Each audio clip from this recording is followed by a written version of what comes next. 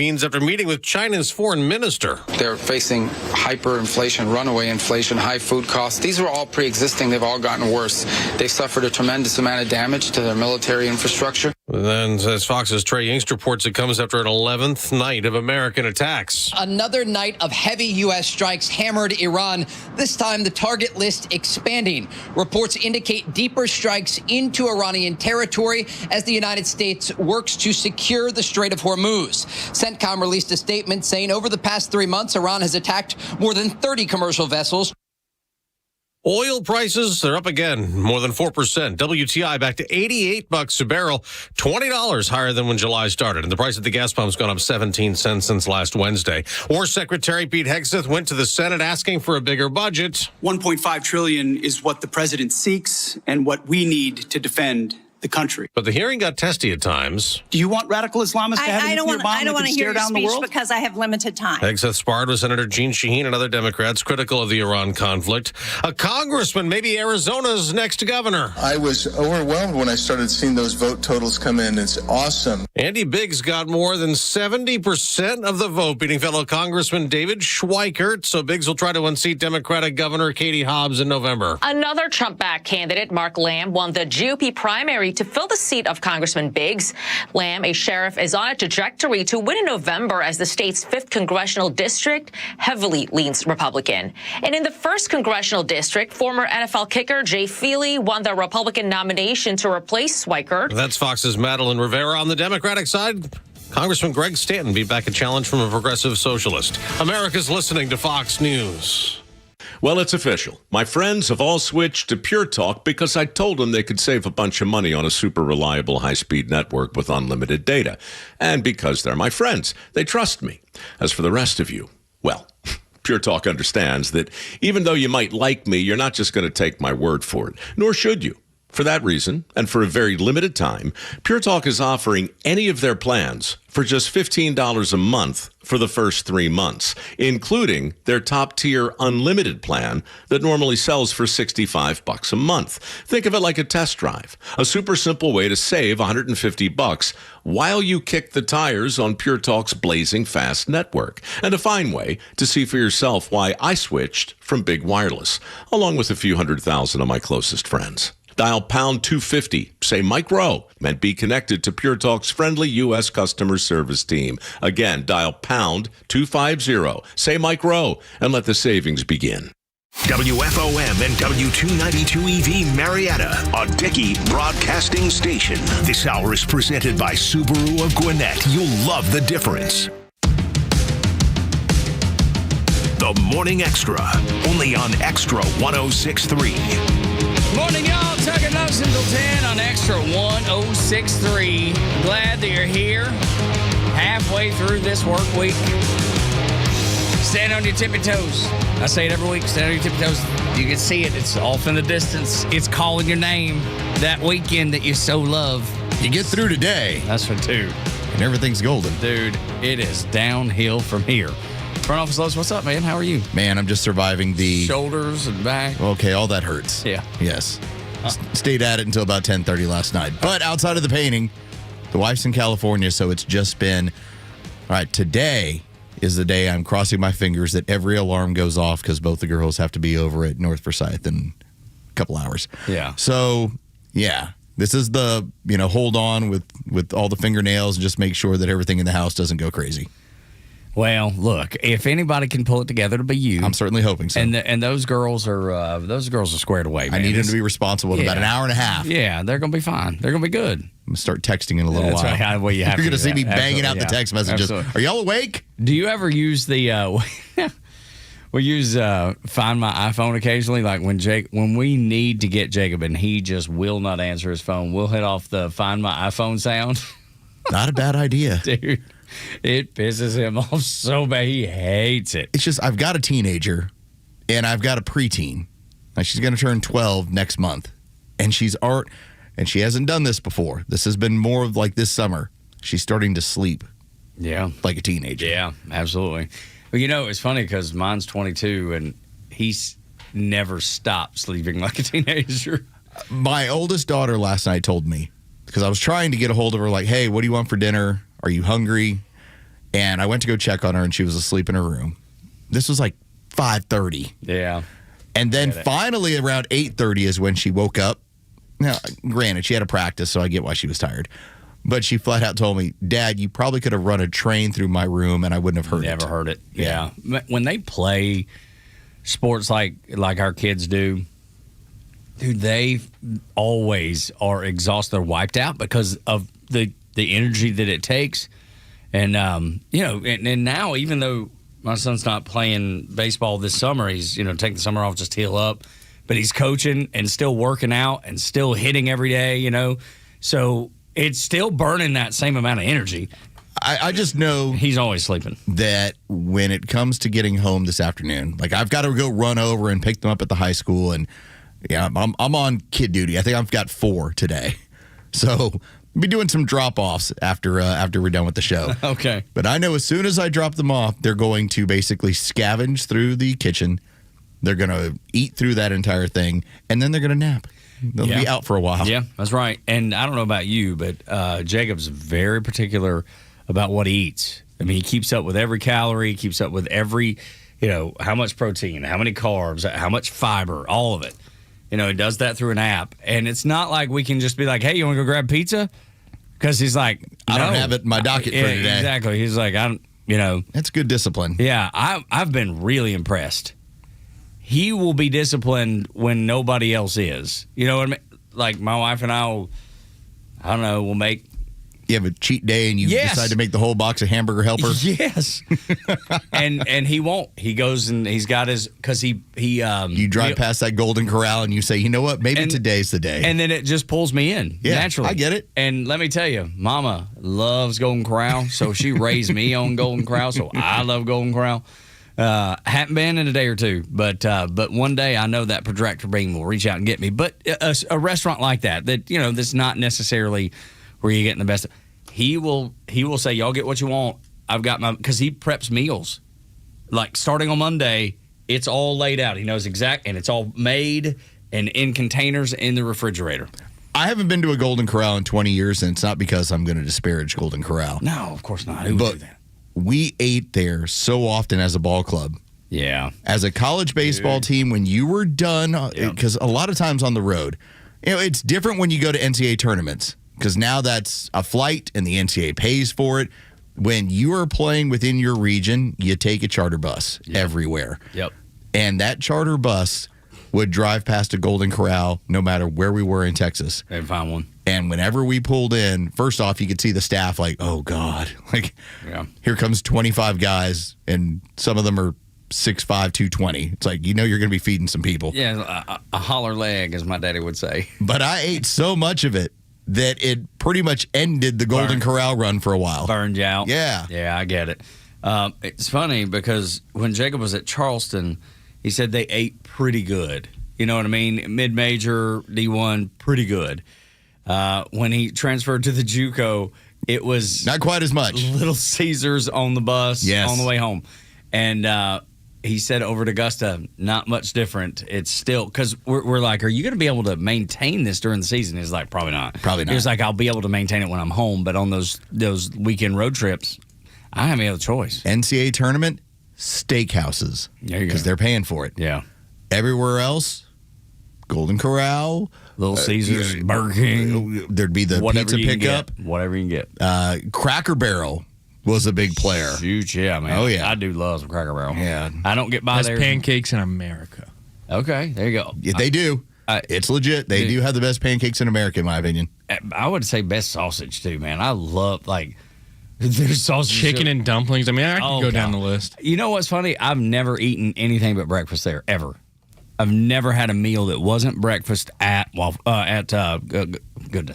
Barrel. If it's my choice, I will have breakfast. But when we were with the ball club, every single time it was always the same thing. Like you'd show up and you thought you were going to order off the menu. No. They had already had it laid out for you. It was already, here comes the chicken fried steak. Okay, all right. Well, that doesn't sound all bad. That's the only other thing I've had that's not breakfast. Okay, chicken fried steak. Yeah, I've never. Fantastic. Just a giant plate of chicken fried steak, which I have not eaten in 20 years because I had it so much for 4 years. No, I get it. I've never had, speaking of, like at Waffle House, you know how some people order different. I've never had anything but breakfast at Waffle House. I don't know why you would, but Mama does. Last time when I took her for Mother's Day to eat, she got a chicken sandwich at Waffle House. I was like, what? What's happening? I felt like I was in some sort of Twilight Zone. My kids are easy. Hash browns and city ham. Yeah. That's all they want. And it's so great. We had this discussion over the weekend. City ham versus country ham. My wife and son acted like they'd never heard it. The difference between city ham and country ham. I had to learn it. I thought we just grew thought up. It was ham. We grew up talking about either city ham or country ham. There's a difference? Yeah. Sugar cured versus salty. Right. Sugar but I cured. didn't know this until maybe 6 months ago. I was like 6 months ago? Yeah, because to me, ham is ham. It's just, did it taste a little sweeter? Or is it a little saltier? Yeah. I didn't know that there was a difference, a designation. I found that out. Yeah, I man. learned. Yeah, growing up. learning something. Yeah, but I'm telling you what, Los is not above learning. He's going to figure it all out. I love it. Documentaries and ham. And ham. We can figure that thing out. Yeah, man, we always called it city ham or country ham. And it's funny because it's crazy that we just had this conversation this weekend, and my sisters-in-law, who are all from New York, had never heard it either. They were like, what are you talking about? I thought ham was ham. I really did. Yeah, that was my ignorance. So did they. So did they. The greatness of the pig, I didn't recognize the difference. Yeah, it's just the way it's cured. You know, it's really salty, country ham, or got a little bit of a sweet flavor, like Los was just saying, and city ham. Did you grow up that way too, or is it just me? Am I the weirdo in this group? Bryce, what about you? Did you know the difference? You just said no. You said no. Yeah, so you're shaking it. No, growing up, special was when we would get to Christmas or Thanksgiving, and it was typically my grandmother would run over and get a honey baked ham. And now we still do that. That's a city ham there. Oh, that's so good. Yeah, that was a little cinnamon on the outside. Yeah. Now, listen, you can have a ham sandwich or anything else. I eat the middle. No, but I'm right there with Bryce. I was like, this is going to be so wonderful. To this day, now the only time I make ham is normally Thanksgiving or Christmas, and my kids ask for me to do a honey glazed ham for them. Yeah, but you don't go to the store anymore. No, I make it yourself. Yeah, I do it myself. I smoke it myself. Dude, that's so awesome. I think that's they are so happy, and then they have a ham sandwich. Dude. Daddy doesn't even have to make anything. They just go to the fridge and they rip off some ham. Absolutely. That's the best. You get a Hawaiian roll. Dude. Yeah, that's what they do. Goodness. That is the best midnight snack you can ask for. Yeah, a little Hawaiian roll with some ham that you've had sitting in the fridge for a few days from the holidays. If we had 15 of them, I'd eat every one of them right this minute. And there's not. I could have just finished dinner and somebody be like, "Hey, you want a, King's Hawaiian with some honey baked ham on it?" Yes, I do. Yes, I do. How many do you have? Oh, how many you got over there, Chief? That's right. Is there enough for all of us? I know I just had a big old bowl of stew, but I don't care. This is so delicious. I'll have more. God, I love it. 404-741-1230. At Extra 106.3 across the social media platforms. This afternoon, since we're talking about food, might as well mention that Kimmer and Pete, the Kimmer Show, will be live from Shuck and Shack in Alpharetta from 3 until 6. Stop by and say hello to the Kimmer. Get yourself a cold drink, some fresh oysters at Shuck and Shack, South Main in downtown Alpharetta. It is a great place to go. The folks who own that, just so down to just the nicest people you ever meet in your whole life. And it's a cool little spot right there, right there off Main. And it's close to the Kimmer Estate. Yes, it is. Good for him. Very easy trip. So if you happen to be a younger lady and you want to perhaps go take in the show and then maybe on a Kimmer adventure, it's still daylight. He'll drive you anywhere. Wonder if he'll take his big motorcycle over there or will he drive the NASCAR?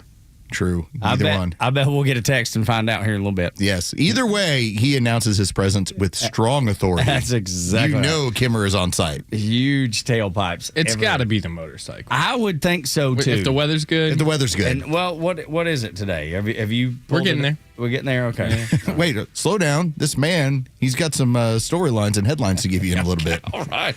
Don't jump the gun here. My bad. Stick around. Wait 6 minutes or just look at your phone. No, don't look at your phone. Wait for Bryce. Don't downplay Bryce. I didn't mean to. I'm here for you, Bryce. I didn't realize that I was doing that. I just You realize how big of a deal it is to be as young as he is and to be on an everyday show? And not only that, but we let him talk and do news and everything else. Great. Well, because he's awesome. You're in a top 10 market, Bryce. I love it. See, I get it.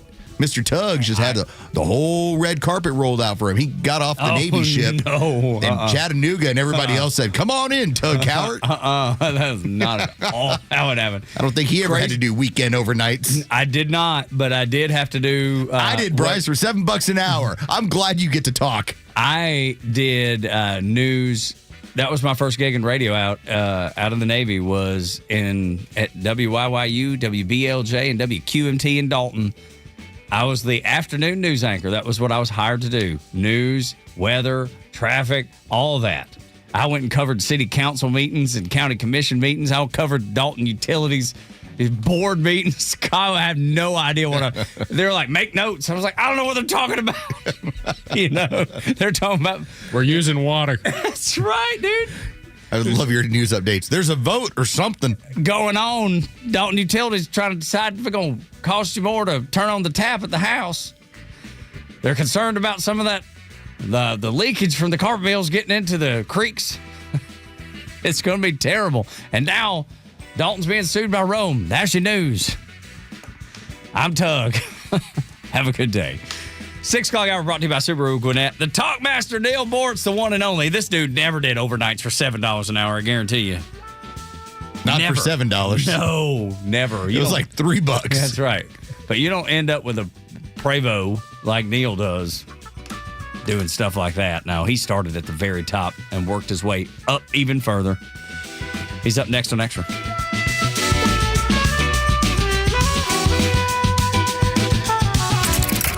You can stream Atlanta's only conservative news and talk station while you work at extra1063.com. Get the latest from the Morning Extra, The Kimmer Show, and Neil Bortz, and stay connected at the office. That's xtra1063.com. Your life isn't one size fits all, so why would your bank be? At Truist, you get a caring and knowledgeable team that really understands you. You get real talk about real life, tools that help keep you informed, and a plan that keeps you ready so you're confident no matter what comes your way. And when all that comes together, it makes you feel unstoppable. Get started today at Truist.com. Truist Bank. Member FDIC. Join Daniel Matalon, CEO of A Second Chance Bail Bonds, and co-host Tug Cowart as they bring together law enforcement, justice insiders, and voices from every part of the justice system, victims, advocates, and people who've turned their lives around. It's not PR, it's not fluff. It's an honest talk about what's working, what's broken, and how to build a better path forward, one second chance at a time. Tune in Saturdays at 10 a.m. or listen to the podcast anywhere. Justice Unfiltered. Unfiltered, informed, and unbiased. So you got into an argument. Things got heated. Then a fight broke out, and it landed you in jail. Now what? You need A Second Chance Bail Bonds. They can get you or your loved one out of jail quickly, in most cases, in a few hours. So make the right call. A Second Chance Bail Bonds. It's better to know us and not need us than need us and not know us. Call 404-BAIL-OUT. That's 404-BAIL-OUT or online at atlbail.com. Hey, this is Los with Terry from Alpharetta, who just purchased a new car with the Honest Car Guy, the new, fully transparent, honest way to buy your next vehicle. Terry, tell us about your experience. I have a son serving in the military. He's active duty with limited time to look for a car.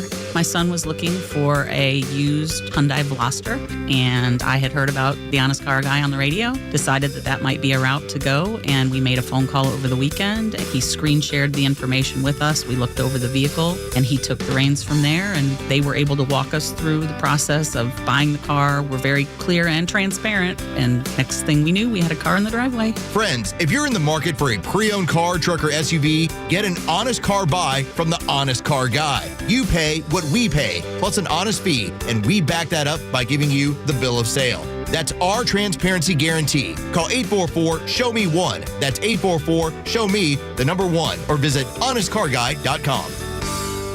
Here's a tale of Becky. Didn't know what to do with new meds prescribed and no real cost clue. She squinted at prices, that can't be right.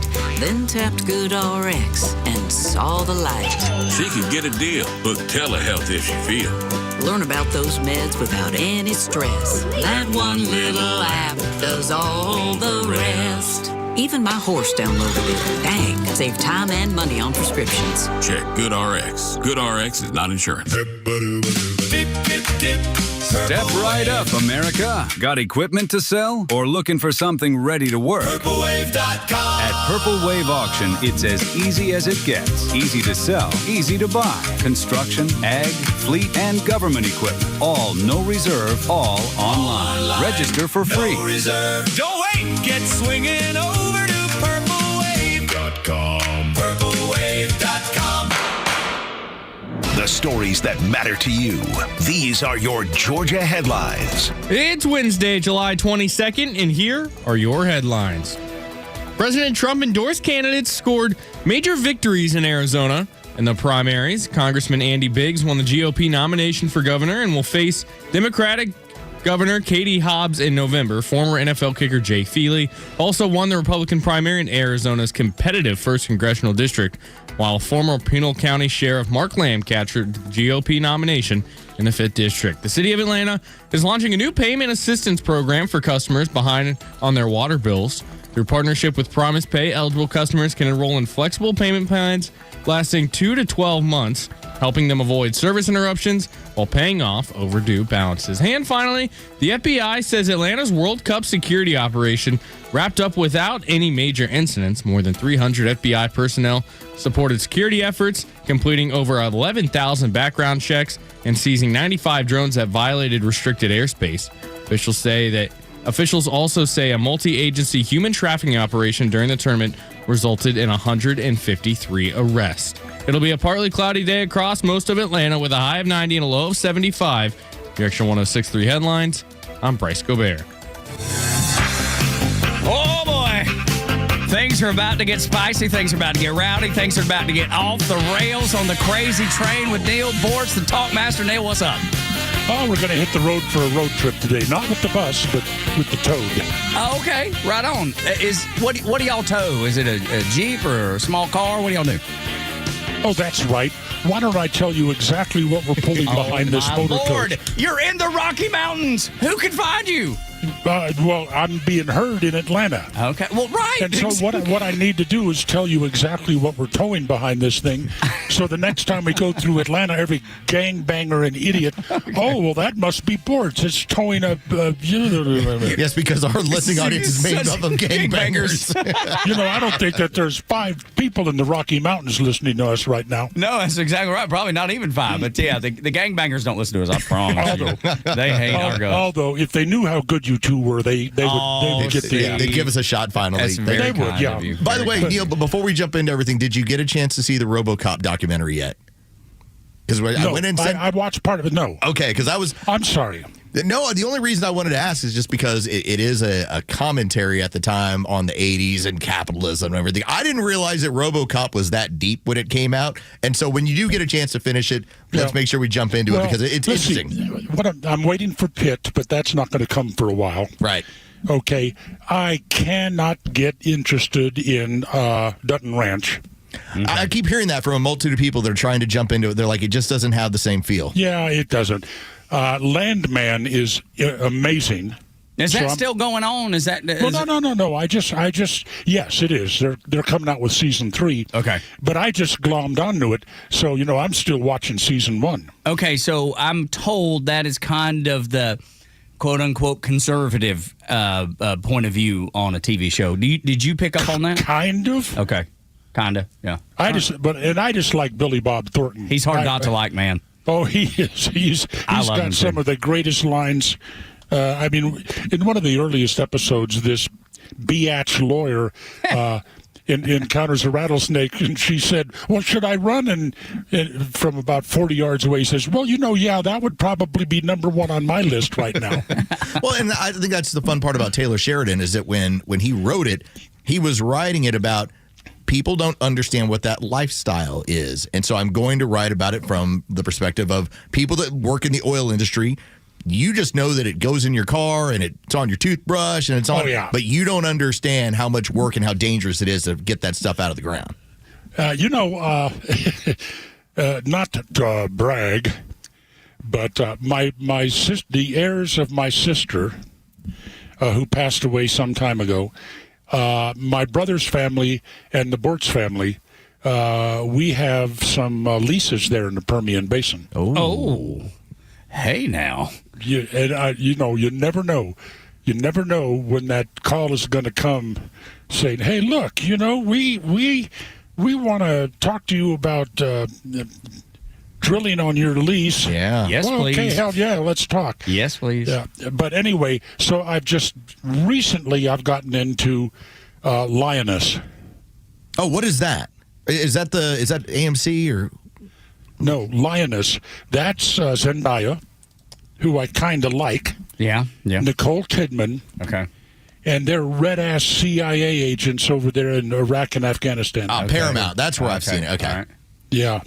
And that's pretty compelling. So that's what I'm into. Okay. All right. And, and speaking of Landman, of course, if you listen to ABC, the major networks and what have you, the most important thing in the world to every single American citizen is the price of gas. Yes, that's what they Whether tell or you. not Iran has a nuclear weapon, whether or not it's all the price of gas. ABC, these people cannot deliver a news story about attacks on Iran's military structure, and the price of gas now is when in the grand scheme of things, who gives a damn? I still remember, all the major news networks, but every single one of them running their COVID death tickers, and then as soon as Joe Biden got into office, poof, gone. Decided, we don't need these. I remember that, yeah. Yeah. And also, there's a lot of irritating BS that goes on in broadcasting right now. Donna likes Inside Edition. Oh, that's still on? Okay. Yeah. All right. Okay. I think Allison Hall is hot. Well, I have to look her up. Because because we're talking about Liz Hurley. Allison Hall is one of my heroes. She was diagnosed. Well, they found out that she had the genetic makeup that increased substantially the likelihood of breast cancer. Oh no! So she had those puppies taken off. She is stunning. She's a beautiful woman. Oh, she really is. Yeah, she's stunning. And so that is courage, and that's the kind of courage that I just really admire. And so, but they have this new gimmick on ABC at least. When they talk about the weather, they come up with the figure of how many 138 million people will be affected by this storm. 120 million people. Who gives a damn? It's stupid. So, and anyway, by the way, did you people know that Van Jones at one time was a professed communist? Yes, I remember him saying that. He's kind of distanced himself from that over the years. But yes, he did say that. I think it was in the mid-'90s, wasn't it? It might have been. I'm old. Well, yeah. I talk about things. I'll talk about things like they just happened yesterday, and hell, it was 1984. Dan Jones was one of the only people, and I remember back in 2016, 2017, he was asked on the street of Atlanta, working over at CNN, he was asked about the Russian collusion, and Van Jones on video said it's a nothing burger, but we're running with it. Yeah, like I said, the guy's honest. Yeah, he's gonna be honest. So, anyway, which one of you, because I just heard it out of the corner of my eyes, said that we might have a Harris AOC ticket? Come on. Oh, yeah. That's the direction we're going, Neil. As it stands right now. I would love to see that. Listen, in the interest of the comedy of what it would become, especially if we ever had a debate between whether it was a Marco Rubio and an AOC. Oh, my God. That's the sort of stuff I would be paying for. I'd be like, yeah, okay, the presidential debate is a presidential debate. Give me the VP debate, the one time where I will have to watch AOC, with them puppies, have to explain what's going on in this world versus Marco Rubio. Yeah, you mean the pink-nosed ones? That's right. Those are the ones. Because I don't think she's incredibly savvy. You could say she's smart or she's not. However you want to handle that. But she's a pretty lady. She is pretty. I mean, the little dance when she was a bartender, that was hot. I'm sorry. One of the basic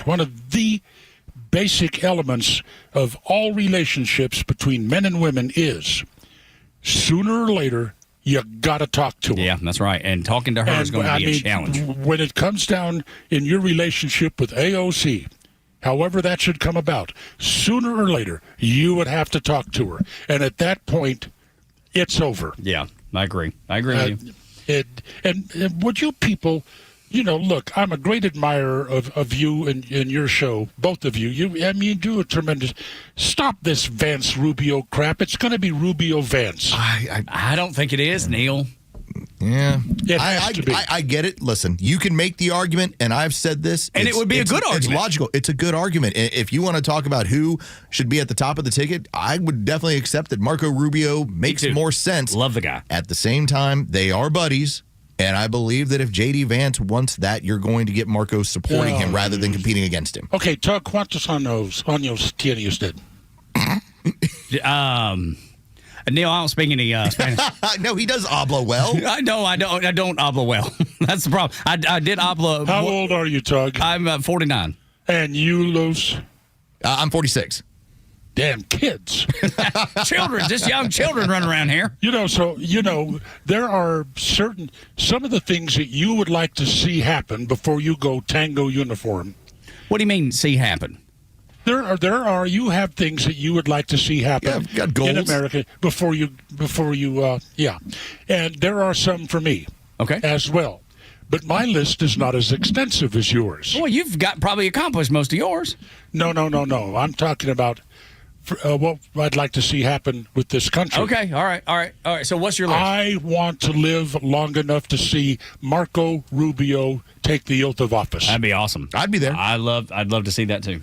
Again, my projection is not based on degrading either one of them. I think Marco Rubio is an absolute stud. I thought that in 2016, even though when Trump beat him during the primary, I still thought that man has a big future ahead of him. It goes back before 2016. Oh, sure.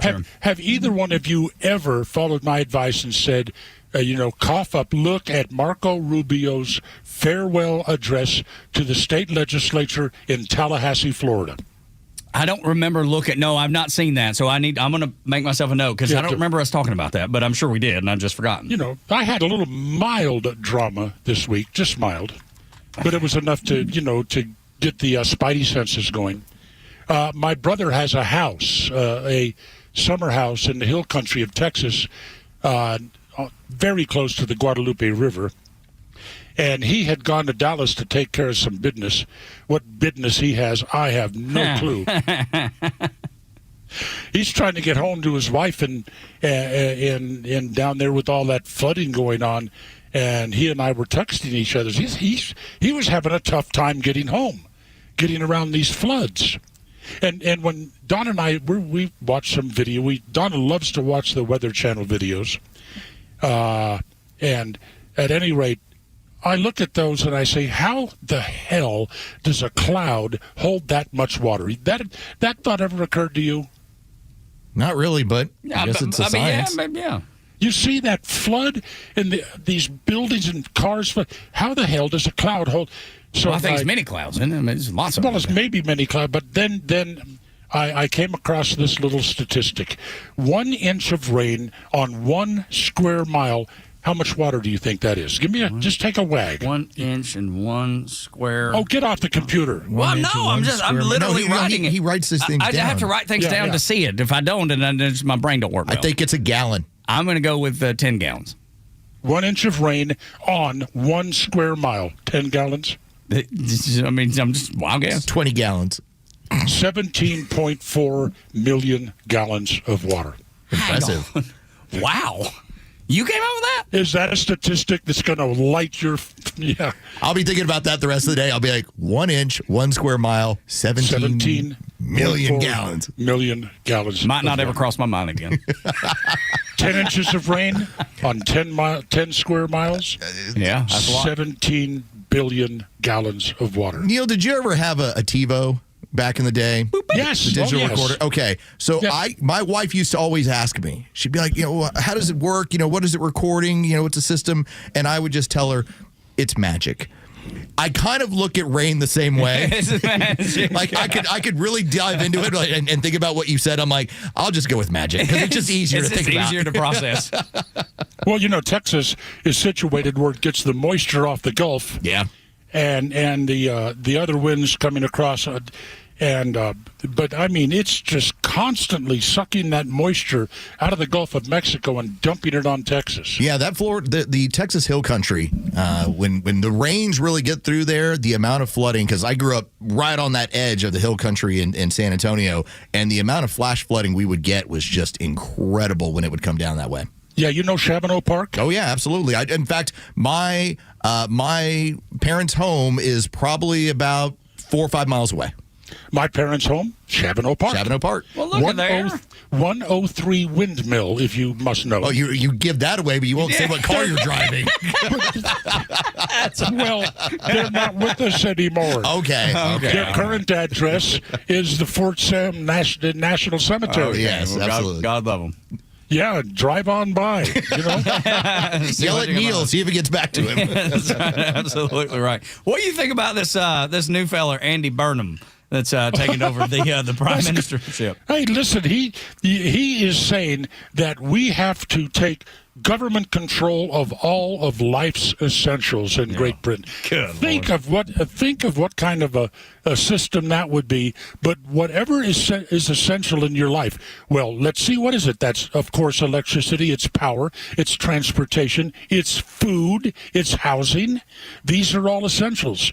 And all of these, according to Andy Burnham, must be under government control.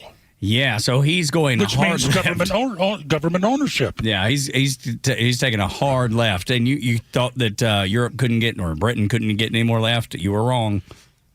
So, and Don and I have spent some time. We went on one of our Friendship Force trips. We went to Newcastle upon Tyne, where I learned for a while I had a Geordie accent. I could fake a Geordie accent. And I learned the magic of Newcastle Brune, Newcastle Brown Ale. Okay. But we're very fond of those people over there. Then I went to London to speak at the American Embassy. And London was Little Riyadh, Saudi Arabia. Yeah. And, I got to tell you, on an individual basis, I've known a lot of Muslims, and very, very pleasant. That's because they didn't have the power to be unpleasant.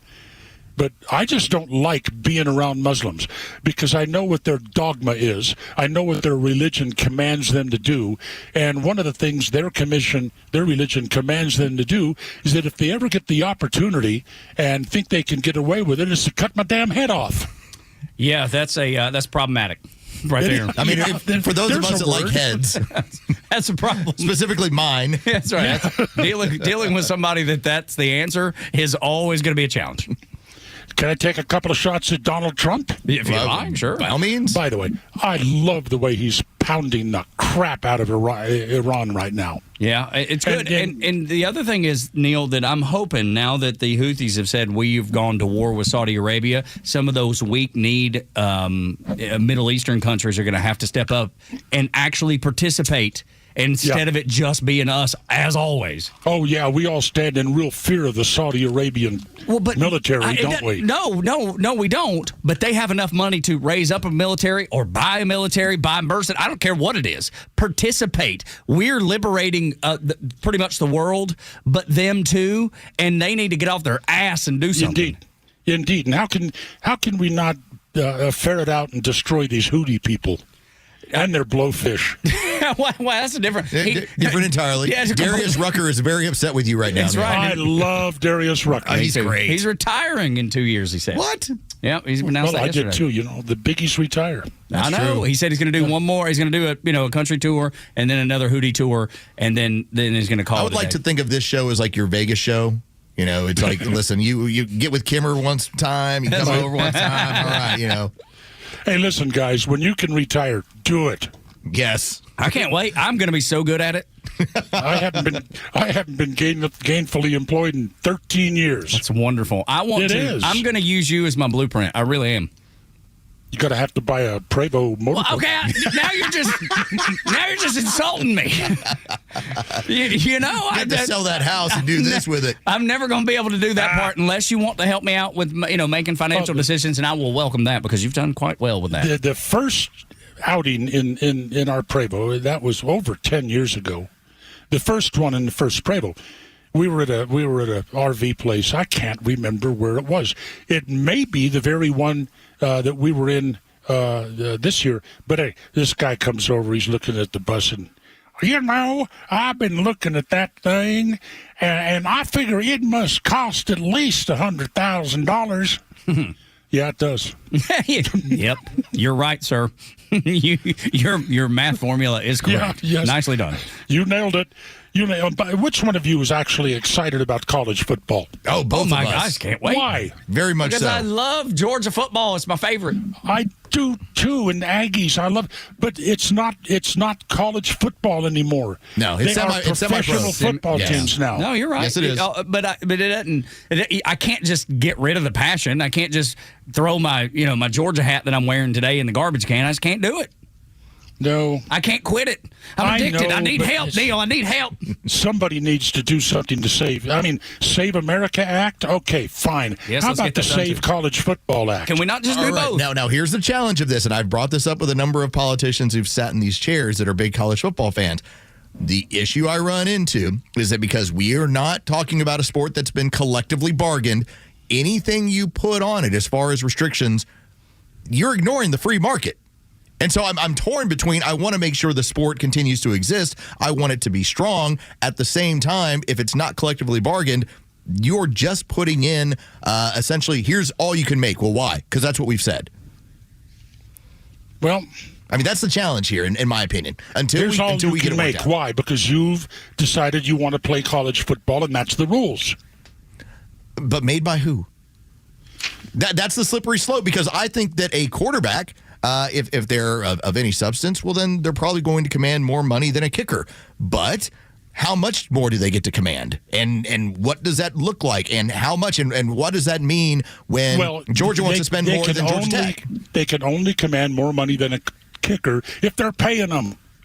Wait until they're pro. When they're a pro, go ahead. Demand what you want. But when you're playing for, I just don't like it. I know it is. It's very difficult. It's tough. Are you okay with the kids making money off their name, not being paid by the university, but making none of that either?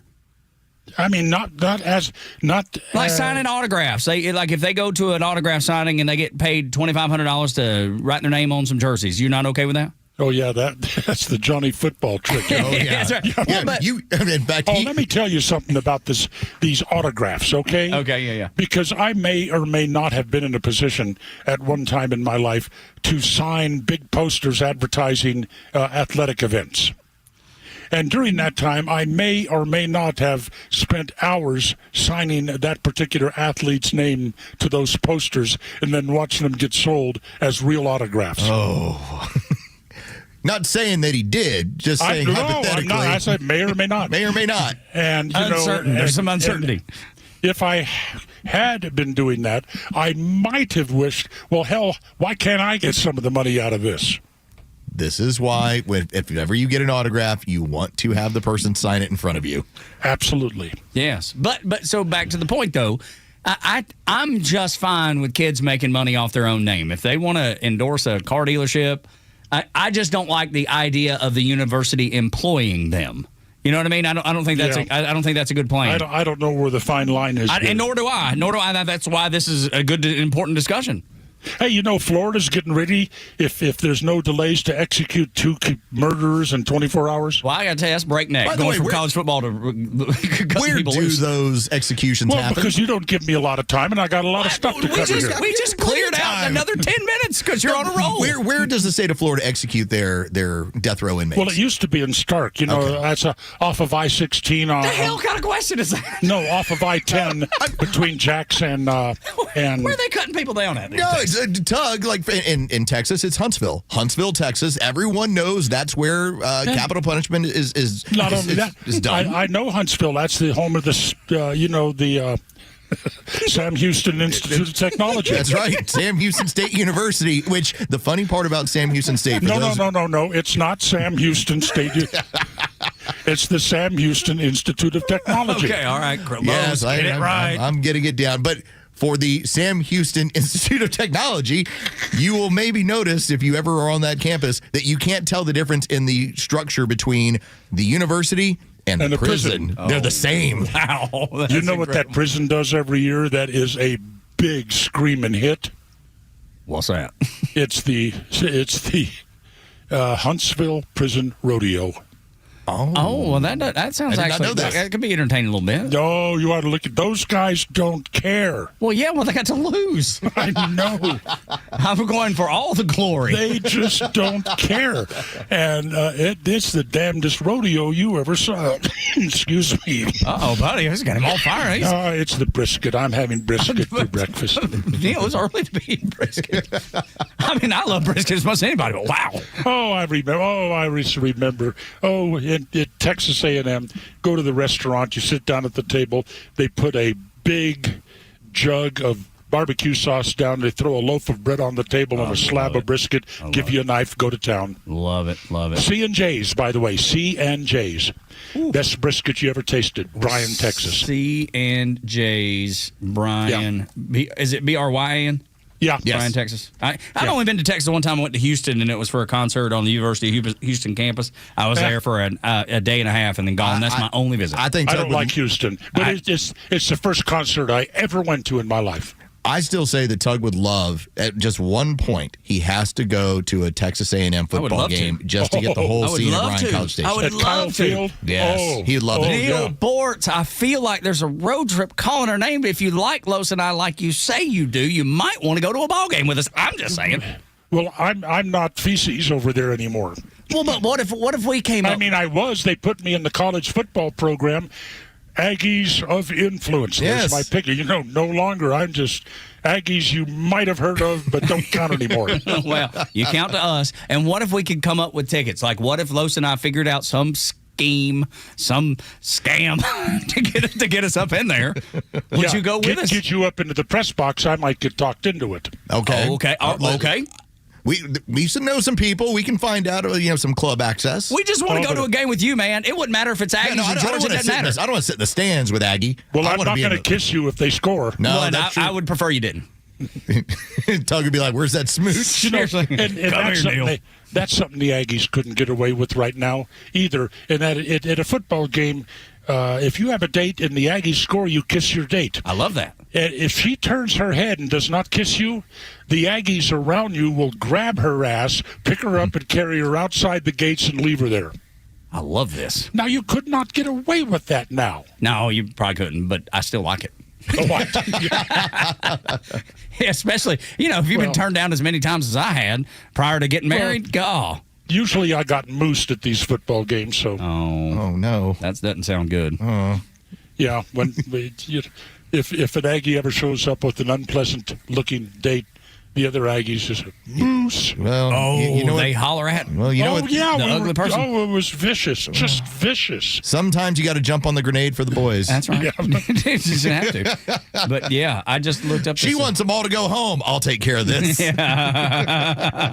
Well, anyway, if they're going to execute, we got into this by talking about. Oh yes, and it's here in Georgia. It's in Jackson, right? That's the state penitentiary down there where they do that. They call it a diagnostic center. Oh yeah. That's at the Georgia Diagnostic and Classification Prison in Jackson. I don't like these lethal injections. Well, what you just prefer electric chair? What do you? What do you prefer? They go through pretty much the same thing I go through when I get a colonoscopy. Oh, well. Okay, countdown from 10. Wow. It's at the end. I'm fine with this just being at the end. It doesn't killers. They need. Okay, a couple of, first of all, they need to be executed within 90 days. I'm with that. And create a structure for legal appeals that can be completed. Okay, second of all, no set date of execution. Okay.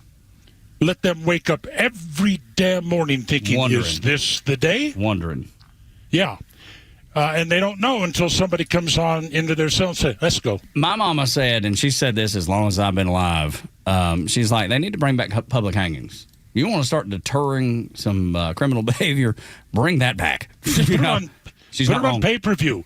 They could fund the entire prison structure with that. Put it on pay-per-view. That's the first I've heard of that. And my third point is you die the same way your victim died. I understand that. Don't you like that? It would make the case of not being a criminal. Yeah. Which is the point. I know. Okay. And by the way, Donald Trump, what a dumbass idea it is for the government to own the data centers for AI. I know that's a push. I guess I'm trying to figure out what's the benefit. Treating it like a public utility, but where does he come up with this? Yeah, not I'm not so sure on that one. He needs to engage the mind before he hits the accelerator sometimes. There you go. Yeah, Neil. We love you, man. I am going back from the salon to the stateroom and crawl back in bed. Nice. And then we're going to figure out a way to get you to a game, Neil Bortz, just because Los and I want to hang out with you.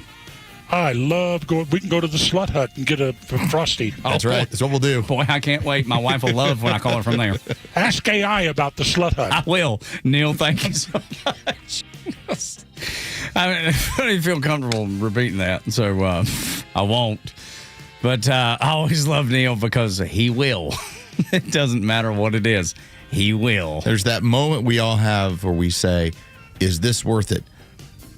Neil doesn't have that. No, there's no filter. Neil just goes, it's all good. It's all worth it. It's all worth it. What are you going to make me do? Stop getting up in the morning? Okay. Deal. I love it. Morning Xtra, Xtra 106.3. I did find out because Kimmer did text Bryce and say he will not bring the chopper today. Oh, man. It'll be the NASCAR. Okay. Well, good enough. I texted him and I told him the ladies will be disappointed. He said, I really want to ride it. Yeah, he does. He does. I mean, why would you not? Morning Xtra, Xtra 106.3. When we come back, people were lied to about their education, and they're pretty pissed about it. I get some of it. Next on Xtra.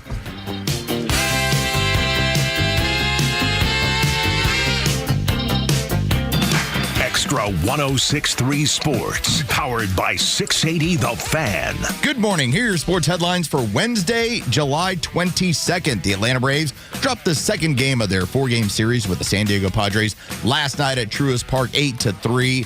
The final Game 3 tonight welcomes Martin Perez back from the injured list. He will make the start for the Braves. Michael King gets the ball for the Padres. First pitch is set for 7:15. You can hear all the game action on our sister station, 680 The Fan, and for free on the Fan app. From the NBA, the Miami Heat are apologizing for posting a link by mistake.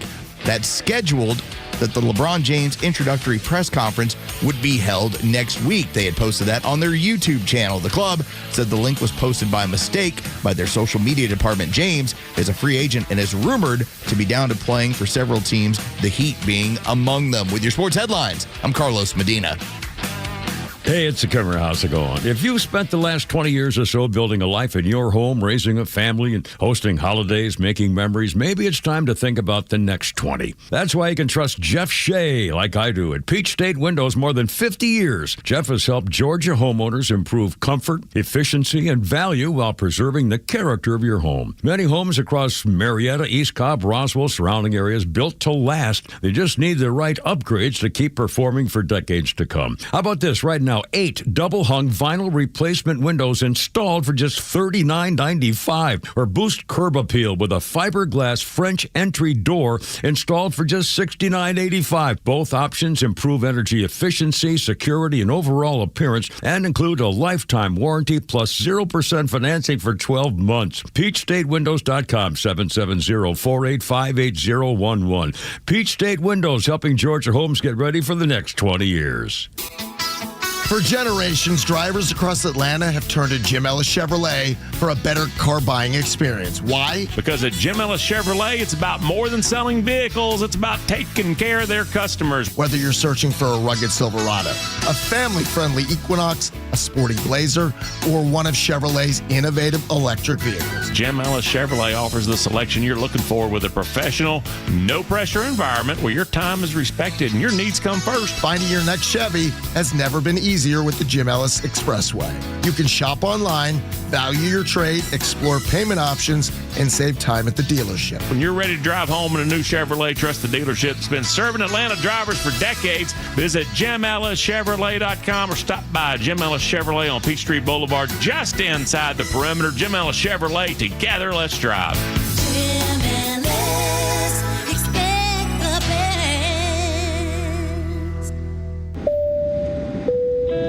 folks. This is your captain speaking. As we prepare to take off, I'd like you to draw your attention to the dimmed lights, lit candles, and soothing sounds of smooth jazz. We'll be making love shortly and taking off in just a moment. Please fasten your seatbelts and enjoy the ride.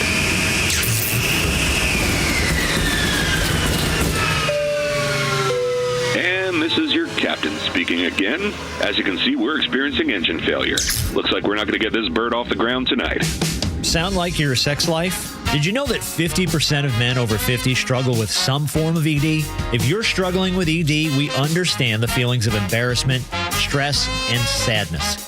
But there is help. You need Dr. Deal and Total Body Therapy of Georgia. They specialize in treatments like the P-Shot, testosterone replacement, regenerative therapy, and Trimix. Schedule your appointment today. Call 404-777-1911 and learn more online at tbtofga.com.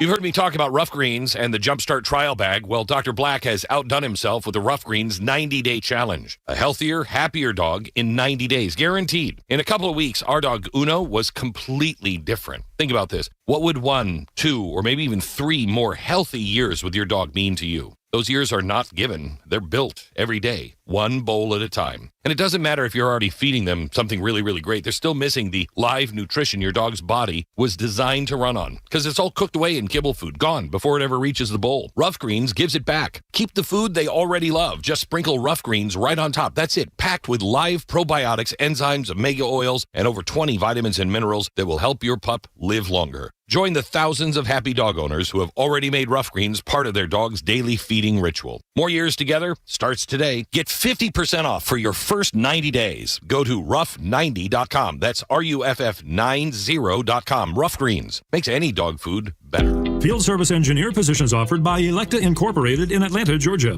Perform low-risk troubleshooting and repairs on the designated modality with a 50% success rate of diagnosing the problem while working within the escalation procedure. Must be willing to travel domestically 50%. Employee reports to Atlanta, Georgia, but may telecommute from any location in the U.S. Please submit resume to sara.henrikasson@elekta.com. Reference job ID 9876725.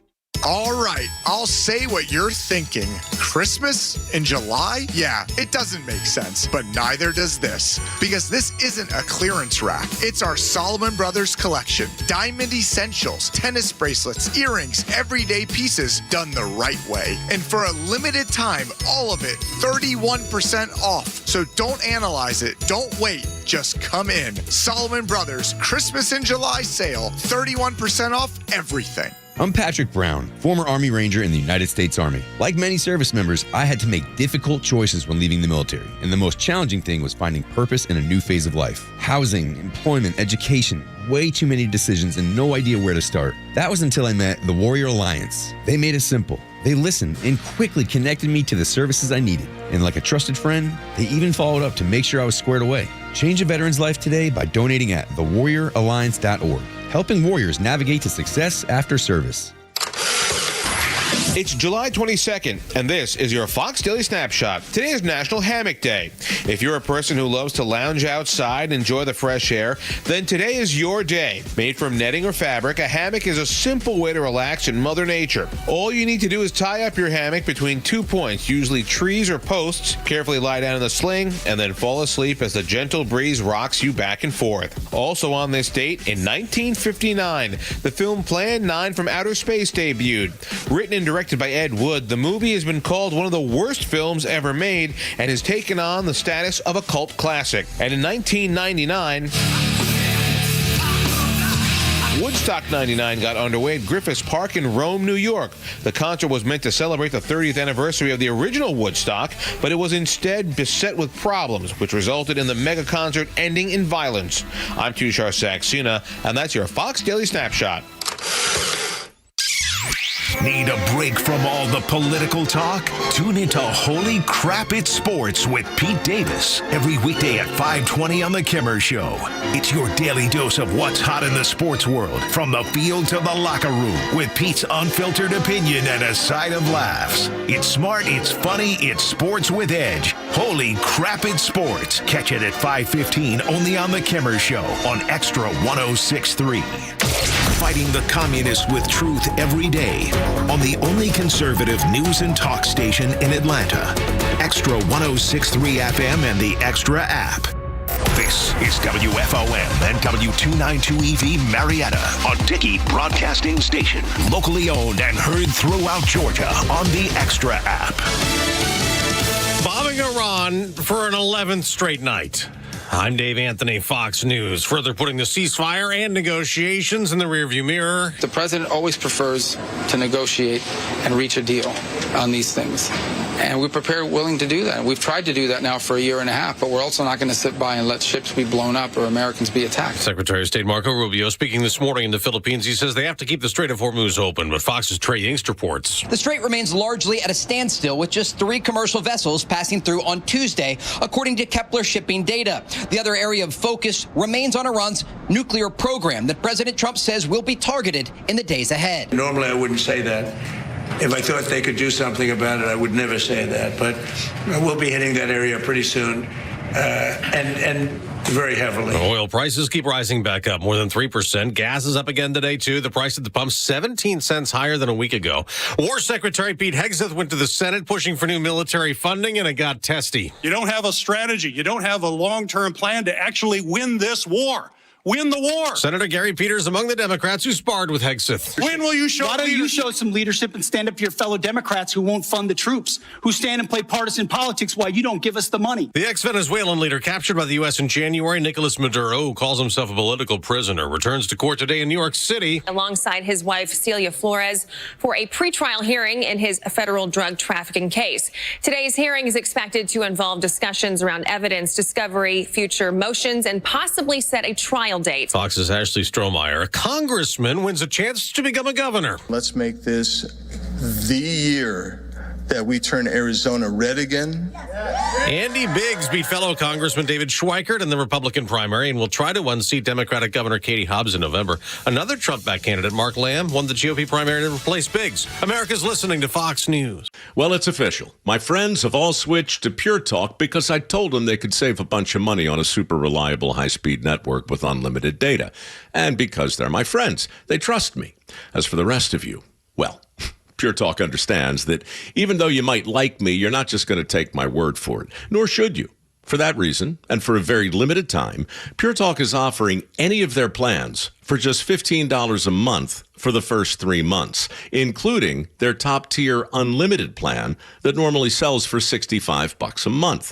Think of it like a test drive, a super simple way to save $150 while you kick the tires on Pure Talk's blazing fast network, and a fine way to see for yourself why I switched from big wireless, along with a few 100,000 of my closest friends. Dial pound 250, say Mike Rowe, and be connected to Pure Talk's friendly U.S. customer service team. Again, dial pound 250, say Mike Rowe, and let the savings begin.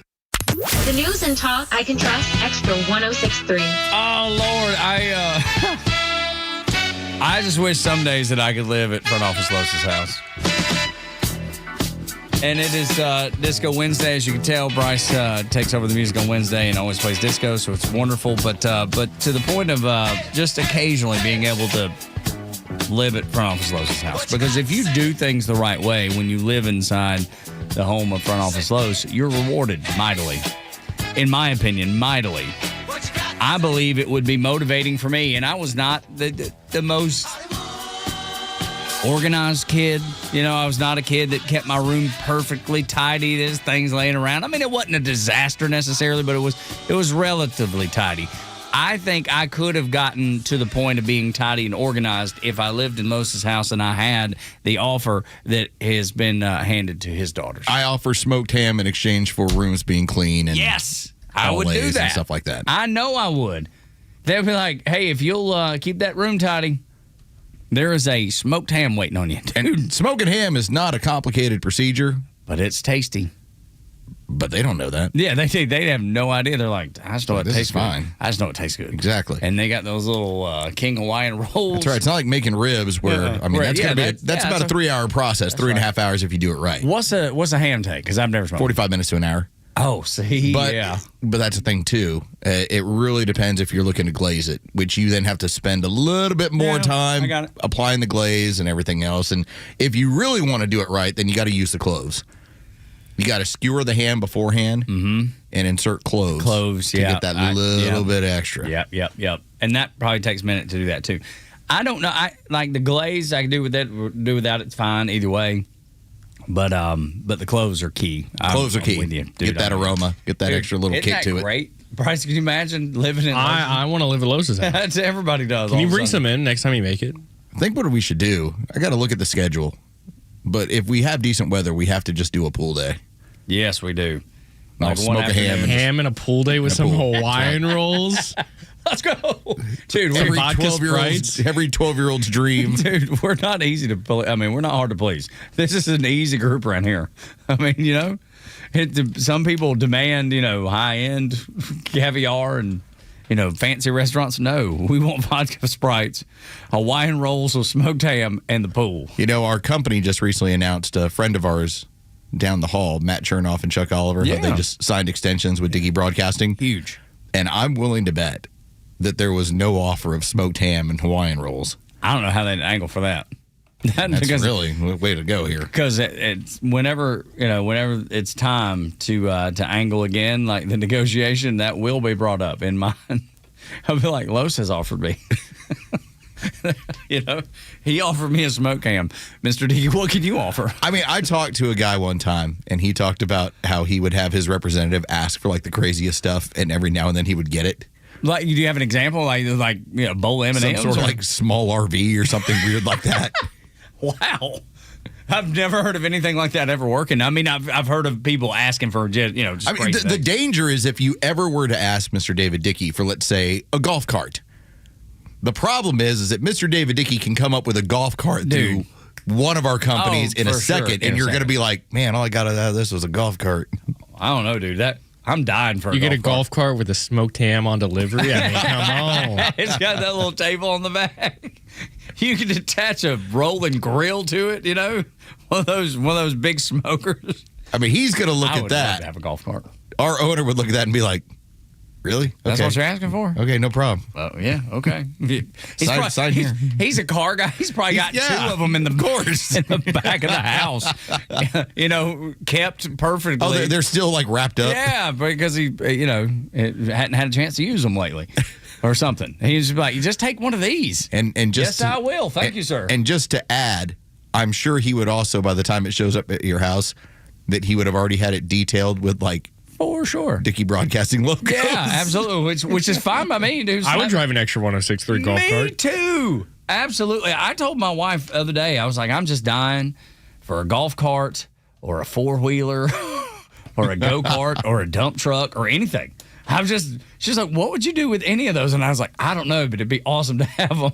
I'd just go for a ride if I got a golf cart. Shoot, yeah, man. In our neighborhood, I would ride that thing all over the place, and I would get a license plate for it, so it's official. So you can ride it or drive it on the road. You're street legal. Yes. By the way, Sunday looks like the day because Saturday we've got thunderstorms. Oh well. Maybe Sunday. Can't never tell. We'll take the Lord's Day. We'll see what happens from there. We'll Tug, go to church.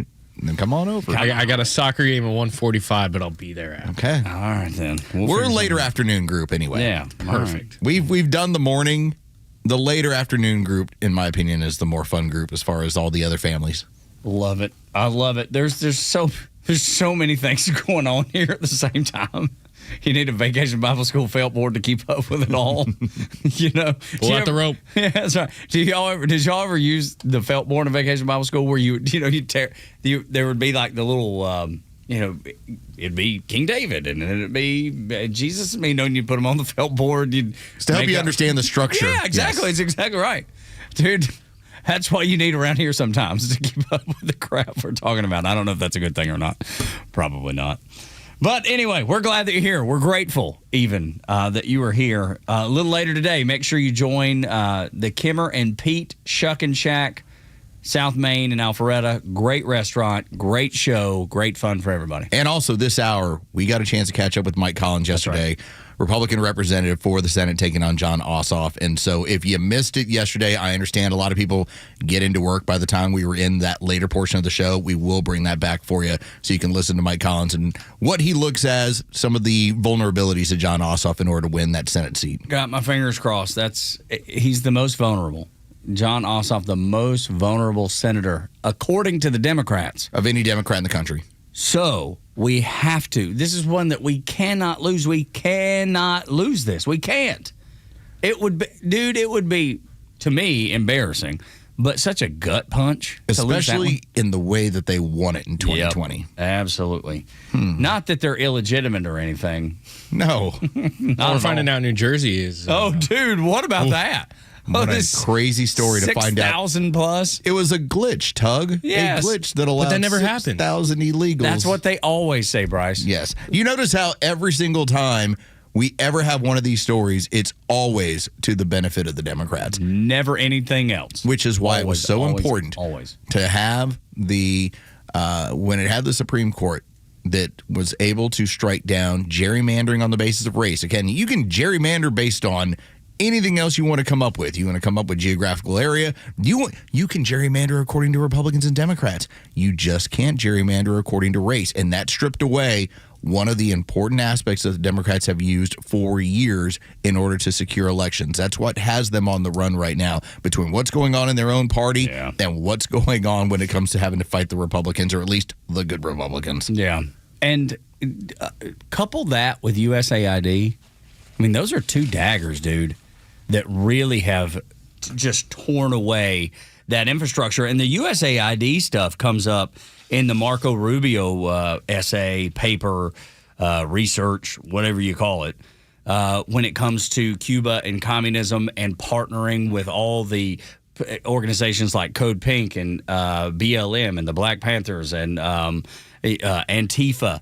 But for 60 years, Marco Rubio laid it out. For 60 years, this has been going on, and a lot of it was funded by USAID. Yeah, money would find its way from what was supposed to be to one organization. Let's say, for instance, you wanted to, help children in Africa learn to read. Well, that money would magically find its way being filtered over into some NGOs, which would then start funding, for instance, street protests or communist organizations or any long-term goals that the Democrats have had. And so Marco Rubio just lined that out. I mean, we can go back to the Barack Obama era to see some of the stuff that USAID was doing that was basically allowing for street protests to be funded. It's funny because you bring up, teaching kids to read, which sounds like such a noble cause. It's great. Now, who wouldn't want to get behind that? Who would want to take that away? That's why you have Richard Gere. We'll get to that probably later in the show when Richard Gere was talking about how, wow, this is the worst thing you could have done. USAID was the most pure. I was like, pure? You have no idea what you're talking about, actor. No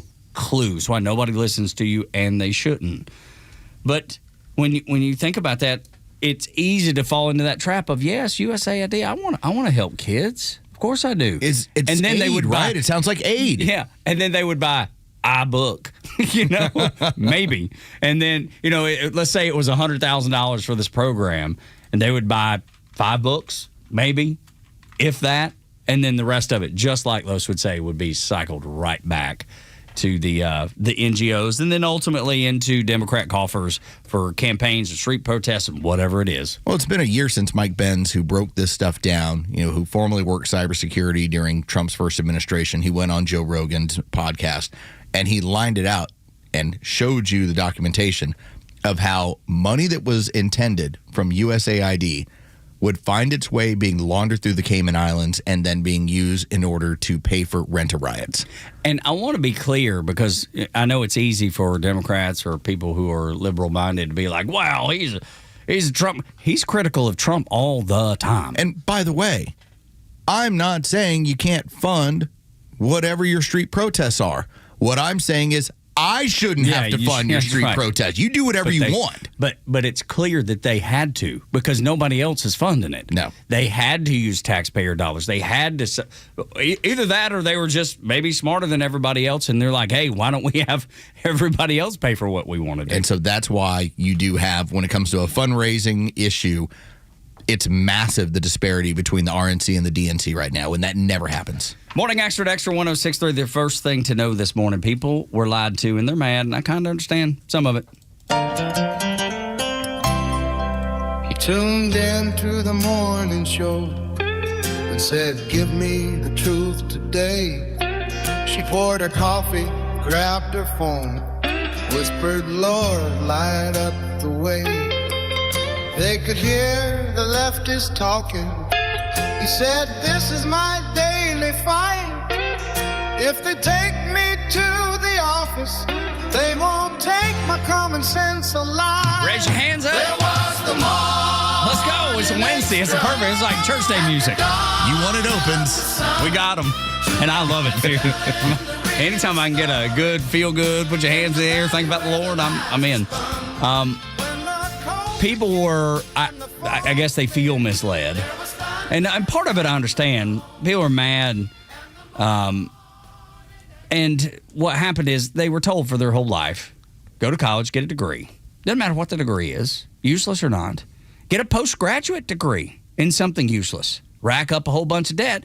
And then you'll move on to make between $30,000 and $60,000 a year. Nate Silver actually pointed this out, how income and education are usually positively correlated, but not always. There's a group of people that are postgrads that are making between $30,000 and $60,000 a year because they got degrees that were completely useless, Los. Nobody took the time to say, hey, if you get a fine arts degree, that's okay. What are you going to do with that? If you get an English degree, that's okay. What are you going to do with that? Let's make it clear. If you're master's level educated, that is where the numbers are at 30 to 60,000. That's right. When it comes to some of these degrees. Now, this is a discussion we've had in my house. I have a 15-year-old daughter, and one of the things that she ventured out when we were talking about the possibility of what you consider studying, and one thing she said, because she has an interest in it, she has a love for it.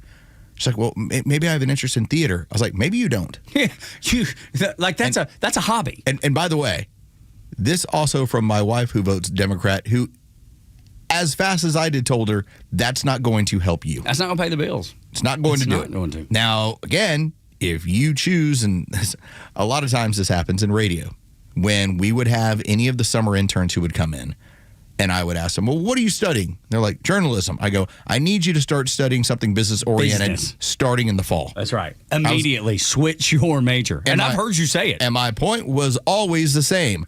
I can teach you this business over the next 3 months. I was like, and help develop you into someone who understands it, and you can continue to work in it, and you'll probably do well in it. But you need to have a plan that makes you much more well-rounded. Theater is not that for my kid. But these people that ended up getting postgraduate work, master's degrees in what I would consider to be areas where they don't have an ability to be able to market themselves. And then the correlation, Tug, because there's a correlation between I'm educated and I vote Democrat. Okay, fine. That's how that works. The issue that's now happening is I'm overeducated, I'm not making any money, I'm turning socialist. That's right. And the DSA is picking these people up left and right because they don't believe the American dream exists. They don't believe that they can make it in America. Now, they have a degree in fine arts. They have a degree in English. They have a degree in film studies or whatever. Yes. It used to, I remember when people would make fun of it when I was in high school or in college. They would be like, you can get your underwater basket weaving degree. That was, I don't know why that was always there, but it was always came up. But it was that same thought process. Don't get something that's not marketable. Don't get something that's not useless or useful. And just like you, man, I was talking to my son about this. His major is business. He's going to get his MBA in business, and I've already talked to him. We've talked to our son at length about what Dr. Rich McCormick said. And he's like, well, maybe I'll go get a degree, a trade, go to a trade school and learn electricity. And I was like, I love that. Good idea. This is not a threat, okay? But the reason why I have always felt confident in myself, no matter what, whether it was being in radio or some other form of media or even outside the media, when I was in college and when I was playing baseball, I had a lot of my teammates that were exercise sports studies, stuff like that. They're going to be future coaches. I went and said, what is the most difficult degree that I can get based on my schedule? And I started with computer science. And after a semester, I said, I can't stand this. I can't stand the coding. I can't see myself doing this for the next 40 years. So then I moved over to information systems, which was more business oriented. I then got a master's degree following the same track.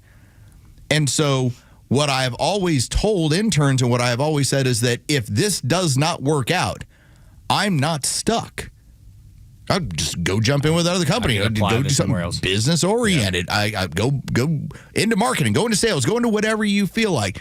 And I think that was the advice that many of these young people, before they turned to socialism, they never got the advice of, okay, what are you planning on doing with this? And how are you planning to make that a living? Are you planning on teaching? Yeah, right. Are you going to be a professor somewhere? Which, look, you get the summers off. Great. That's great. But you're not going to make millions of dollars. No. Don't expect it. And I don't know where people were misled about that. No, and this is where I think Clay Travis had this completely nailed when he discussed this, and he did Fox News and Fox Business, I believe, yesterday. You can always hear him and Buck from noon to 3. Clay Travis had pointed out how there's always an envy when it comes to what other people are making versus what you are making. And that envy, and I'll point this out and go a step further than Clay Travis, that envy gets exploited by communists and socialists. Yes, it does. And so the problem they're having right now is they're looking down their noses at people that have decided we are going into the trades. I'm going to be an electrician. I'm going to be a plumber. And that person is making a substantially better living with better stuff than the women's studies I have a master's degree in women's studies. Okay. All right, here's your 30 grand. Yeah, what does that do? The plumber dude's walking around with 6 figures. Yeah, easy. And data center electricians, $240,000 a year. And you're wondering, why was I lied to? Because you bought into what the education system, the indoctrination system taught you. The influence. Yes. The influence was there. Why are they so angry? They've been lied to. I thought this tweet kind of summarized it really well. Ben Shapiro saying, unsurprising. The most resentful people in the U.S. are those who believe they are owed everything and fail. The least resentful are those who are giving nothing and achieve. I love that because it's so true. Another person quote tweeted that, and I think you'll like this one, so I flagged it. Karl Marx and Frederick Douglass, both born in 1818. Marx grew up comfortable. Douglass in chains. Marx thought the world owed him more comfort. Douglass only demanded liberty, and he would do the rest. Marx let his wife work for him. Dude.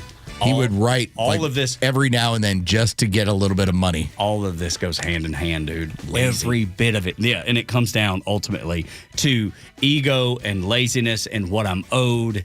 Listen, you can work hard and get a degree. Just know that the degree's worthless.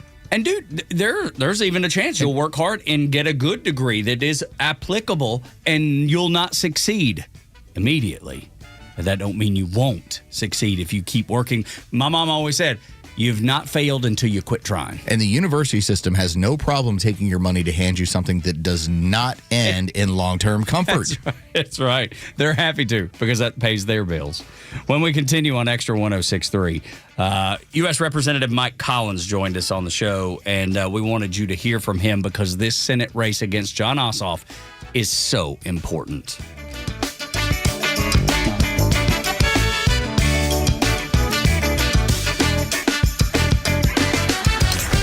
The world's watching to see if America still leads. And Xtra 106.3 is always watching out for your values, your community, and your voice. Strength on the world stage starts with an honest conversation at home. And we're proud to have it every single day. Listen live or stream us anywhere on the Xtra 106.3 app. It's Toyota's Big One sales event at Marietta Toyota now through August 3rd. And if you commute every day, the 2026 Toyota Camry may be the one to see first. It's now all hybrid with up to 53 miles per gallon city, an easy way to cut fuel stops without giving up comfort. And with 50 Camrys in stock, Marietta Toyota has the selection to help you find the trim and color you actually want. Every new Toyota includes our nationwide lifetime powertrain warranty, limited time, and unlimited mileage for as long as you own it. And we've been voted Best of Cobb for 2026, Best New Car Dealership, and Best Service Center. For well-qualified buyers, special financing is available on the new 2026 Camry Hybrid. As low as 4.99% APR for 48 months through August 3rd. Visit us on Cobb Parkway South, just north of Truist Stadium. Marietta Toyota, since 1975. We've been here and will be here for you. 4.99% APR for 48 months with approved credit through Southeast Toyota Finance. Not all buyers qualify. Offer ends 8/3/2026. See dealer for details. All prices exclude tax, tag, and title, and include $699 dock fee and $257 electronic tag fee. Hi, I'm Tom Stratton from Tom and Jerry's Roofing, a 10-year veteran of the U.S. Army. When my best friend Jerry and I opened Tom and Jerry's Roofing, we wanted our company to be an outlet for good. So with every roof we do, a portion goes to various veteran services and charities. Tom and Jerry's Roofing is passionate about giving you the best service and quality work possible, and that work turning into service for our heroes. So if you need a new roof or a repair, call us. We're Tom and Jerry's Roofing, where every roof helps veterans. TomandJerry'sRoofing.com. Have you downloaded your mobile driver's license yet? If no, why not? The Georgia Digital Driver's License and ID is available in your Apple, Google, and Samsung wallet. It's free, secure, and easy to use. Download it today to skip the line when you visit a DDS center. To learn more about Georgia's digital license and ID, visit dds.georgia.gov. That's dds.georgia.gov. Sponsored by the Georgia Department of Driver Services. Your yard, it stresses you out. Between the watering, the seeding, the weeding, and mowing. And no matter what you do, you're never satisfied. Have you thought about artificial turf? It's low maintenance, it's pet friendly, and it looks amazing all year round. Those in the know use ATL Turf Go. ATL Turf Go is Atlanta's top choice for artificial grass installation. Let them build you a backyard of your dreams with a custom golf or putting green, outdoor kitchen or pool deck. They even specialize in custom concrete and stonework. They handle everything from design and grading to construction and drainage solutions. So whether it's residential lawns or recreational sports fields, ATL Turf Go can build you a stress-free space you'll love. So say goodbye to mowing, maintenance, and your wasted weekends. Learn more and schedule your free in-home consultation today. Call ATL Turf Go, 678-403-2339. That's 678-403-2339. Or visit atlturfco.com. Hey, it's Drake Baldwin. Everyone knows my winning team on the field, but when there's no hot water, I need a win at my home base. When it comes to plumbing, my winning team is Superior. Superior Plumbing is there whenever I need a leak repaired, toilet replaced, or a water heater installed. For over 40 years, they've been Atlanta's go-to plumbers. And Superior is still locally owned. For Superior, there's no job too small. For Superior, the honest one, call 770-422 Plum. The right partner makes all the difference. For more than 185 years, we've forged personal relationships with our customers and communities, funding economic development and rallying around the causes that are important to our neighbors. With the technology, products, and expertise you'd expect from a big bank and the local decision-making and commitment to community from your neighborhood bank, United Bank Shares is your trusted financial partner for life. Learn more at bankwithunited.com. United Bank Shares, member FDIC. The stories that matter to you. These are your Georgia headlines. It's Wednesday, July 22nd, and here are your headlines. President Trump's endorsed candidates scored major victories in Arizona's Republican primaries. Congressman Andy Biggs won the GOP nomination for governor, will face Democratic Governor Katie Hobbs in November. Former NFL kicker Jay Feely also won the Republican primary in Arizona's competitive 1st Congressional District, while former Pinal County Sheriff Mark Lamb captured the GOP nomination in the 5th District. The city of Atlanta is launching a new payment assistance program for customers behind on their water bills. Through a partnership with Promise Pay, eligible customers can enroll in flexible payment plans lasting 2 to 12 months, helping them avoid service interruptions while paying off overdue balances. And finally, the FBI says Atlanta's World Cup security operation wrapped up without any major incidents. More than 300 FBI personnel supported security efforts, completing over 11,000 background checks and seizing 95 drones that violated restricted airspace. Officials also say a multi-agency human trafficking operation was taken down during the tournament, resulting in 153 arrests. It'll be partly cloudy most of the day across Atlanta with a high of 90 and a low of 75. Your Extra 106.3 headlines. I'm Bryce Colbert. Tug and Los until 10 on Extra 106.3. We appreciate you being here with us early on the Morning Extra. And we are joined by U.S. Representative Mike Collins on the phone, and obviously a man that is running for the Senate against Jon Ossoff here in the state of Georgia. Mike, good morning. Welcome to the show. Hey, good morning, man. Appreciate y'all having me on. Yes, sir. You're always welcome. I was reading over the weekend, and it put a smile on my face. Obviously, you've been on our show a bunch of times, and we've been supporters of yours. And understandably, you've got a great conservative record when it comes to the being a representative. And I saw where Newt Gingrich just was talking about you in glowing terms, and he gave 3 reasons that Jon Ossoff has been just completely attacking you. He's incredible personal attacks, nothing to do with your record. That's all he's got, I believe, Mike. That's it, personal attacks. Well, it is, and I think at the end of the day, it comes down to a real easy choice. I mean, the choice is very clear. We're polar opposites. I mean, when you take a look at our story and our background, you're talking about me as just a small businessman, a blue-collar person, versus someone that is a trust fund kid who never had a real job in his life. So we come from different views and the way that we look at the world and the economy. But then you look at the voting records. My gosh, how many people were ready to get rid of that disastrous Biden administration in which Jon Ossoff promoted and voted for it? He was the deciding vote on that crazy piece of legislation that just fueled inflation and caused sky-high prices and everything from gas to groceries. And then you look at the piece of legislation that he opposed, which was the Working Families Tax Cut Plan, the largest tax cuts in the history of this country, which put this country back on track. So it's a very clear choice. And when you can't run on your record and what your record of results are, the only thing you can do is try to go after and just destroy somebody personally. It's what I've often said. There's a reason that good, solid people just don't get into this thing. At the end of the day, if you're doing the right thing, they're going to try to kill you by your character. Mike Collins is our guest running for Senate right here in the state of Georgia. The polling is the polling, and I think it's important. But when you look at something like the Laken Riley Act, that's not based on polling. That's on doing the right thing, and that serves the state of Georgia. And I think that's one of the clear lines that you get to draw between you and your opponent. Your record is, I'm not just trying to take care of the Republicans I represent, but I'm trying to take care of everyone that I represent. And that's been a distinct difference between you and your opponent.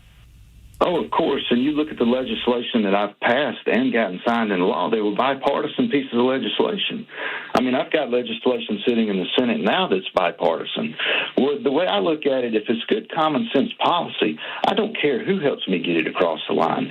That's what we need up here. And we need more people up here that understand how to run this place like a business and not the politics side of it.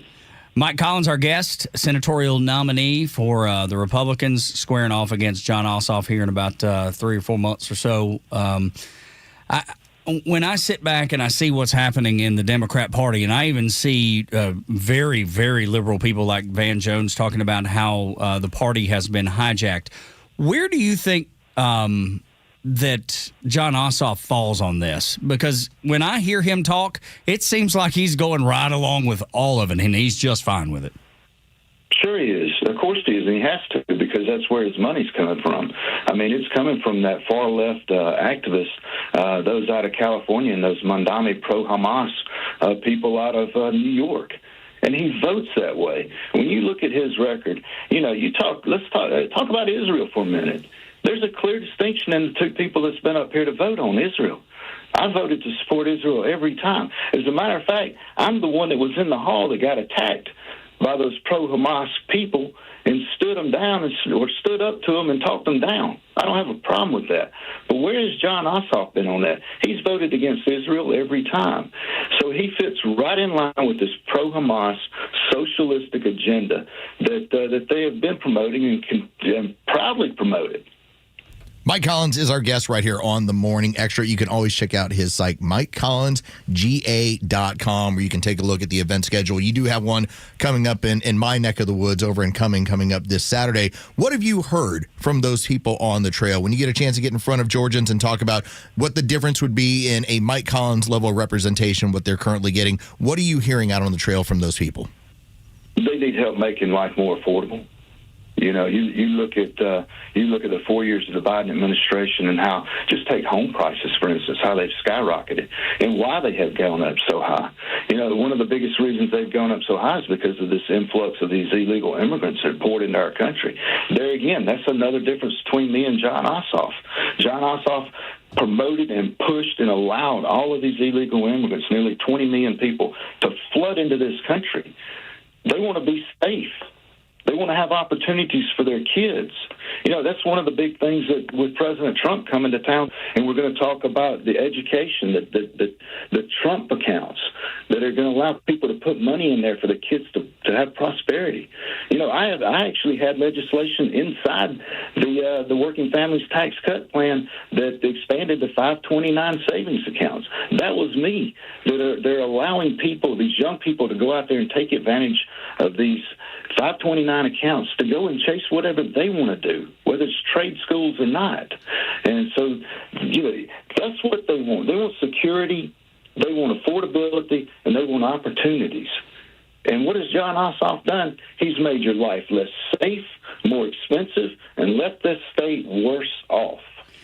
Mike, I oftentimes read about and see about, and I know it's happening here in Georgia, ain't no doubt about it, because I've seen independent journalists like David Cate uncovering the fraud and election fraud, money fraud.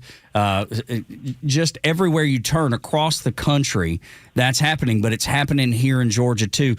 If you're elected senator, or better yet, when you're elected senator, what do you do to shore that up? How do you stop this fraud that's happening everywhere, and I guarantee in Georgia too?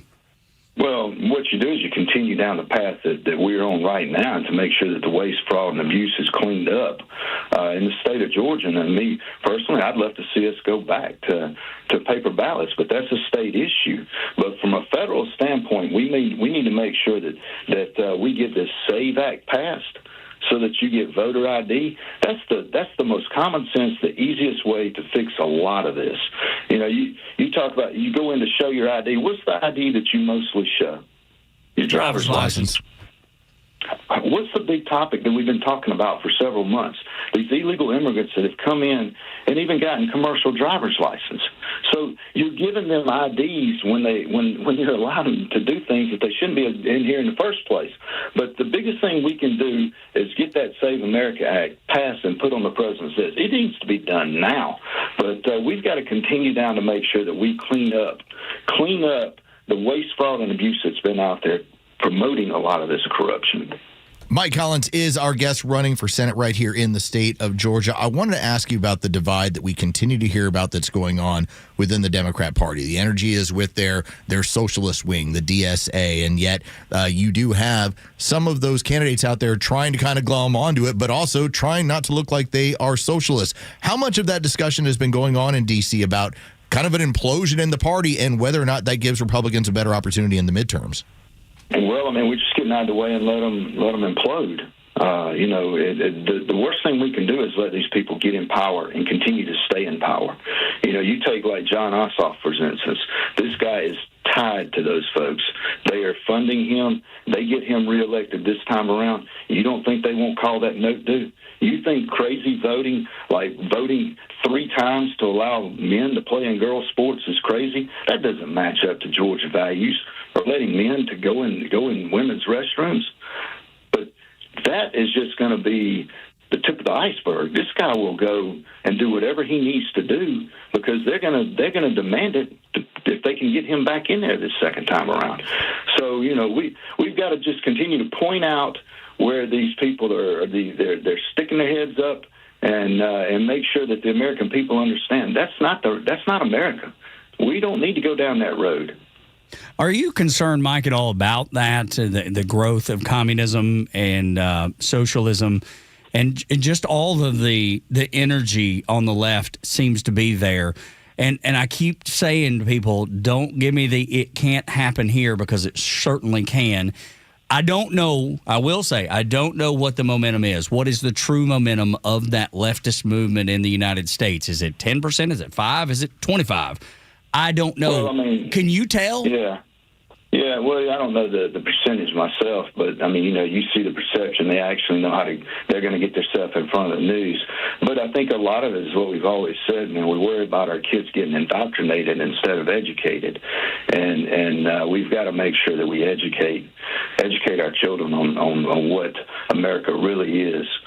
We are the greatest country in the world. You want to show socialism and communism. You can go just south of us and look at Cuba. It never works. We've got 250 years of proven experiment here that works.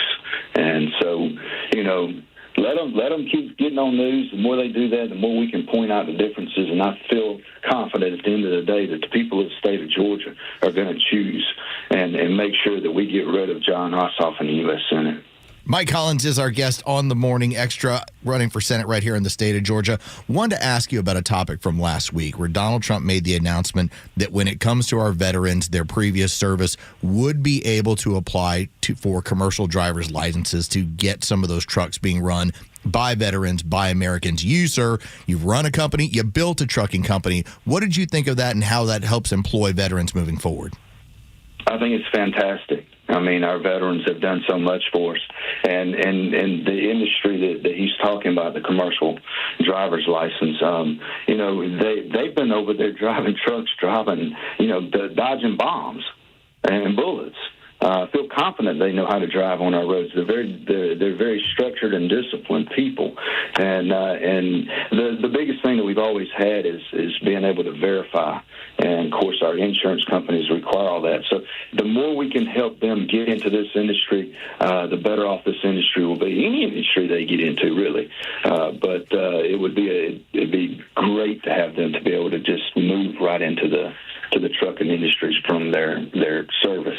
From a Senate seat, how would you be able to assure people in Georgia, but around the country too, that people are in big rigs that can speak English, that can read English, that can drive correctly? We've seen a bunch of those, and I think that's why it's important because you're in this industry. How do we clean up that mess that California and New York and states like that are causing? How can you lead the charge on that? Yeah, you make sure that you're out there out front. When you're in the Senate, you're one of 100, not one of 435. So you've got a little bit bigger microphone or megaphone. And you make sure that people understand that we have plenty of Americans here that want to drive trucks, that want to be out there on the road. It is a fantastic industry. And being intimately involved with that industry, it gives you a little bit more credibility when you talk about it. Sure. But we've got to get these people not just off of our roads driving our trucks. We got to get them out of the country. If you're here illegally, you need to go home. And that's a prime example of how it not just disrupts our one industry, but the economy, and how it has an effect on all Americans. These people are out there in 80,000-pound trucks, and they're killing people. And that alone ought to tell you that we ought to get these people off the streets. Mike Collins is our guest on the Morning Extra, running for Senate in the state of Georgia.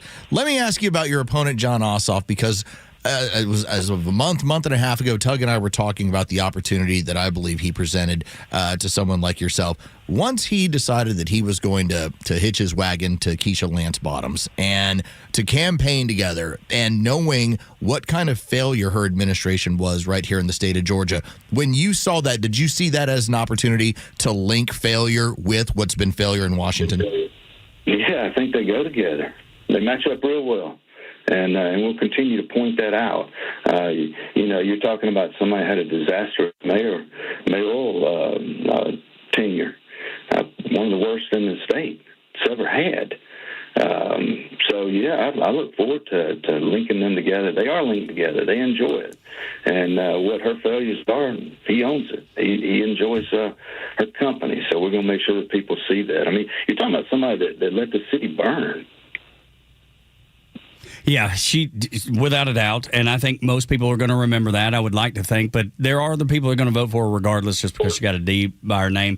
Another thing that's been crazy, because you brought up the Save America Act a little bit ago, and I'll circle back around to that because your opponent, John Ossoff, he requires ID to get into his campaign events. To go see him speak requires a driver's license and ID. And we learned, Mike, that Olive Garden actually encourages you to show an ID before you buy a all-you-can-eat pasta, and you have to show it each time when you go back in there. So if Olive Garden is making you show ID, if John Ossoff is making you show ID. Why in the world would we not show ID? Why wouldn't every American be ready to show ID when they go vote? I think this is such a no-brainer. It is, and you look around the world, we're one of the few countries that don't require some sort of voter ID, and it's just a common sense. It shouldn't. We should have already passed it. And if the Senate just needs to pass it, however they need to get it passed. You do that. You couple that with the things that we've done in the state of Georgia to clean up our voter rolls, to make sure that drop boxes are gone and absentee ballots and voter rolls are cleaned up. The people of this country, the rest of the states, are going to see that Georgia is not purple. We are a red state, and we're going to prove that in November when we get rid of John Ossoff. There you go, Mike Collins. We appreciate it. Thank you so much. You know, you're always welcome. We're pulling for you, and we want to see you the next senator in the state of Georgia so we can get Georgia on track and keep Georgia on track. Where can folks find out more about your campaign? Hey, man, you can always go to MikeCollinsGA.com, and you can follow Mike Collins GA across all the social media stuff, and we'd love to have you on board. Love to have your support, and I'd love to have you vote in November, and we'll take care of this problem we got right here in Georgia. There you go, Mike. Thank you so much. Thank you. Appreciate you, sir. Hey, yes, sir. Thank y'all. I knew I could vote for Mike Collins when I asked him about the, where to go find him. He's like, yeah, man. As soon as he hit me with a yeah, man, I knew I was in. I was like, this is my kind of guy here. It's Tug's language. That's right. He's talking my language, Mike Collins. Morning Xtra and Xtra 106.3. Attacking a soldier is never a good idea. You probably know that. It seems like common sense. Some people don't. Next on Xtra.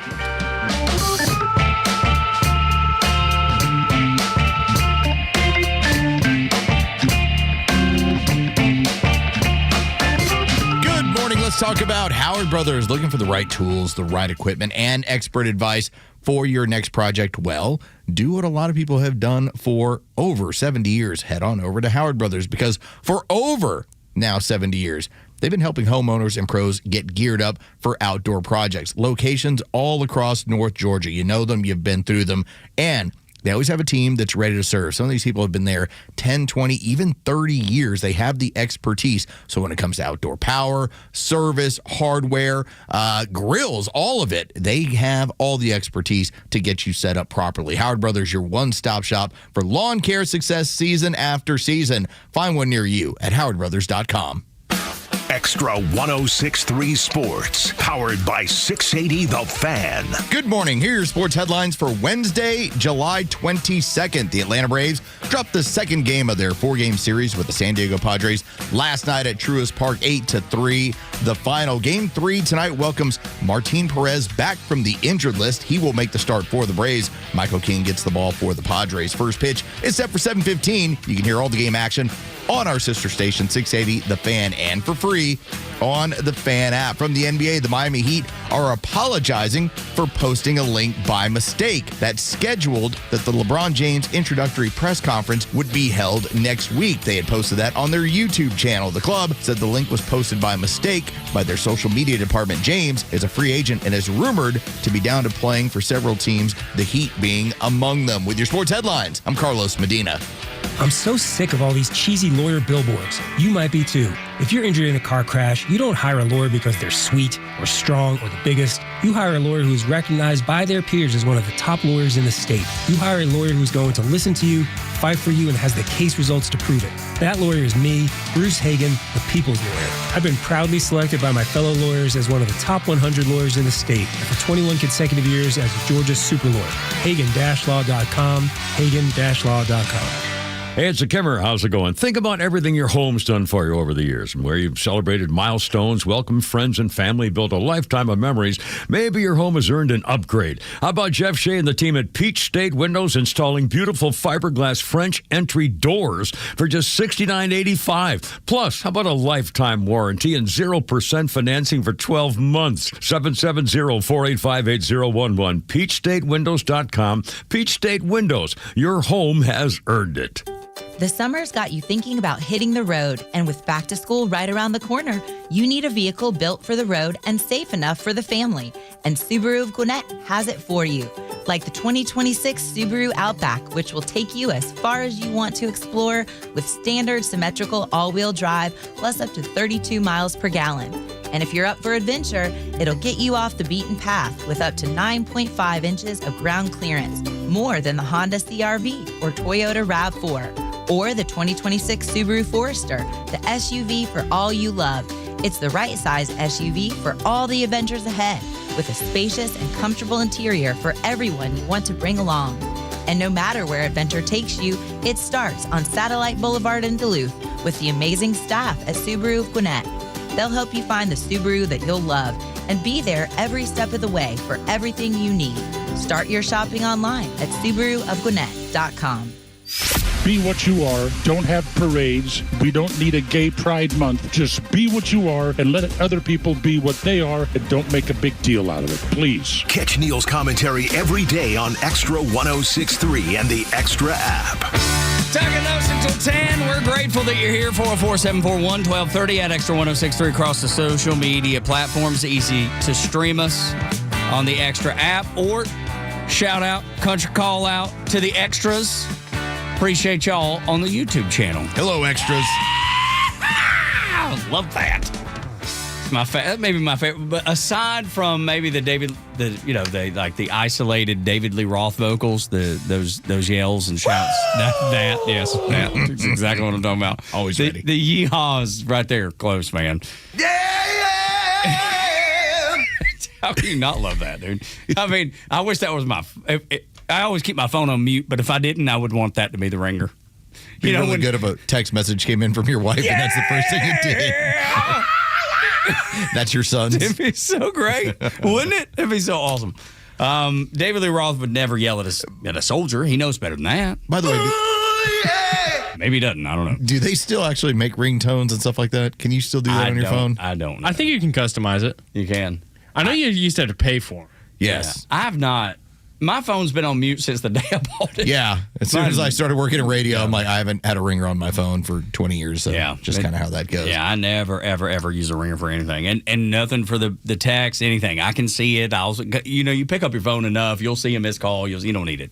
I have a suggestion for anyone who goes in front of a congressional hearing. Okay. Senator otherwise. If you happen to be one of those congressmen, those congresswomen, those senators, and you decide you want to score the big moment, because that does exist. I'm going to have the moment that gets out on social media and be like, oh, look, there's my guy fighting for me. Oh, he asked the question. Ooh, he got him. Like a Brandon Gill, maybe. Brandon Gill right now is quickly making a name for himself. He's leading the charge. Yes. And Brandon Gill does it a little differently. He just he asks you a simple question and waits for you to give the silly response. That's right. That's all he does. Well, the traditional way is to do what Senator Gary Peters tried to do out of Michigan. So Pete Hegseth is appearing in front of this hearing, and this is all about the budget. Pentagon budget, here's what the dollars are, here's what they're requesting, here's what Donald Trump wants. Pete Hegseth is there to testify to that budget.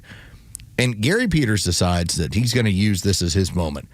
His stand-up moment. Look at me, stand up to the administration. We got to win this war. What are you doing? My suggestion is this. If you decide to do that, don't do it to someone who's actually good at public speaking.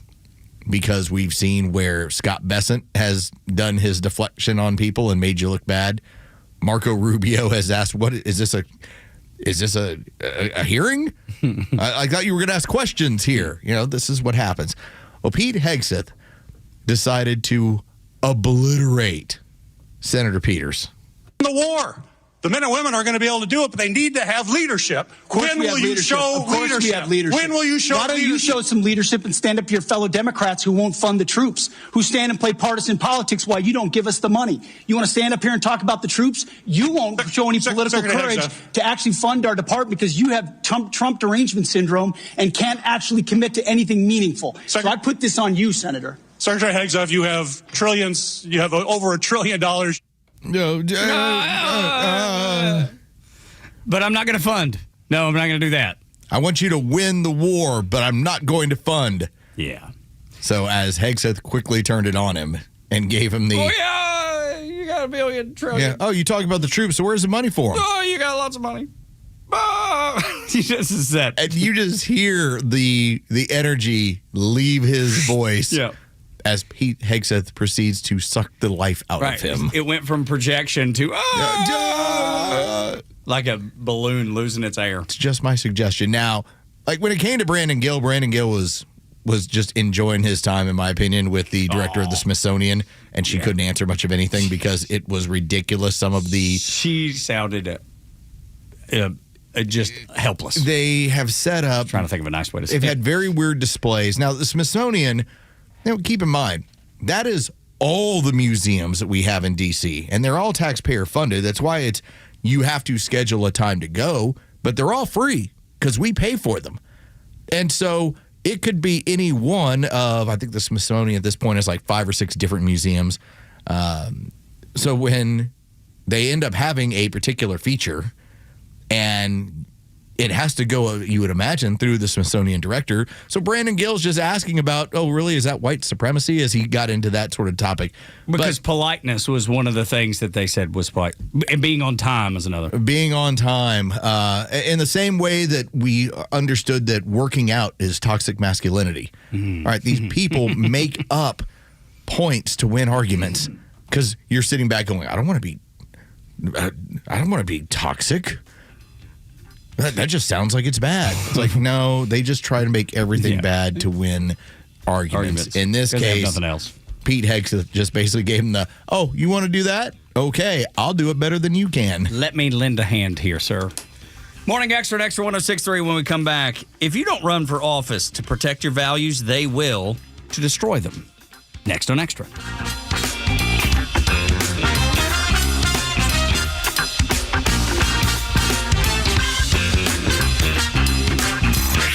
Time for the Bortz Report, exclusively on Atlanta's only conservative news and talk station, Extra 106.3. This is a story so mindlessly stupid, maddening, and outrageous, I really don't even know where to begin. At Lenox Square, there's a restaurant called Toast on Lenox. It is a black-owned restaurant. Rick Jackson is a Republican. He is white. He is running for government. He went to Toast on Lenox for a meal. While there, he took a picture with the owner. And now that restaurant is receiving boycott threats. Boycott threats, why? A white guy ate at the restaurant. Jackson posted the picture on his social media accounts. And oh, the humanity. A boycott? Yes. Black activists want to boycott this black-owned restaurant because of that picture. Does this not illustrate 1,001 things wrong with black culture in Atlanta? What do you want a black entrepreneur to do? Go out, start a business, and be successful. Yay, let's celebrate. But wait a minute. What if she posts a picture of her with a white guy, a Republican running for governor? No, not good. No praise, no more support. We want to boycott. We want the restaurant shut down. This is stupid and mindless beyond belief. And Keisha Lance Bottoms, the black candidate for governor, she goes on her social media accounts to warn other black-owned businesses about finding themselves in similar situations. This black lady wants to be governor, warning black businesses, be careful if you take a picture with a white politician and post it, it could be the end of your business. With a society and a culture like that, is it any wonder black entrepreneurs have a rough time out there? This is so stupid. Black Atlantans without racial chips on their shoulders ought to be showing up at the Toast on Lenox to make the next week or so the best on record. Neil Bortz, Extra 106.3. Hey, it's Front Office Los with Tom, the honest car guy. Let's talk about the new way to buy a car in 2026. Tell me how you can save clients thousands of dollars in this process. I got a customer here, Jeff Everhart. I met him today first time because I delivered his 25 model Honda Pilot, fully loaded with only 16,000 miles on it. Jeff, Answer Los's question about that one. It was actually shocking. I mean, you hear the advertisements, you want to believe it, and then when you go through with the sale, and there's no extras, there's no dock fees, there's no storage fees, no transportation fees. The price I was given was the price that I paid plus their honest fee. I did save thousands of dollars, and it was a very quick sale. Well, we appreciate that. And did it from my living room. Did it from your living room. Friends, if you're in the market for a pre-owned car, truck, or SUV, get an honest car buy from the Honest Car Guy. You pay what we pay, plus an honest fee, and we back that up by giving you the bill of sale. That's our transparency guarantee. Call 844-SHOW-ME-1. That's 844-SHOW-ME-1, or visit honestcarguy.com. Tug and Los start your day the right way on the Morning Extra. Start off every conversation with, where do your rights come from? They're going to say government every time. And that is that moment where if your response is anything other than God, then you do not understand the foundational element, the founding of this country, that your free will was given to you, was ordained by God for you to have self-determination. The minute they say government or the law or anything along those lines, that's where I'm like, first off, you're wrong. Second off, here's where we have a mentality difference. And that's government, man, law, all corruptible. That's right. God, not. The Morning Extra, 6 to 10 a.m. on Extra 106.3 and the Extra app. WFOM and W292 EV Marietta, a Dickey broadcasting station. The 8 a.m. hour is brought to you by Central Heating and Air. After the talking stopped, the bombing of Iran continues. I'm Dave Anthony, Fox News. The U.S. military launched airstrikes an 11th straight night, hitting military facilities and drone storage, trying to degrade Iran's ability to keep attacking ships in the Strait of Hormuz. We remain open to diplomacy. We remain open to working it out in a negotiated way. But right now, they don't seem to be serious about that. And so we're going to continue to protect shipping. Secretary of State Marco Rubio said that this morning in the Philippines after meeting with China's foreign minister. They've been pretty clear that they don't support any tolling or restrictions on global shipping through an international waterway. Only a few ships got through the strait yesterday, and this morning oil prices keep rising back up. WTI back to around $88 a barrel, $20 higher than when July started, and the price of the gas pump's gone up 17 cents since last Wednesday. Later this morning, the commander-in-chief will go to Delaware, where 4 flag-draped caskets will arrive. American troops killed last week in Jordan and Iraq. President Trump says it will be a great honor to pay his respects to the American service members at the dignified transfer today at Dover Air Force Base.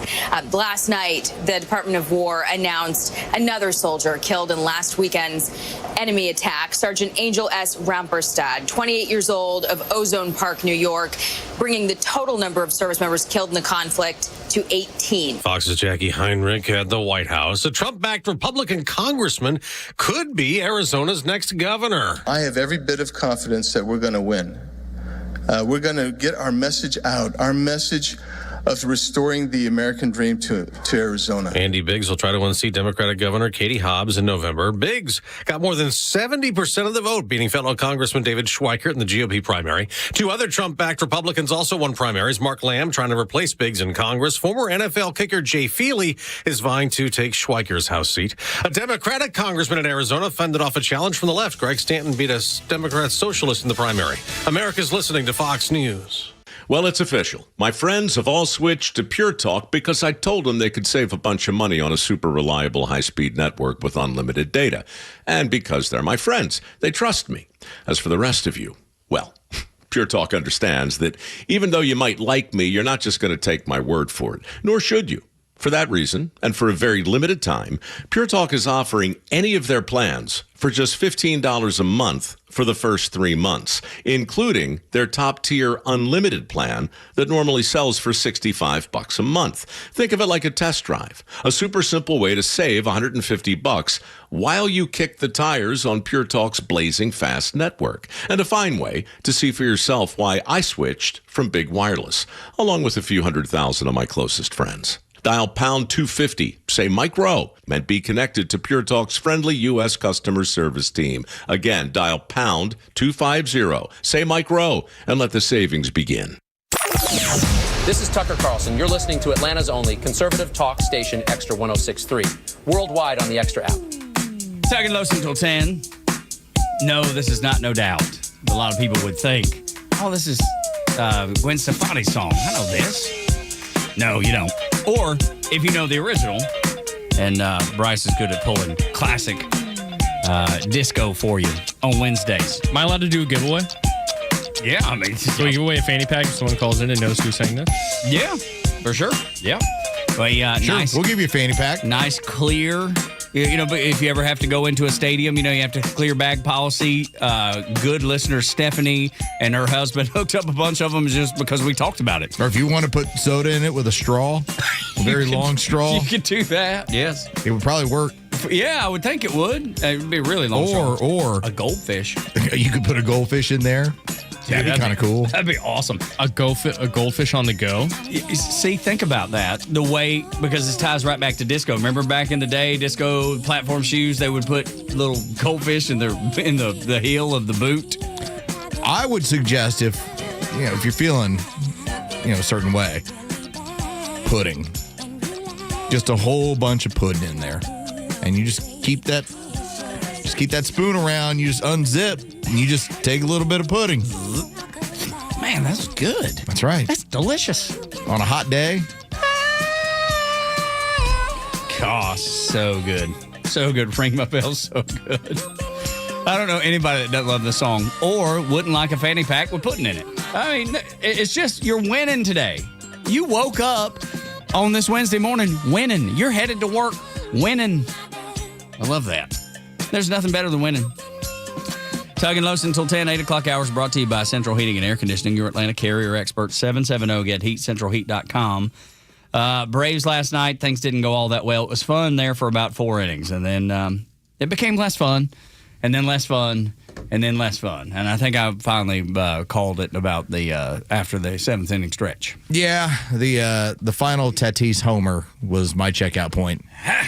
I was like, wow, he hit that almost to the moon. So I'm going to go find something else to do for a while. Yeah, and Manny Machado seems to just dismantle the Braves. He has the Braves number. Just like Chipper Jones had the Mets number, seems like Machado has the Braves number. It's even when he's batting 200 on the season. Doesn't matter. Doesn't matter. Playing the Braves, I'm good to go here. And he's going to hit some bombs and has and did. So, yeah, it wasn't much fun to watch them lose. They got, day game today? That'll be Thursday. Tomorrow. Yeah, no, it's four-game series. So, 7:15 starts tonight. There you go. So there's your little Braves update. Let's do the first thing to know this morning on Extra 106.3.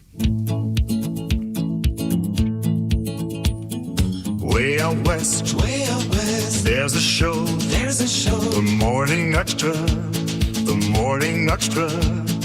Tug so bold, deep in the story, breaking news that's bold. So I didn't know much about Jack Hibbs when I saw him speak, and I was like, wow, he seems to have this thing figured out. And I looked him up. He is the senior pastor at Calvary Chapel in Chino Hills, California. Chino Hills stands out to me because when my son was 12, we went to Cooperstown to play. Chino Hills was the team to beat. In pool play, which when you go, if you've been taking your son to Cooperstown to Dreams Park, you play like 6, 8 pool games, whatever. The only one we lost was to Chino Hills, and man, it was like you just heard the name and the kids, they just kind of cowered. It was like, oh my heavens, it can't be that bad, right? They're like, no, they're flying in kids from California. They'll fly in and they had this. They were convinced that was what's happening. It was big time Chino Hills baseball. There was a mystique there. Yes, it was. And let me tell you, they could have competed with Chino Hills. There's no doubt. But because they had that in their head, they lost like 12-1 or something. They just got their tails kicked. Probably had more than that just in their head. Yeah, no doubt. 12-1. Yeah, Ooh. yeah. It was rough. It was rough. So Chino Hills jumped out to me. Has nothing to do with Pastor Jack Hibbs, but that's why Chino Hills stood out to me when I looked up to learn more about him. Because I saw just a clip, and he talks about the buzzword for socialism and communism. And you've heard this buzzword before. It was really prevalent during the Barack Obama campaign. Remember Hope and Change? He says change is that buzzword for socialists and communists. Now we're seeing that fundamental change that he planted way back then come to fruition. And the pastor smartly points out the change that we're seeing and pairing it with Islamists who both have the same goal, destroy America from inside. No one could ever do it militarily. This will be done without a shot fired. Listen to what he says. Islam, they know exactly what they're doing. They're taking advantage of your desire to not want to know. So you think it's a sweet thing and it's a cool thing and it's a diverse thing for a Muslim to run for city office somewhere, and guess what? They can. But have you ever played the game Battleship? If you don't block, they'll take advantage. And so if you don't run for office or encourage people to run for office, they will. How do they get into office? They don't believe in the Constitution. They can't. It's against Sharia. It's impossible. They don't believe in it. They can't. If they tell you they do, they do not. They're lying to you. And that's, by the way, that's another thing. I think that's taqiyya. Taqiyya. What is taqiyya? Taqiyya is, if I'm going to advance the cause of Allah, I can lie about anything I want. It's approved of. So when you hear him say these things, realize that you've heard them here on Extra 106.3 too. When you don't run for office to protect your values, they will to destroy the values that they hate. And Los has brought it up since the show's been in existence, the importance of supporting local candidates, being involved at the local level to protect those values that you cherish so much, that the pastor cherishes, that we all cherish. If you don't run, they will. And you're seeing that. And the DSA is promoting that. The communists are promoting. They have no problem with it being an Islamist running for office as long as their goal is to destroy America. We've brought up taqiyya on this show before. These things are so important. And you actually hear a man of the cloth pointing them out. I was surprised, but pleasantly surprised that that's what happened. I think about somebody like you, Tug. You raised your right hand and you said you would serve this country because you decided that you were going to do it and you had a passion for it. And as you even said, you would have careered had you not met your wife. That was a motivating factor. And now I would say that energy, that passion has been filled by your family and your faith. And it's transferred over. I would say that when it comes to my kids, I don't think there's anything I wouldn't try and figure out how to do for them. My wife and I talk about, like, was that too much? We're like, let's figure out a way. It's just how it is. All right, what happens when that same energy, that same passion is strictly about your politics and what you want to do as far as empowering yourself to change a country, and not in a good way? That's what you are up against. That's right. And so, such a good analogy, such a good comparison, because people relate to that, dude. Knowing what you would do for your kid, just think about the money you spend in travel sports. Sure. And other families spend in travel sports, but maybe not travel sports. Maybe it's band, maybe it's cheerleading, whatever it is. Maybe it's theater, whatever it is. And that also helps explain, because you'll ask the question, well, why are these people getting involved in the university system? Why are they getting involved in the city council? Why are they getting involved in your school board? Because their passion is to change things in a very progressive fashion. Not to adhere to the Constitution. They have zero interest in it. They don't believe in that. They have zero interest in it. And what is the quickest way to start eroding that? Power. And power used in certain positions. They don't turn it off. They can't. In the same way that you can't turn off your passion for your faith or your family. Neither can I. That is how they operate. They do not share your morals in terms of, hey, I've got this love for country and love, and I want to make sure that I can help provide a rising tide that lifts all boats in a country that can help people get a leg up. And historically has. They have zero interest in that. Mm-hmm. And so that's where I think when the pastor is speaking and pointing out about how you've got a choice to either protect your values or to watch them erode. That's your choice, because you're fighting some people that have an equal passion to yours, but theirs is going in a different direction. And Marco Rubio has brought up this stuff in that report that he did, and the speech that he gave us about 20 minutes, where he talked about the eroding of the republic And it's all kind of based out of Cuba. When you hear people going to Cuba to get training, like Karen Bass, the current mayor of Los Angeles, she wants this influence in your community. She wants this influence across the country. And it's funny because I tried to explain this exact same thing, exactly what you laid out to my mama, and she just can't wrap her head around it. No, because and this is a mistake that we always make. We talk about this, about what happens when we try and apply our moral standard to the people around the world. You also can apply it to the people in your backyard that are going the complete opposite direction in terms of socialism, communism, statism. That's where their energy is. That's where their passion is. Your mom is interested in being a nice lady and taking care of her animals and being there for her family, and that's her passion. Theirs is different. And it's funny, you can hear it in her voice when I try to explain some of this to her. She's like, why would anybody want to do that? I was like, Mama, they hate everything this country stands for. But how? How could they? They're not able to look around and see the difference in what happens in the United States and the opportunity you have here versus other places? And I was like, you're not looking through the right lens. They care nothing about that. You care about it. Yes. They do not. Yes. And but she can't understand it. It doesn't register. No. It doesn't register. It's like if somebody came to her door, knocked on the door, and spoke Italian to her. She'd be like, I don't know. I don't understand what you're saying. And it's the same way. It's a different language. The same thing that when you turn on the news and you see some horrible story about some parents or other people that like abuse children, didn't feed them, locked them away, something horrible. You're like, I can't fathom that because that's monstrous to me in comparison to how you value and treat your family. Just know they look at you the same way when it comes to pride in your country. Yes, they do. How can you possibly be in love with something that is so gross, so disgusting? Oh my God, it's all founded on racism and inequality, and it's the worst place in the world. Chances are they haven't been any other place. Yeah, but I've only seen it. But that's that mentality. The same one that you have for something you find completely disgusting and faulty, and you would never go down that road. They look at the same way at you and your patriotism. Ron DeSantis said something that I love. I mean, he says many things that I like and love, but this one cuts a little deeper.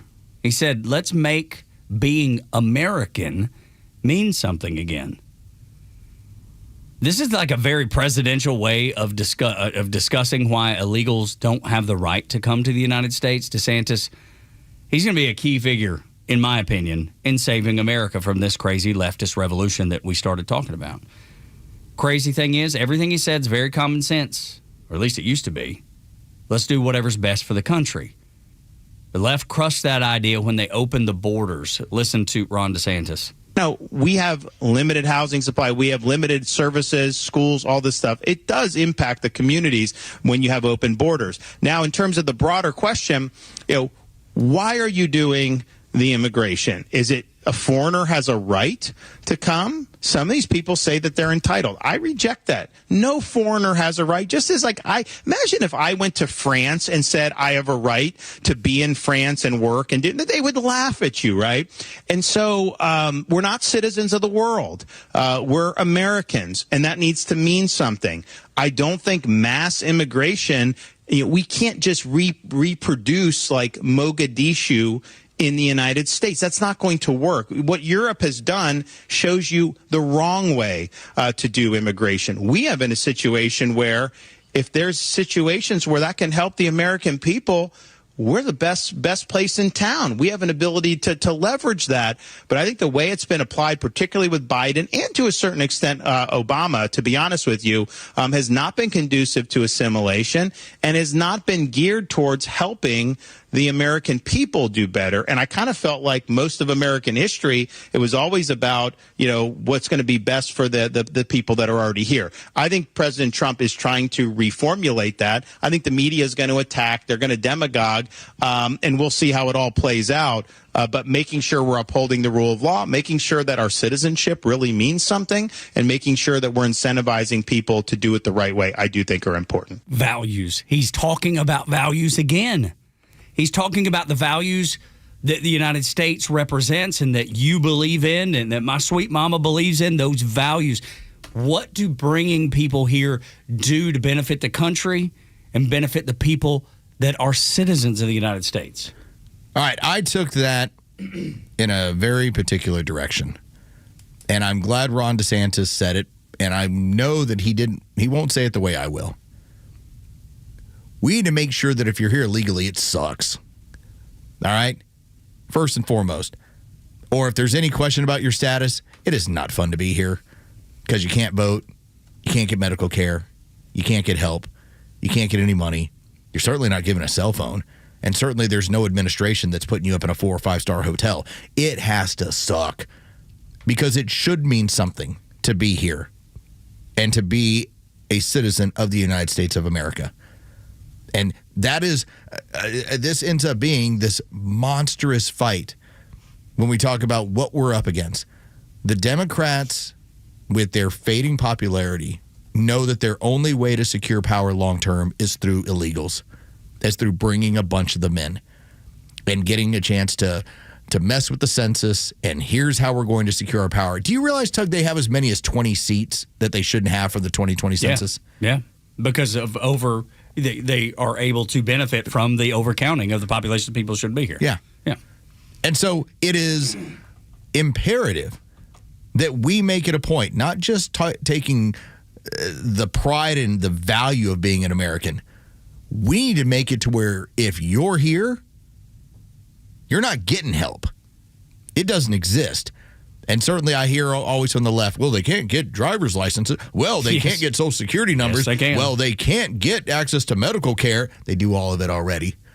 And the Democrats go along with it, and there's a portion of the Republicans because of the cheap labor that go along with it, too. That's right. The country club Republicans love it as much. And again, if you want to talk about bringing people in on work visas, all right, it's a discussion. But that is someone with a legal status, a temporary legal status. Can they apply for something greater? Yeah, absolutely. But that is what we talk about, doing it the right way. When you do it the wrong way, it should not be comfortable being here. No, agreed. And I think that's what the Trump administration is trying to do.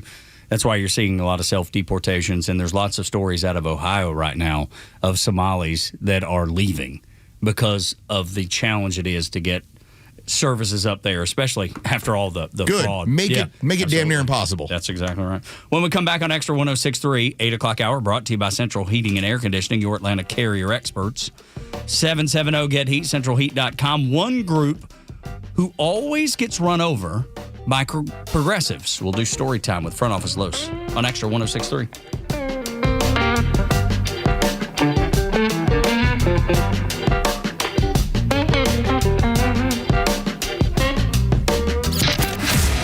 Favorite Extra shows are streaming live video from the studio on Extra 106.3's YouTube channel. Subscribe to the Extra YouTube channel and get the Morning Extra and the Kimmer Show in live digital video.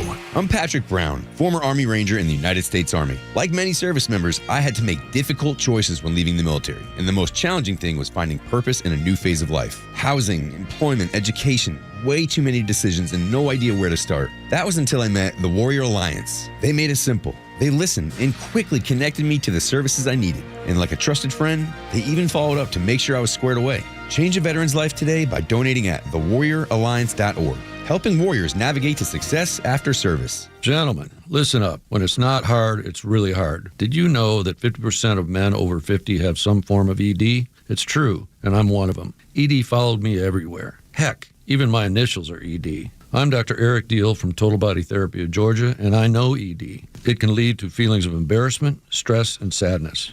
But there's good news. I can fix it. I fixed mine, and I can fix yours too. At Total Body Therapy of Georgia, we are experts in the P-shot, testosterone replacement, regenerative therapy, Trimix to create an erection, and more. Guys, ED won't get better on its own, but I can help you today. Call us at 404-777-1911. That's 404-777-1911, or learn about us more online at tbtofga.com. So take it from me, ED, Dr. Eric Deal at Total Body Therapy of Georgia. Call 404-777-1911 or online at tbtofga.com. Summer's winding down, but that doesn't mean the fun stops at Truist Park. Come see your Atlanta Braves July 30th through August 2nd as the Nationals come to town. Fans are invited to celebrate legend Andrew Jones on his induction into the National Baseball Hall of Fame on the 30th with his bobblehead giveaway presented by Curacao. Feel it for yourself. Plus an on-field presentation honoring his iconic career. Fans can then relive the magic of '96 as we celebrate 30 years since Atlanta lit the Olympic flame on the 31st. Join us for a night of music, memories, and hometown pride, followed by Friday night fireworks presented by Georgia Lottery after the game. The weekend fun continues on Saturday, August 1st with the pregame block party in the Battery Atlanta and the Braves Country's Got Talent search at the Georgia Power Pavilion. The National Series wraps up on Sunday as the first 3,000 kids will receive the Ice Cream Shorts giveaway. Visit Braves.com/promos to check out all the fun and purchase your tickets. Atlanta Braves Baseball. We are Braves Country. Hey, this is John Flading. I'm the president and owner of ATL Turf Co. We are family-owned, operated, independent local company. We have over 15 years of artificial grass design, installation, and sales experience. From premium artificial lawns and backyards, custom putting greens, sports fields, hardscape, drainage. We do both residential and commercial. If you can dream it, we can build it. Just go to atlturfco.com to schedule an appointment. This is Tom, the Honest Car Guy, and I'm here with Ron. And I'll let Ron tell you a little bit about his experience with us, and not only that, but the differences between a new car dealership and the Honest Car Guy, because there is a difference, with no doc fees and no addendums. It's kind of straightforward. They get to see what we pay for the car, and that's not something you get at a dealership. Usually we're back and forth, and then you get like 1,400 pages of paper. And in this case, we did it all online. I mean, it was like, okay, I don't mind doing paperwork once I know that this is the deal. And you got to see the finance and the numbers up see front all of before it. you even bought it. You can make that call, and within hours, we can find you the car you want from your home. I mean, I had a customer call me up and say, hey, I bought a car in my pajamas. If I'd have had some, I'd have been wearing them. Friends, if you're in the market for a pre-owned car, truck, or SUV, get an honest car buy from the Honest Car Guy. You pay what we pay, plus an honest fee, and we back that up by giving you the bill of sale. That's our transparency guarantee. Call 844-SHOW-ME-1. That's 844-SHOW-ME, the number 1, or visit honestcarguy.com.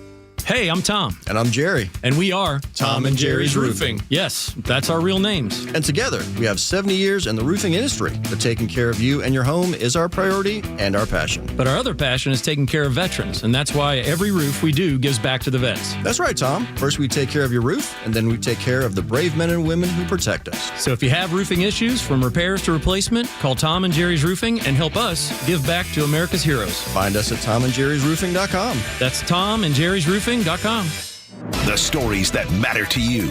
These are your Georgia headlines. It's Wednesday, July 22nd, and here are your headlines. President Trump's endorsed candidates scored major victories in Arizona's Republican primaries. Congressman Andy Biggs won the GOP nomination for governor, will face off against Democratic Governor Katie Hobbs in November. Former NFL kicker Jay Feely also won the Republican primary in Arizona's competitive 1st congressional district, while former Pinal County Sheriff Mark Lamb captured the GOP nomination in the 5th district. The city of Atlanta is launching a new payment assistance program for customers behind on their water bills. Through a partnership with Promise Pay, eligible customers can now enroll in flexible repayment plans lasting 2 to 12 months, helping them avoid service interruptions while paying off overdue balances. And finally, the FBI says Atlanta's World Cup security operation wrapped up without any major incidents. More than 300 FBI personnel supported security efforts, completing over 11,000 background checks and seizing over 95 drones that violated restricted airspace during the course of the event. Officials say that a multi-agency human trafficking operation was also shut down during the tournament, resulting in 153 arrests. It'll be partly cloudy most of the day across Atlanta with a high of 90 and a low of 75. Your Extra 106.3 headlines. I'm Bryce Gobert. I've got good news. Starla is one of our extras and watches on YouTube every day, and she just got herself a fanny pack. Well, thank you, Starla. Way to come through. We are so grateful to you and all the extras. So, Starla, we can't wait for you to get this, and let us know if you put goldfish or pudding or just like phones and keys in there. And Starla, I will tell you that as a local business, we will actually deliver what we're promising you. That's right. When you come, you will get that fanny pack. Fanny pack. That's right. Not every local business actually delivers. They don't always operate like that. They might tell you we'll show up at a certain time. It doesn't exactly happen. Why do you think we talk about the greatness of Central Heating and Air all the time? Because they get there when they ask, or when you ask. Like the other day, to your point, I called at 10. They were out there by 3. They try to be there within 24 hours of your phone call, sometimes same day. Not every company operates like that. No, some of them will give you a 3-hour window and then give you another 2 hours after that, and then they don't even show up. Still don't show up. And then they call you with attitude. It's like, well, where were you? Well, I was waiting on you. That's where I was. Morning Xtra. Tell you all about it later. Yeah, we'll get to it. They have a chance to call and fix this. We'll see how they do. Well, let's see. While we wait, let's get to story time. Settle in and get comfortable, folks. It's story time with Uncle Los. Oh, thank you to Bryce. And thank you to you, Tug. And no thank you to some others out there. We'll just start right there. All right, story time. I wanted to bring this up because I saw the article and it was in the New York Post. And it hit me in a way. Because you know that I'm a total nerd when it comes to documentaries. I finished the Hulk Hogan documentary yesterday on Netflix. It was good. It was sad. It was nostalgic. It was everything. Well, also when I was on my way down to Florida over the weekend, I went, I know a little bit about Theodore Roosevelt. I'm going to click on this thing and jump into this and watch this whole kind of documentary about Theodore Roosevelt's life. And there was something that jumped out to me, but I want to basically hit the New York Post thing real quick. The article is out how black politicians accuse Zoran's socialists of white supremacy. And the headline for page 6, New York Post, says black and white and red with, hammer and sickle all over. And that's what it has it. That's how it presents it. Well, so the reason why I went back to Theodore Roosevelt is that we always hear the talk about how, Los, the parties switched when it comes to how the Democrats worked with black Americans versus how the Republicans did. It's like, well, first off, the Republicans were an abolitionist movement. It's what created the Civil War because especially the Southern Democrats had zero interest in being represented by an abolitionist president. That's why they seceded. They decided we are going to have our property taken away from us. Eventually, we don't want to be part of this. And so that's how that ended up moving. Well, as you move a little bit forward and you get to the turn of the century, there's Theodore Roosevelt. And Theodore Roosevelt was part of the Republican Party. But there was something that was a little bit different about Theodore Roosevelt. Now, this gets held up by the progressive movement on a regular basis, that he was the first Republican where he took on big business. He took on the tycoons out there. So he wanted a fair deal, a square deal. That's what he was promising the American worker as well as the American businessman. And granted, there are portions of TR's tenure where you can say that seems like a pretty good idea. But one of the issues that showed up in his level of progressivism was that black Americans were expecting more. They're like, hey, are you going to work with us? There are lynchings going on around the country. What are you going to do about this? And Roosevelt looked at it as, well, I don't want to upset the Southern whites. And so even though he was pushing for progress in terms of women's suffrage, and we want to have an 8-hour workday, and we want to have more access to medical care, these were progressive ideas at the time. He also was pushing and if you're black, we'll see what happens. What Theodore Roosevelt was becoming, Tug, was more of a Democrat. More and more of a Democrat. In fact, because he ended up taking over for McKinley, who had been shot and killed by an assassin, and then he won re-election. He had decided, I'm only going to serve McKinley's term and my term, and then I'm getting out. And within the 4 years when Taft comes in as president, his successor, Taft basically scales everything back to like, we're going traditional Republican. We're not going towards a socialist communist sort of movement. We're not going the progressive route. Well, that upset Theodore Roosevelt to the point where he decided, I'm going to start a new party, the Progressive Party, the Bull Moose Party. Now, what did that do? By the way, and just to kind of, give you an idea as to one of the issues that they run into, and they cover this in a documentary. So Theodore Roosevelt made it a point that he was going to have dinner with Booker T. Washington at the White House, which immediately got like the Southern Democrats extremely upset. Well, Booker T. Washington looked at it as like, I'm the most prominent black figure in America right now. We need your help, Theodore. And Theodore's like, I did the dinner. That is your help. That is your help. That's what you're going to get. That's how it's going to be. And so that was kind of like the extent of what he was willing to do. Well, so what happened? When Theodore Roosevelt split the Republican Party in two based on progressive politics versus traditional, what we would look at as conservatism now, the Democrat who was on the ticket won easily, and that was Woodrow Wilson.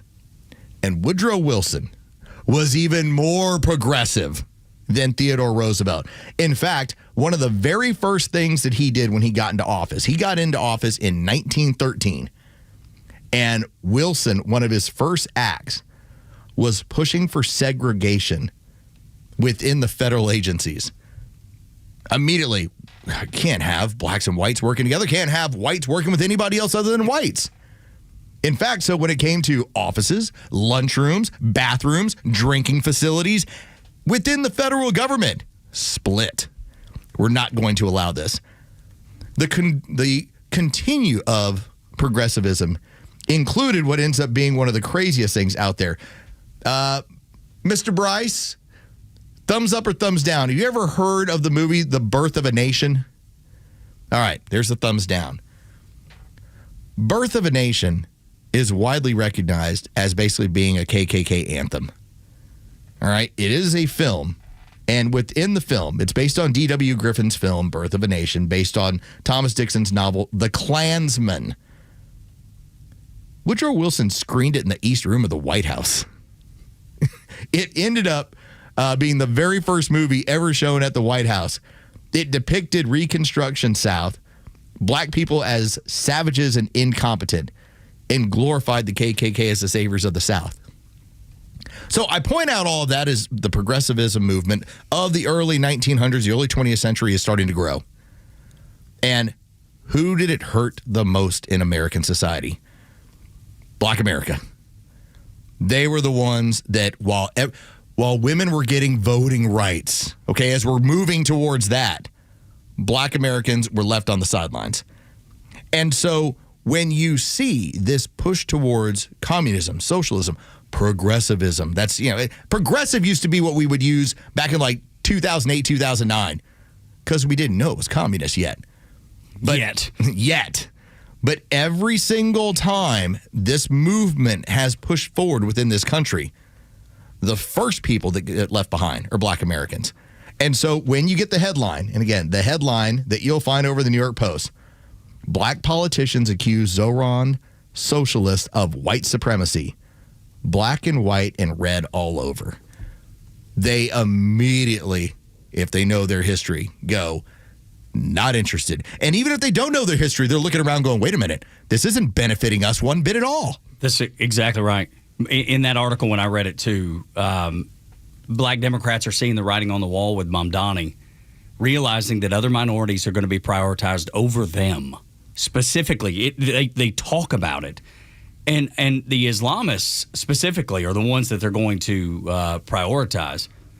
And it doesn't match the values of those black voters that they're discussing, nor me. It doesn't match my values either. And so, big picture, when you have people that are discussing, well, what happens if independents and Democrats either shy away, don't take part in the midterms, or there are too many socialist candidates and they stay home or they vote Republican? Well, good. But when you go through the history of this, when progressivism really took off from Theodore Roosevelt forward into Woodrow Wilson, you can look back at their treatment of Black America, and it ends up just being kind of an offshoot of progressivism, of socialism, of communism. It's what occurs.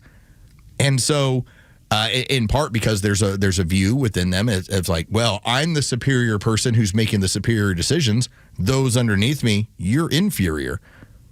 And so that is where, in my hope, that this little article and what's going on in New York and what other people around the country are starting to notice, this ends up being part of that groundswell that makes the tent larger and starts. We've already seen it. The numbers of Black Americans that are voting Republican, voted for Donald Trump, were significantly higher than they have been in the better part of about 50 years. Yeah.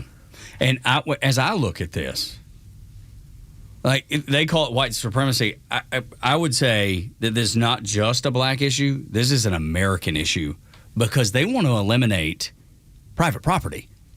That affects Black Americans, that affects white Americans, that affects every American. I know their target, but the blast from it will get us all.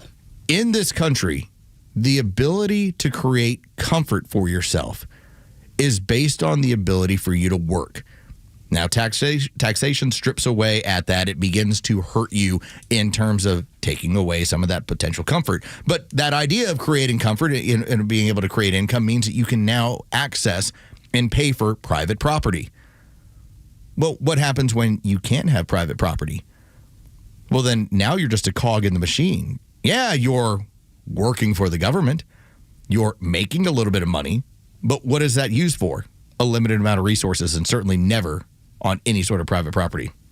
That's story time. The communists, as we said, wanted to eliminate private property. But back to the last thing I want to point out in that article, the DSA says Black Democrats, they oftentimes support capitalism, and they are the enemy. That's from the article. That's what the DSA said. Let them keep talking. I'm telling you. Let them keep talking. The commies are coming for all of us. I think we have to stand as Americans or divide and fall. All right, can we end on a high note? Can we end on a laugh? Yeah, sure. All right, I'm just going to tell you that when it came to a congressional hearing yesterday, Jasmine Crockett decided that she was going to Jasmine Crockett. Good Lord.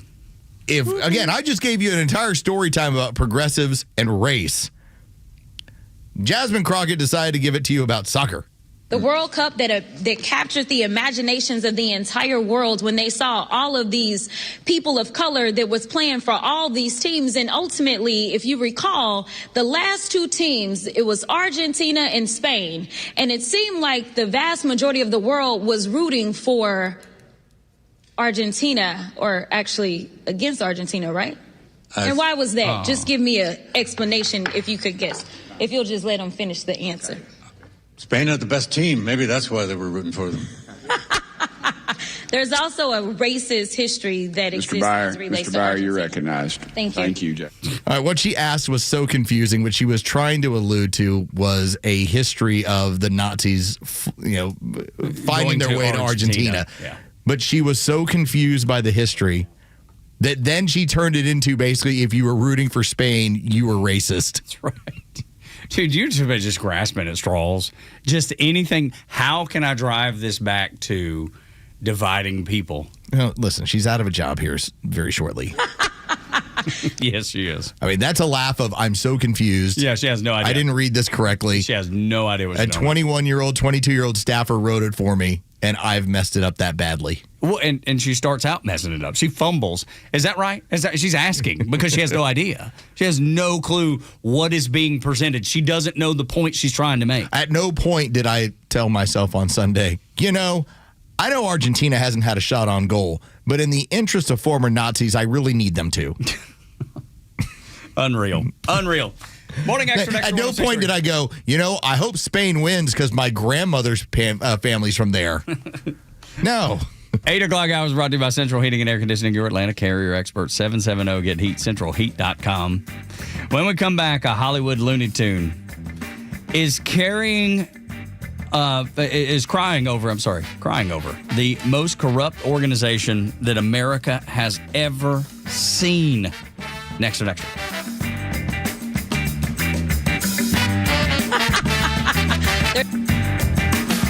Extra 106.3 Sports, powered by 680 The Fan.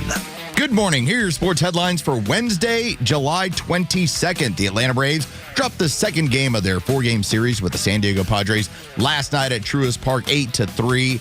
The final Game 3 tonight welcomes Martin Perez back from the injured list. He will make the start for the Braves. Michael King gets the ball for the Padres. First pitch is set for 7:15. You can hear all the game action on our sister station, 680 The Fan, and for free on the Fan app. From the NBA, the Miami Heat are apologizing for posting a link by mistake. That's scheduled that the LeBron James introductory press conference would be held next week. They had posted that on their YouTube channel. The club said the link was posted by mistake by their social media department. James is a free agent and is rumored to be down to playing for several teams, the Heat being among them. With your sports headlines, I'm Carlos Medina. You've run your ancient garage door into the ground. It's time to move new garage door to the top of your to-do list. I'm Dan Watkins, owner of All Four Seasons Garage, Entry Doors, and Windows. Did you know garage doors are the #1 home upgrade for return on investment? Up to 264% ROI. That's real value you can see. And choose from a huge selection of styles, colors, and custom features. When trust matters, trust us. All the #4 seasonsgarages.com. The summer's got you thinking about hitting the road, and with back to school right around the corner, you need a vehicle built for the road and safe enough for the family. And Subaru of Gwinnett has it for you. Like the 2026 Subaru Outback, which will take you as far as you want to explore with standard symmetrical all-wheel drive, plus up to 32 miles per gallon. And if you're up for adventure, it'll get you off the beaten path with up to 9.5 inches of ground clearance, more than the Honda CR-V or Toyota RAV4. Or the 2026 Subaru Forester, the SUV for all you love. It's the right size SUV for all the adventures ahead, with a spacious and comfortable interior for everyone you want to bring along. And no matter where adventure takes you, it starts on Satellite Boulevard in Duluth with the amazing staff at Subaru of Gwinnett. They'll help you find the Subaru that you'll love and be there every step of the way for everything you need. Start your shopping online at SubaruofGwinnett.com.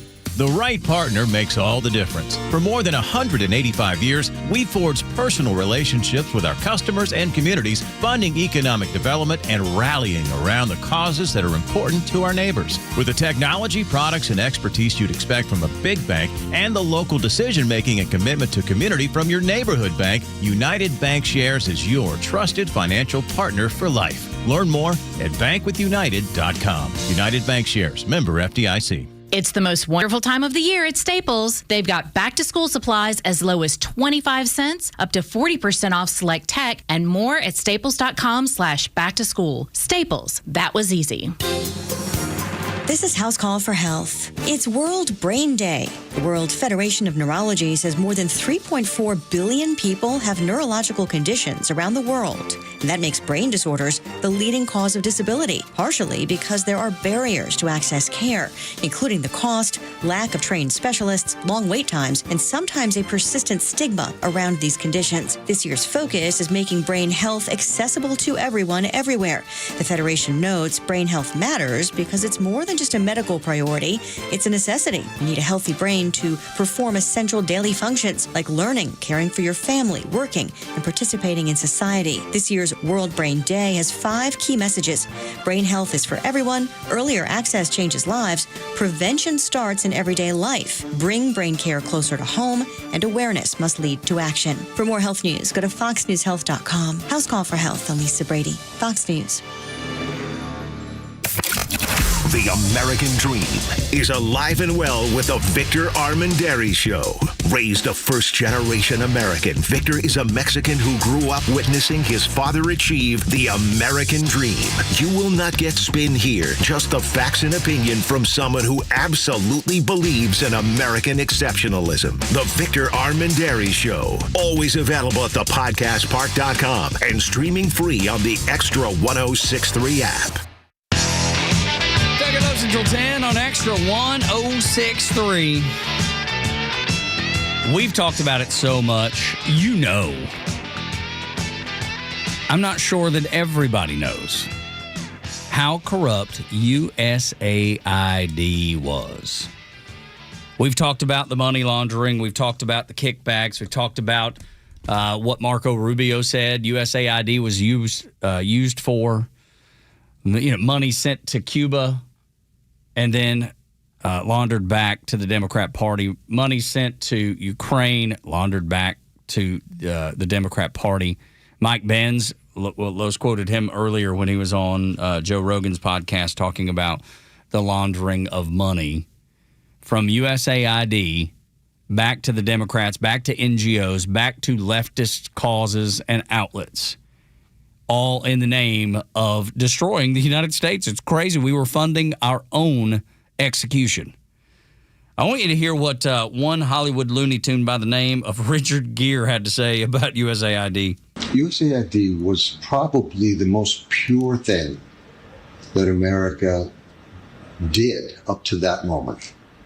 It was a giveaway program to needy people, whether it was health, it was education, it was women's issues, it was all kinds of stuff. Big things, small things, and what they did with HIV/AIDS, tens of millions of dollars, continuing. He stopped that day one. And it was insane. Look, this is a guy who was never in the building, USAID. I was there for decades. He wouldn't even know what it stands for, USAID. Nor do you. He has idiots around him. Yeah, Richard Gere. Nor do you. This is the most pure thing. We went through how pure it wasn't. And we'll do it again if necessary. It's crazy how big of a bubble that some people live in. They see USAID as an aid organization when it was never, ever, from what I can see and tell, ever used as an aid organization. It was used aid to It's cover. called for international development. Yeah, and aid maybe to cover for what they actually did with the money. Well, let me just point out what Richard Gere is saying. He's talking about they ended that on day one. Day one. All right. Horrible. Richard Gere is an actor. Richard Gere has apparently never heard of PEPFAR. Now, why would you know what PEPFAR is? Well, that's because your friend Los decides to look into things a lot more than Richard Gere, the actor. PEPFAR is the U.S. President's emergency plan for aid relief. This started under George Bush in 2003. Now, this was an assignment of, this is specifically going to deal with AIDS predominantly in Africa. We are now talking about between AIDS and malaria in Africa, which because of the malaria issue with the mosquitoes, I mean, just having people sleep in nets like saves lives there.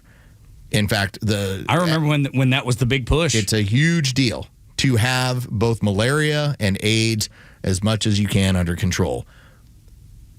All right, so here's the numbers. Richard Gere said, it was like millions of dollars. PEPFAR has given $15 billion to Africa, to all the assorted countries of Africa. $15 billion. That's with a B. That's not with an M, Richard. So for all of your opining over USAID,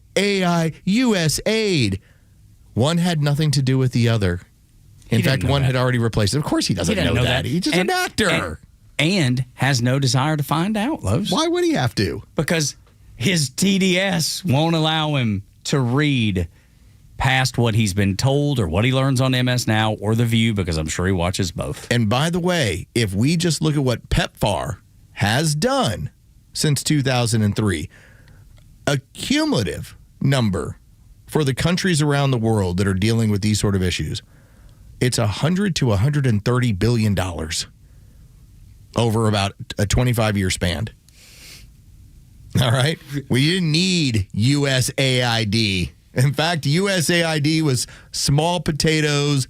It was an extortion scheme we were using. We were money laundering and we were extorting other countries. In fact, when you think about USAID, and if you were to go ahead and look into how it was written in other countries or what other leaders said, they were like, thank God USAID is no longer in business. Why? Because we were rigging other people's elections using that money. And our own. Don't forget about that one. We had countries around the world that were like, great, the Americans have rolled in. What are they going to do? Yeah, they're going to use USAID to manipulate our elections, to buy off politicians, and to create situations that are better for their country and stealing our resources. And to Los's point, look what's happening in South America right now with all these countries rejecting socialism because the money's not there to prop it up anymore. Those people are sick and tired of having to live in abject poverty because of socialism, engineered by the left, engineered by USAID, propped up by those organizations and that party. And now that it's gone, so is the socialism falling in South America. It's what happened, and it continued to happen up until Donald Trump, Richard Gere, pulled the plug. Thank God he did. I'm so glad that he did. And I would have him do it over and over again every time. And every time this topic comes up, so Richard Gere gives you a made-up number about AIDS. Okay. Listen, first off, it's not curtailing things as much as you'd like, okay? There's still plenty of people running around with AIDS in Africa that like having sex with other people. Okay, that's just happening. What is occurring is that all the gamesmanship that was going on that was benefiting one party in particular is now out the window. And you see what's happened with their fundraising. The fundraising for the Democrat Party is right now, in terms of going into the midterms, I think now the number is the Republicans have lapped them 5 times over between the RNC and the DNC. That never occurs. But that's because the Democrats, in my opinion, because of how they've gerrymandered, because of how they've used illegals, because of how they have rigged elections, I think we're now seeing they're a paper tiger. And they're going to be devoured by their own socialists and communists. So USAID just happened to be that way that they were able to maintain the look of being a rather large, even when people say 50-50 in this country, I don't believe we're even close to that. This is a center-right country. I think you're right. With about 25%, 27% of the people that are actually Democrats. So they're saying, is it a quick grok question, how many South American countries are moving away from socialism? And it says 12 in total, but notably Argentina, Bolivia, Chile, Ecuador, Peru, and Colombia. 6 other countries moving away from socialism, leftism via election or policy turns because the money's no longer there to prop it up. The money's no longer there. And people are fed up and sick and tired of it. I hope, I'm fearful it won't happen. I hope people are noticing what's happening in South America. And we don't invite it into the United States because it is going to be a long, ugly road to implement it and then to get out of it. I hope that's what happens, that people wake up and vote accordingly, like your life depended on it, because it just might. Morning Extra and Extra 106.3, 8 o'clock hour brought to you by Central Heating and Air Conditioning, your Atlanta carrier expert, 770. Get heatcentralheat.com. The Democrats don't have a plan for America. Next on Extra.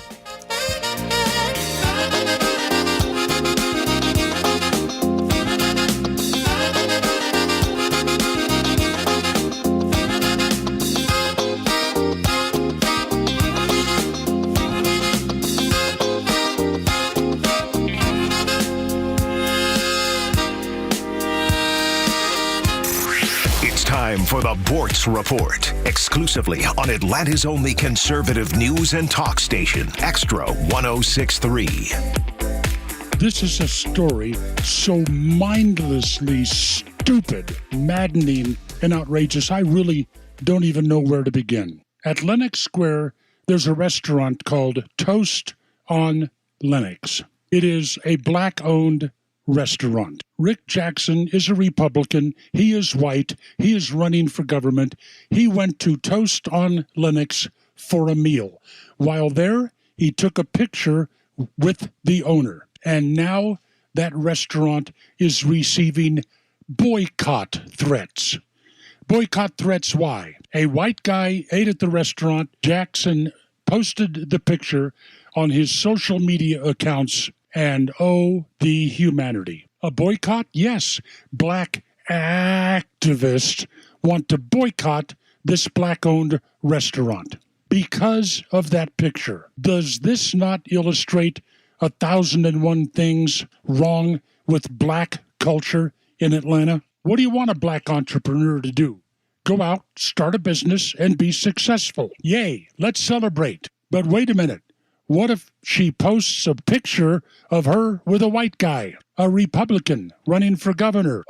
No, not good. No praise, no more support.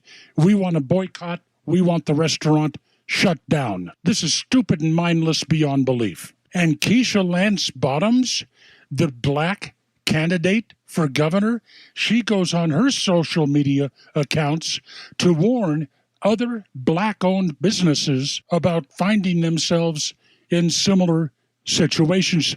This black lady wants to be governor, warning black businesses, be careful if you take a picture with a white politician and post it, it could be the end of your business. With a society and a culture like that, is it any wonder black entrepreneurs have a rough time out there? This is so stupid. Black Atlantans without racial chips on their shoulders ought to be showing up at the Toast on Lennox to make the next week or so the best on record. Neil Bortz, Extra 106.3. I'm Chad Pergman with the Speaker's Lobby. The House of Representatives decided it's about time. The House passed a bill recently about time. The body approved a bill to permanently park the U.S. on daylight saving time year-round that would end the current custom of springing forward in the spring and falling back in autumn. The House overwhelmingly adopted the Sunshine Protection Act. President Trump has pushed for the country to eliminate the time change and indicated in May he wanted to sign the measure into law. A previous iteration of the bill passed unexpectedly in the Senate in 2022, but the House hit the snooze button on the bill. Now it's up to the Senate. Republican Arkansas Senator Tom Cotton objected to fast-tracking the bill in October. Cotton worries that some parts of the country wouldn't see the sun rise until after 9 a.m. in the dead of winter, and it would also come up somewhat absurdly early elsewhere. GOP Tennessee Representative Scott Desjardins presided over the House when it passed the bill. The Tennessee Republican played the Beatles' "Here Comes the Sun" on his phone after he read the vote tally. With the Speaker's Lobby, Chad Pergram, Fox News. The Morning Extra, every weekday morning from 6 to 10 on WFOM and W292 EV Marietta, a Dickey Broadcasting Station. Extra 106.3. The U.S. would prefer to negotiate with Iran. I'm Dave Anthony, Fox News. But Secretary of State Marco Rubio also said this morning, commercial ships are going through the straits and they're being blown up. The United States is defending that shipping and, in addition, is targeting the places that are launching against those ships. After an 11th straight night of American bombing, and President Trump just posted on Truth Social a few minutes ago, anytime Iran shoots at a ship in the Strait of Hormuz, the U.S. will bomb and destroy one bridge or power plant. Fox's Trey Yingst in Tel Aviv. The Department of War has released the name of the 4th U.S. soldier that was killed over the weekend during that ballistic missile attack against Jordan. It's Sergeant Angel Romper-Sad of Ozone Park, New York. Now, President Trump will attend the dignified transfer of all 4 service members killed. They'll return in flag-draped caskets at Dover Air Force Base in 2 hours. Iran launched more attacks today at Gulf countries with U.S. bases, Bahrain and Jordan. Oil prices keep surging back up, and the price at the gas pumps 17 cents higher than last Wednesday. And while the U.S. preventing Iran from getting a nuclear weapon remains at the heart of the conflict, President Trump has a plan to help Saudi Arabia with nuclear energy. It has to be submitted to Congress for review, but the plan is likely to face opposition over fears it could lead to the creation of another nuclear-armed state. According to Reuters, the agreement doesn't block the Saudis from enriching uranium, a pathway to nuclear weapons, nor does it require International Atomic Energy Agency inspections. That's Fox's Jonathan Savage. New Fox News power rankings give Democrats a slight November election edge, trying to take back control of the House. The Republican redistricting in Texas and Florida could help the GOP keep a slim majority. In Arizona, a congressman's trying to be governor. I was overwhelmed when I started seeing those vote totals come in. It's awesome. Andy Biggs got more than 70% of the vote, winning the Republican primary. He's trying to unseat Democratic Governor Katie Hobbs. Trump-backed candidates for Congress also won. America's listening to Fox News. Well, it's official. My friends have all switched to Pure Talk because I told them they could save a bunch of money on a super reliable high-speed network with unlimited data. And because they're my friends, they trust me. As for the rest of you, well, Pure Talk understands that even though you might like me, you're not just going to take my word for it, nor should you. For that reason, and for a very limited time, Pure Talk is offering any of their plans for just $15 a month for the first 3 months, including their top-tier unlimited plan that normally sells for $65 a month. Think of it like a test drive, a super simple way to save $150 while you kick the tires on Pure Talk's blazing fast network, and a fine way to see for yourself why I switched from big wireless, along with a few 100,000 of my closest friends. Dial pound 250, say Mike Rowe, and be connected to Pure Talk's friendly U.S. customer service team. Again, dial pound 250, say Mike Rowe, and let the savings begin. Happy Hump Day. Hump Day! Tug and Los until 10 and Extra 1063. On the app, the best way to listen, or you can stream us on YouTube. Good morning to the extras. Country call out to y'all for being part of the show every morning. So dedicated, man. This is a dedicated group of folks, the extras, and I'm grateful for them. I really appreciate that. I always hear from my old man. He says he fires up the YouTube channel. Okay. Just so he can see what we're doing in the morning. Okay. All right. And that's how he just kind of confirms. He's like, oh, okay, y'all are doing the show. I'm like, well, we're contractually obligated. That's why we're here. There's a moment, and I don't know if y'all have ever run into anything like this when it comes to family. Every now and then, like, my dad will, more so my stepdad, he'll be like, oh, so you working tomorrow? And I'm like, not everybody's retired. Yeah, I am. And the day after that, too, Yep. and the day after pretty much anything that ends in a Y but isn't Saturday or Sunday. Remember how that works? I do. Yes, It's like absolutely. just asking them out. Again, my family, my parents have been retired for better part of, well, at least my mom, close to about 15 years. And my dad, probably about 9 or 10 because he went back. He got bored. And then he did some consulting work. But I think he's been fully retired for about 4 years. So he doesn't know what day it is. That's wonderful. I think he checks in with us just to see. Yeah, just to make sure the world's still turning. It's like, what day is it? Yeah. Where am I? So it's a Wednesday, Dad. Yeah. It's a Wednesday. I can't wait to be in that situation. I cannot wait. I'm going to be the best retiree you've ever seen in your whole life. You're like, man, this guy knows how to be retired. It's going to be great. I asked my wife if we could move into a 55-plus community as soon as possible. Did you see the story, the HOA story? Which one? So this is one of those government HOA stories. It was a woman who had moved in to take care of her father. Okay. And it was a 55-plus community. Now, he was sick, he was ill, she took care of him, and he ended up passing on. She decided, because he left her the house. Yeah. Decided she was going to stay. Well, the HOA is like, you're 28 years old. You're not staying here. You can't stay here. We won't let you stay here. Yeesh. How did that work out? Well, that's what the whole... Now they're in court that's battling a legal it fight. out. Yeah, because you do have, it is, and this is where it gets complicated, it is his property. Although, with property taxes, is it really his property? Do we really own any of our homes that we're still paying property taxes on, that the government can put a lien against you and still take your property? And your HOA can too. And your HOA can too, because they have the ability to put a lien on you as well.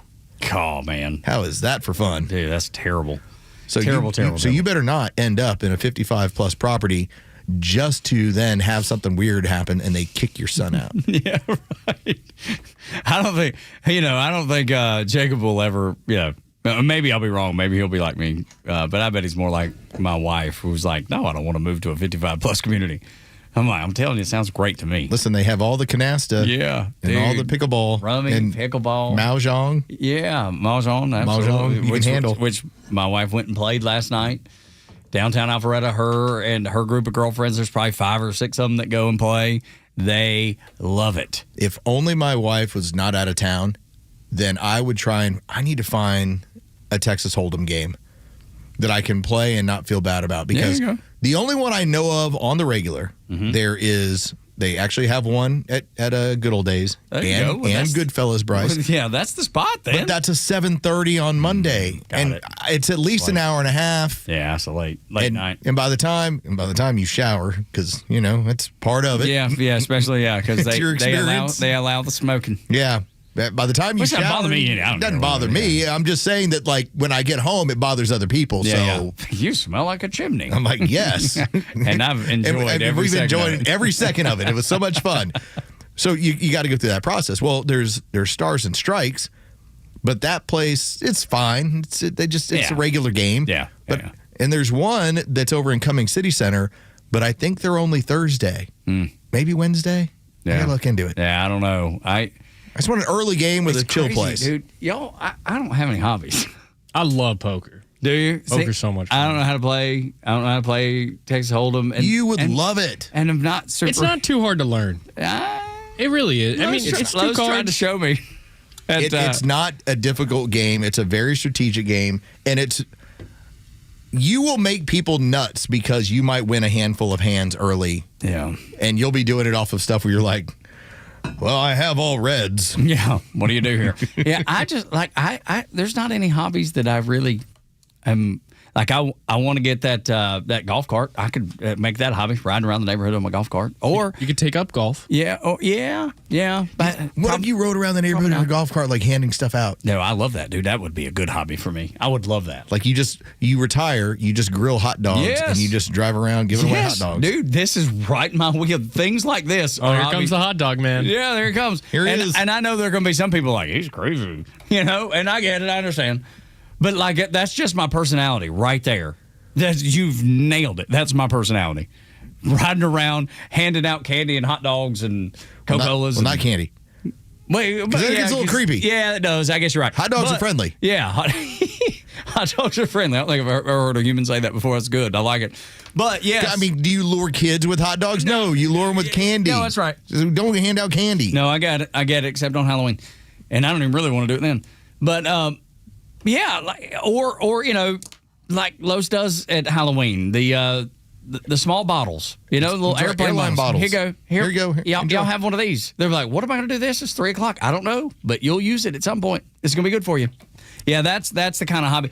And I loved riding four-wheelers as a kid, and I would love to do that again. I think I would like to find, like I told my wife I want to get a four-wheeler or one of those. What are they?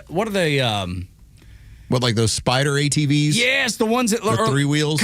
Well, no. I'm talking about the ones that are like kind of like golf carts, but they're more like four-wheelers. What are those called? Kind of like golf carts, more. Oh, you mean where they're wide-bodied? Yes. And, there's somebody in the neighborhood who has one. It's pretty cool. Like a gator? Maybe. I don't know. I don't even know what they're called. I just see them and they're awesome. They look, because you can deck them out and they, they're four-wheel drive and Polaris, I think, makes one. I don't know. I just think they look awesome, and they're probably about $3,000 or $4,000, maybe more. Oh, it's got to be more, right? Yeah, probably. Maybe it's $10,000. I don't even know. You could thrive during baseball season if you gave out hot dogs, take neighborhood orders. Mm-hmm. Hey, Braves game just started. Tug's coming around with the hot dog. Yeah, but what do you have? Yes, those Los. Yes, whatever that is. That's more. Yes, that's what I'm talking about. That's a Dongfang Victory, like a side by side UTV side by side. Yes. I would love one of those. Take those out to the woods somewhere and just go riding on the trails. I was wrong. This one's $34.99. Okay, well I think, but I think I thought they were more. I've never heard of that brand, so maybe that's an off-brand. It's a little cheaper. I bet like a Polaris is way more than that. I think you're probably right. If you go with like a brand that you're familiar with. Well, let's see. All right, how about this one? I gotta find like the right one. Okay, the Polaris. Yeah. All right, that's a 4 to 6 seat side by side. See, that's great. It's called a UTV AT. See, I don't have money because I know I don't either. I don't even know what they're called. I just know. And the Ray, I've heard of that one, the RZR. Okay, I think they're called. I've heard of those called Razors. I don't know. I don't know anything about. Oh my God! How much is it? You want to take a guess? 10,000. 20? 30? This is why you and I here. Yeah. Okay, you ready? Yeah. 47,000 $. Good Lord. My truck ain't even worth $47,000. I think you better be looking into that dog fang. I know, go give me the dog fang. Give me the Chinese knockoff. Good Lord. This one says made in the USA, although it looks a little bit, assembled in the USA. I was say, it's called Dongfang. Ain't a chance it's an American brand. Dongfang? Come on. I'm sure the TikTok shop has a good deal on it. Maybe, but I bet you can get the Dongfang on the TikTok shop. I'm not sure the Polaris is available. You can find one that's been that looks like it's been used before. Okay, yeah, well, I'm fine with that. Okay, actually, use 0 miles though. This one's out of Macon. Okay, and it's 20,000. Still, man, I don't got 20 grand just laying around. I know you got to get that kid out of school. That's right, man. Maybe one day, but that's what I'm saying. Like one day, that'll be my hobby. I want my daughter to get a full ride so I can take that. Now, we had Mike Collins talking about the use of 529s, and in the state of Georgia, it's a Georgia Path to College Fund, and it goes in conjunction with the Trump account. Like, get the Trump account, get your 529, build some wealth for your kid. Yep. I can't wait. Hopefully my daughter gets a decent ride. I'm going to take that money and I'm going to buy one of these. Heck yeah, dude. She'll be like, Dad, you're supposed to help me out with housing. And I'll be like, yeah, that's on you. Yes, you got to take out the loan. Go ahead. He's got to ride around in a Razor. In a Razor. Yeah, dude. In the neighborhood. Dude, do you know how much fun we'd have in that thing? Oh, so much fun. Take it up in the North Georgia mountains. I bet there's trails up there. Because in Dalton, I know I did know where all the trails were. Maybe it's changed since then. Over in Chatsworth or Murray County, man, I know where some great trails are to ride. Now, I don't know in Northeast Georgia or Dahlonega in that area, but I bet there's people that listen to this radio station that could give us a tip or two. We could hand out hot dogs. Or just eat them. Bryce can ride in the back and smokes with cigarettes. Yeah. Do bad things. That's right, It'd be dude. awesome. It'd be so much. Do you know how much fun? To do bad things. I don't even think I'd light one. I would just have it sitting on the edge of my lip as I drove around. And when you stopped or passed somebody, be like, hey, did you notice that dude he had a cigarette in his mouth, but it wasn't lit? But I wanted to do hood rat stuff with my friend. That's right. That's what I wanted to do. That's what we were doing. Hot dogs and hood rat stuff. Yes, on a Razor. I'm telling you, it would be so much fun. I remember how much, dude, I remember as a kid, I don't even know how far I was away from my house. I bet I could have been 20 miles from my house on a four-wheeler. And at one point, you'd have to put it on the reserve tank because you've ran out of gas, and that gives you whatever the mileage is, and I don't remember what it was on my little Yamaha 125. But I wasn't sure I'd make it back home. All right, I'm going to ask our operations manager because he's here right now. Just walked in the door. I'm going to ask him during the break if Tug Coward, as part of his next contract, wanted one of these. What are the chances? 0.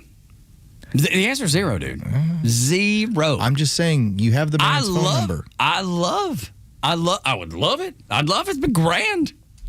Be like, I need a used Razor, like a 2021. Yeah. Dude, give me a I don't know. Give me one that's 15 years old. I don't care. Just make sure it runs. That's all I need it to do is run. We've got some information about where we would take our smoking and hot dog wagon. Oh, yes. For our friend Gary Miller. Yeah, he's got tons of trails. Oh my God, dude. Do you know how much fun we'd have? Yeah, over in Blue Ridge, he's got like the whole breakdown here. Dude, I love it. Love it. Thank you, Gary. I love Gary. He's the greatest guy. It was about a couple of months ago, we went to lunch in downtown Alpharetta and just shot the breeze and talked about life and family and kids and faith and politics and the world. And he's such a great resource of information. Love that guy. A used Polaris from 2019, 9,900. Now we're getting closer. We're getting closer. If I could get to 5, I think I could make 5 work. You know what I mean? I could probably pull off 5. Well, and remember, it's like you're driving it all over the place. Oh, okay. Hold on. Well, this is kind of that's not stripped down version, yeah, but it's still 5,900. 5,900. I don't know what you could drive. Could you drive that through a little creek? Yeah, I'd imagine so. Look at that thing. Look, I know it's got knobby tires and everything. It's got off-road looking tires, but it says on there creek ready. Okay, dude, answer my question. I love it. It's creek ready. You might be a redneck. Yes, I know. I've been trying to tell you. For how long? All right, how about this 2016? Yolt 2? Yolt 2. This one's 6. Okay, now that one's smaller. Dude, but that thing's awesome. Was it a 2-seater? Yeah, 2-seater. Dude. That thing you would go anywhere in. We'd have to get like a pull behind so Bryce could sit in the pull behind on that one. Yeah, that's true. Unless he just sit next to you handing out hot dogs. Yeah. Well, but there's 3 of us. There's only 2 seats. That's what I was concerned about. Well, I'll stand on the back. I don't think you want to stand on the back of this thing. Yes, you do. Yes, you do. Yes, you do. Hold on for dear life. See, because this 2023, like that could fit us as a whole family. That's so bad. That's 18. Dude, that thing is so awesome. Are there if there's anybody listening that has one, please hit us up at Extra 1063. Give us a review. Yeah, tell us how you use it, how much you use it, how fun is it? Because I remember riding four-wheelers, and that's what it reminds me of. Growing up riding four-wheelers, and it was, dude, I would jump anything that didn't move. David called earlier. He said he has a John Deere one. Okay. Nice. See? So he loves it. God he said bless that thing goes fast as ass. What do we say about David? You can't hide money. That's right. David, you can't hide money. And I'm guessing Gary Miller, our buddy Gary, he must, because if he knows about all those trails, that must mean like he either has one or a friend has one. Gary is the real life version of the world's most interesting man. Dude, no kidding. Dude, he's got all sorts of stuff he's involved in. And it's all cool. Like, I wish I could live like Gary. That's who I want. That's who I aspire to be, Gary Miller one day. Will you change lives with me, Gary? Will you do that for me? Maybe for a week. What do you say? Come on. Can I be you, Gary? Just for a little while. Or David. Shoot, David. With his John Deere, David, can I be you for a couple days? Can I wear your clothes, David? Is that okay? Do you know how weird that would be? Can I eat out of your fridge? Just walk into his house and his wife be like, why are you wearing my husband's clothes? And who are you? David said I could wear his clothes and eat out of his fridge. What do you think? Get out! and if they've got a razor, they got guns. So she would just, she knows where it is, and she would just come and shooting. You're walking into a barrel of a shotgun. That's right, you would be. And David just sit back and laugh. He'd be like, I didn't tell her nothing. Except he won't have any clothes on. That's right. All his clothes are He'll be in worn his by Tug. underwear. He'll be in his underwear on his cell phone. Anywhere but his house because I'm there. I signed the deal with him. I didn't realize he was going to wear my clothes. That's right. I was in the fine print. A little asterisk down the bottom. I get to wear your breeches too. You know, it's so weird and funny and great. And his wife has no idea. And she just comes out, guns, boom. You know how loud a 12 gauge. Boom, probably a double barrel, so she can hit you twice. Just get sprayed. This is crazy talk right now. It's really crazy talk. But amazing and funny. And I would love to do it. I'd love to try it. If nothing else, just to drive It's the all John Deere. started with a little bit of a four-wheeler talk. That's it, man. That's all I need right there for some four-wheelers. So anyway. When we continue on Extra 106, I swear. We want to get into that. Well, let's get back into what we were planning. Well, hang on. David's on the phone. David, can I wear your britches? They might be a little too big for you. Well, I've been told that before. Too big for your britches, and that's usually before my father beat me. I'm kidding. He never beat me. But he did If you whip come with a in belt. my house, Yeah. if you come in my house, you're going to be met with two things from my wife: a DP12 and a King Corso. There you go. There it is. There you go, buddy. I'm not gonna walk into your house, buddy. Not without you standing by my side. But if I could ever use that John Deere, just give me a holler, man. You know, just we could have lined that out. just like we'll get you some Braves tickets. You got something to do for 3 hours. We'll take the John Deere for 3 hours and just raise mortal hell. We're just gonna start pulling up, looking for creeks around here. Is there any creek around here? Any creeks we can drive this thing through? We're just going to start heading for the Chattahoochee. Dude, absolutely. It's got to be something down here we can get into. It's got to be a small channel or something we can. Did you ask David if it floats? It doesn't, David. We figured it out. It doesn't float. We're going to need a wrecker. Come get this thing. Curtis. Call Cousin Curtis. I bet he could steal us a wrecker. Pull this thing out of here. Nobody's got to know. Morning Extra and Extra 106.3. When we come back, we are going to get to the Democrats don't have a plan for America. On Extra, maybe not as funny, not as fun, but a conversation that we need to have nonetheless. On Extra.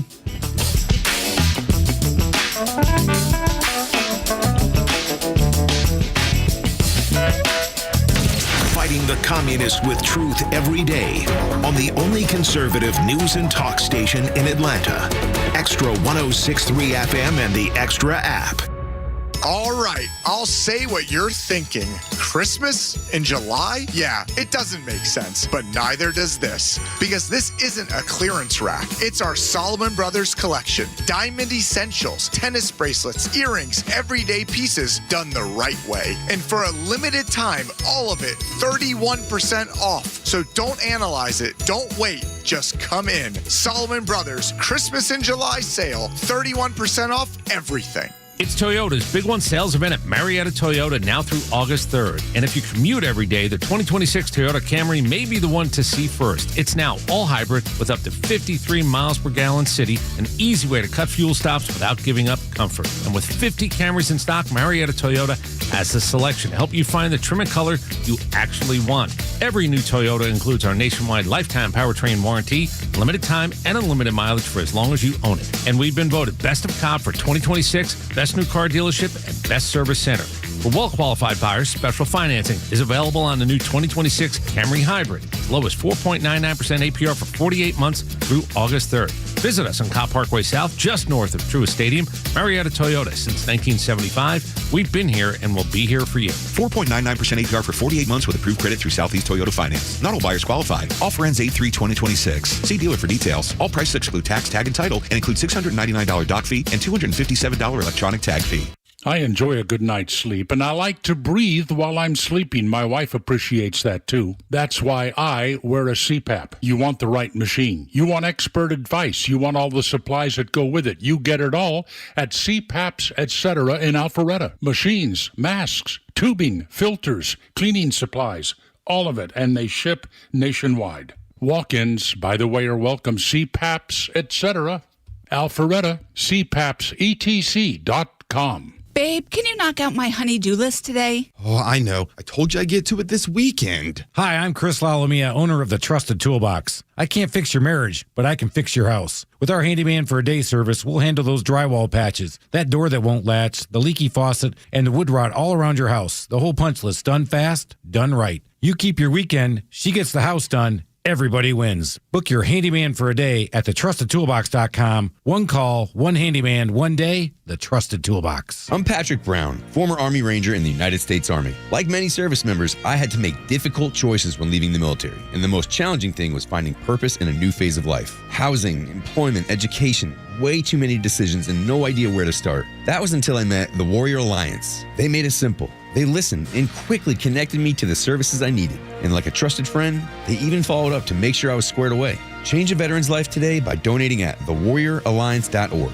helping warriors navigate to success after service. Identity theft can cost more than you think. Drained investment accounts, stolen tax returns, lost wages, expenses for lawyers. It's a lot. That's why LifeLock is backed by the $1 Million Protection Package, which covers up to $1 million for stolen funds, fees, and experts and lawyers, and out-of-pocket expenses. Don't face the burden of identity theft alone. Protect your future and finances with LifeLock. Join now. Save up to 30% off your first year with promo code BECK at LifeLock.com. 1-800-LifeLock, promo code BECK, LifeLock.com. Terms to apply. The stories that matter to you. These are your Georgia headlines. It's Wednesday, July 2nd, and here are July 22nd, and here are your headlines. President Trump's endorsed candidates scored major victories in Arizona's Republican primaries. Congressman Andy Biggs won the GOP nomination for governor and will face off against Democratic Governor Katie Hobbs in November. Former NFL kicker Jay Feely also won his Republican primary in Arizona's competitive 1st congressional district, while former Pinal County Sheriff Mark Lamb captured the GOP nomination in Arizona's 5th. The city of Atlanta is launching a new payment assistance program for customers behind on their water bills. Through partnership with Promise Pay, eligible customers can enroll in a flexible repayment plans lasting 2 to 12 months, helping them avoid service interruptions while paying off overdue balances. And finally, the FBI says Atlanta's World Cup security operations wrapped up without any major incidents. More than 300 FBI personnel supported security efforts, completing over 11,000 background checks and seizing 95 drones that violated restricted airspace during the tournament. Officials also say a multi-agency human trafficking operation was taken down during the tournament, resulting in 153 arrests. It'll be partly cloudy most of the day across Atlanta with a high of 90 and a low of 75. Direction 106.3 headlines. I'm Bryce Gobert. Tug and Los until 10 on Extra 106.3. Kevin checking in this morning, saying what's up, listening to the Morning Extra, and we're grateful for that. Anytime anybody checks in, we're always so appreciative of you spending time with us. Well, that's Kevin, but it's Kayvon when he's nasty. That's right. Kayvon, what's up? Kayvon? When he's getting out there and getting a little crazy, it's like that's when it's Kayvon. What is the what's the skit with the Key and Peele guy? It kind of reminds me of that. Yes, with the substitute teacher. Yeah. Kayvon. Where is Aaron at? That's right, exactly. You mean Aaron? D-Nice. It's Denise. That's right. Still to this day, we call my my friend, his younger sister is Denise. And she's in that Realty in North Fulton, and we call her D-Nice all the time just because of that skit. I missed out on that show in part because, remember, that was like the replacement for Chappelle Show. Chappelle Show, yep. And granted, both very talented, very funny guys, but there's skits that every now and then show up, and I'm like, how did I miss that one? Right. Like, I'd never seen the police officer magician one where he pulls the guy over and he's doing magic tricks. That thing's hilarious. I'd never seen that before until last weekend. I was like, that thing is hilarious. Like, pick a card. Is this your card? No, it's not my card. He's like reaching in his mouth. He's like, oh, he's like, is that your card? It's like, it's so funny. Great, dude. Those guys are so fun. I just admire comedians so much. Just the because I love to laugh. Just the ability to observe, interpret, and then regurgitate it in the funniest ways imaginable. I don't have that ability, so I admire it so much.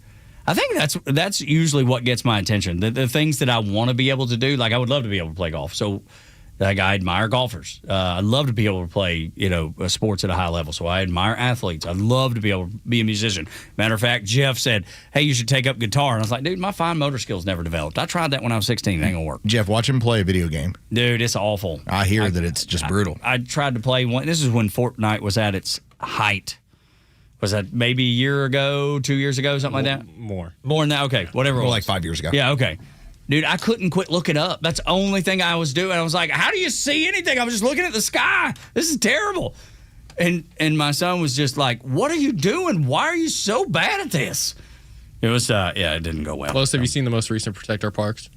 Oh, is there a new one? There's a new one out. Oh, I didn't know I think this. it's 16. It just came out. I was watching it yesterday. I didn't get through all of it, but... Okay. That's Joe Rogan, Shane Gillis, Mark Norman, and there's one other guy that I'm forgetting his name. Oh, no, I saw that weeks ago. Was it weeks ago? Yeah, that one was weeks ago. Yeah, I thought there was suddenly a new one. Like, they hadn't had one for a year. And when that one came out, this is way back. Man, you were so far behind. You got to get caught up, Bryce. I guess, what was that, 2 weeks then? No, I mean, I'm still going right now. I'm into May. May 1st is the last episode that I see according to Google. Protect Our Parks, the last one was May 1st. Dang. Protect Our Parks 16. I am behind. Month and a half. But you're way behind. Because I was watching this morning Cassie Coppersmith because she's talking about ancient civilizations that were found in China. And I was like, ooh, that's right up my alley.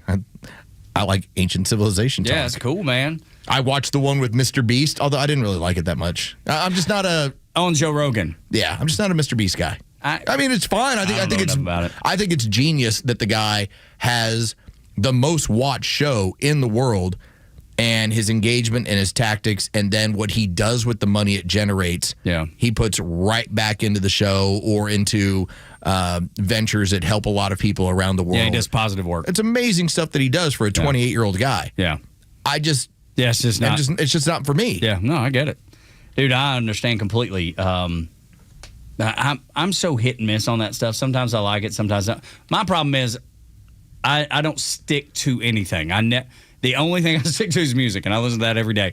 Everything else I'll go watch a little bit of, and then I'll fall off. That's just my personality. Now I will watch the Y-Files.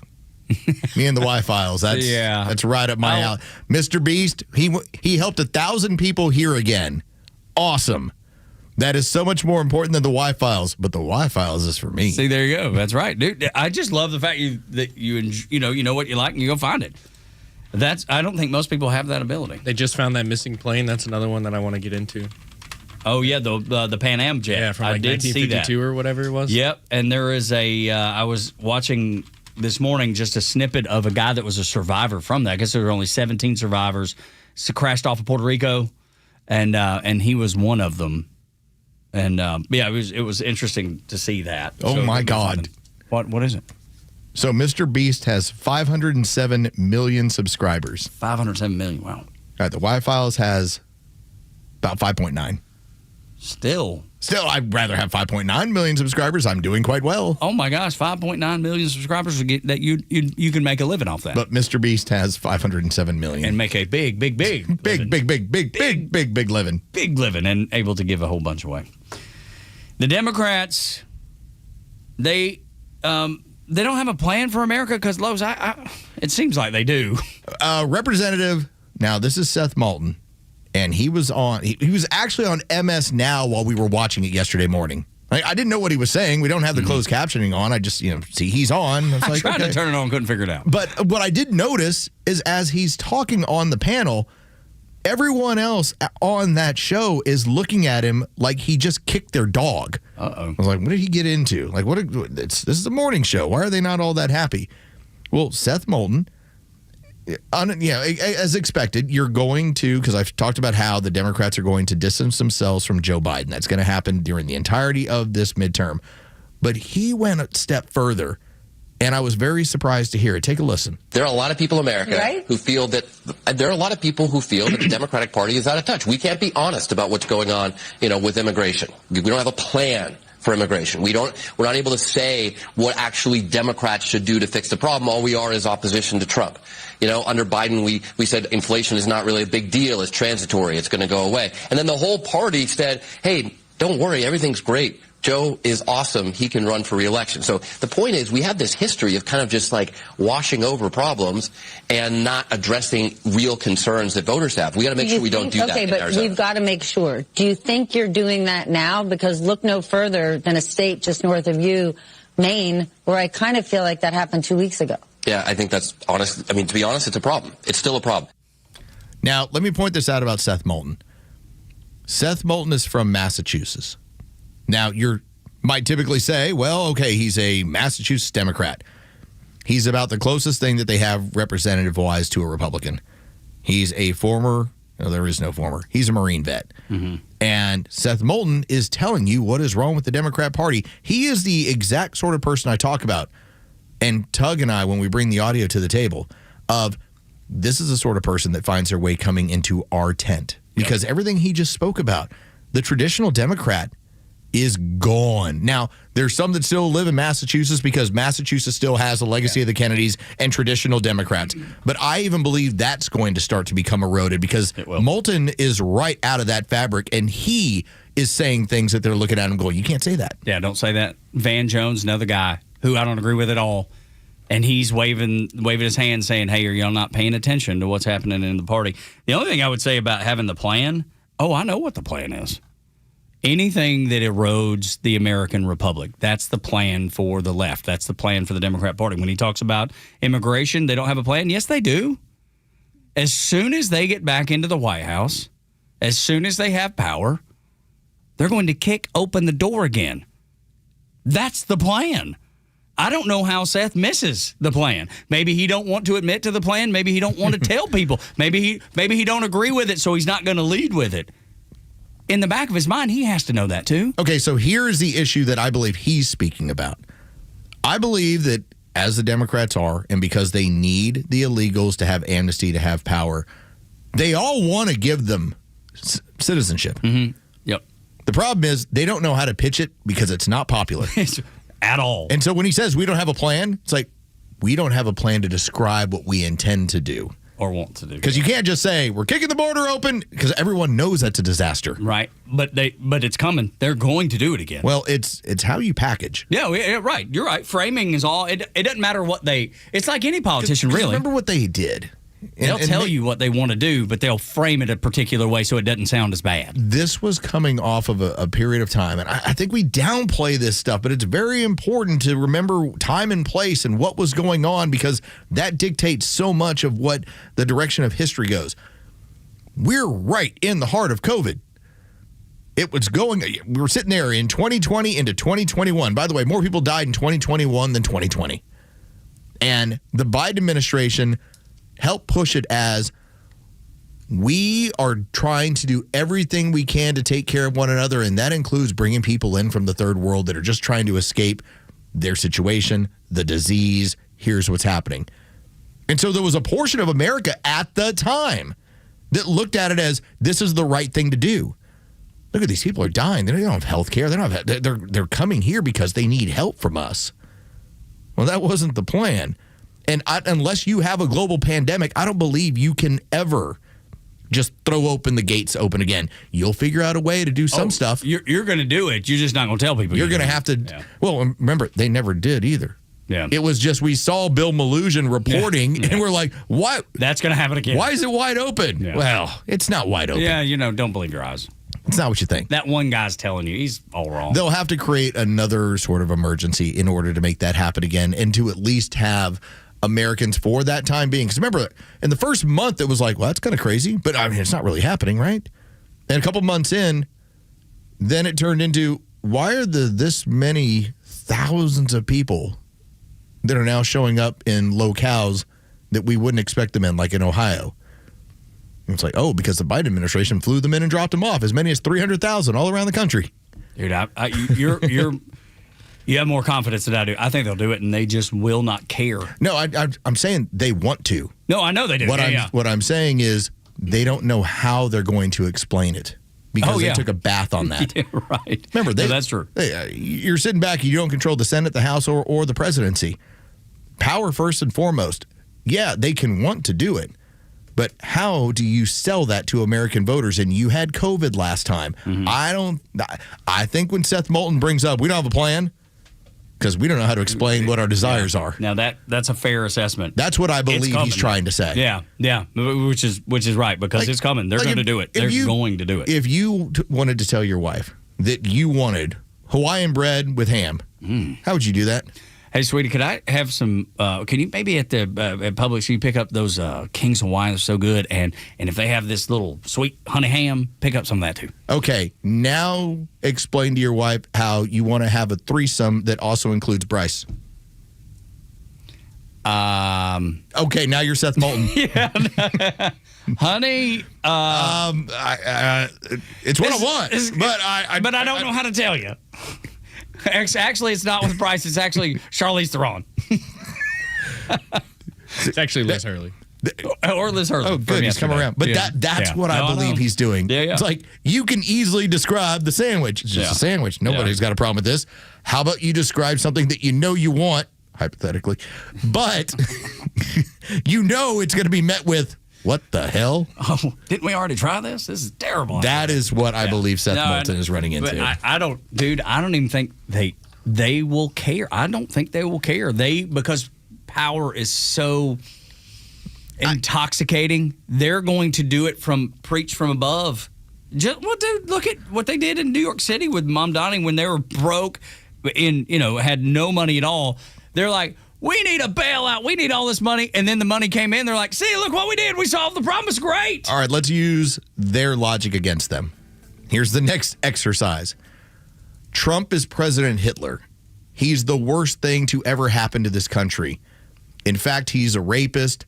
He's a gangster. He's filtering money to his family, and they're running all these crypto schemes. He's the worst thing to ever happen. And 77 million people voted for him to shut down the border. That's how bad they messed up. Yeah, that's all right.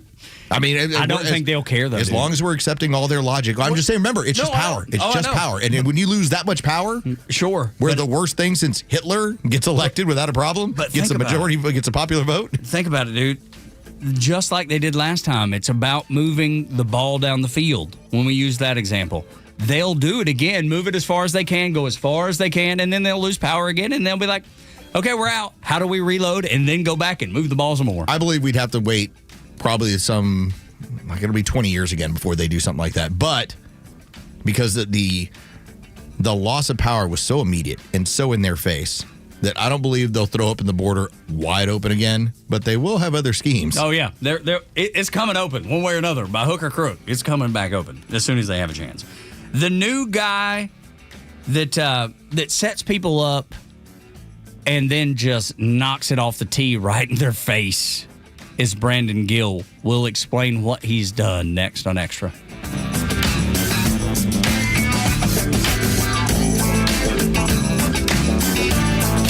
Extra Xtra 106.3 Sports, powered by 680 The Fan. Good morning. Here are your sports headlines for Wednesday, July 22nd. The Atlanta Braves dropped the second game of their four-game series with the San Diego Padres last night at Truist Park, 8-3. The final Game 3 tonight welcomes Martin Perez back from the injured list. He will make the start for the Braves. Michael King gets the ball for the Padres. First pitch is set for 7:15. You can hear all the game action on our sister station, 680 The Fan, and for free on the Fan app. From the NBA, the Miami Heat are apologizing for posting a link by mistake that's scheduled that the LeBron James introductory press conference would be held next week. They had posted that on their YouTube channel. The club said the link was posted by mistake by their social media department. James is a free agent and is rumored to be down to playing for several teams, the Heat being among them. With your sports headlines, I'm Carlos Medina. I had a similar experience to Tom. Tom reached out and told us that he had used central heating and air conditioning after hearing both us and Domino down the hall at 680 The Fan talk about Chuck and his team. He signed up for their maintenance plan. They scheduled him right away, got out there, great experience. Tech called on the way. The window was between 9 and 11 a.m. He got there right at 9. Figured out what was going on. Didn't need to replace the system.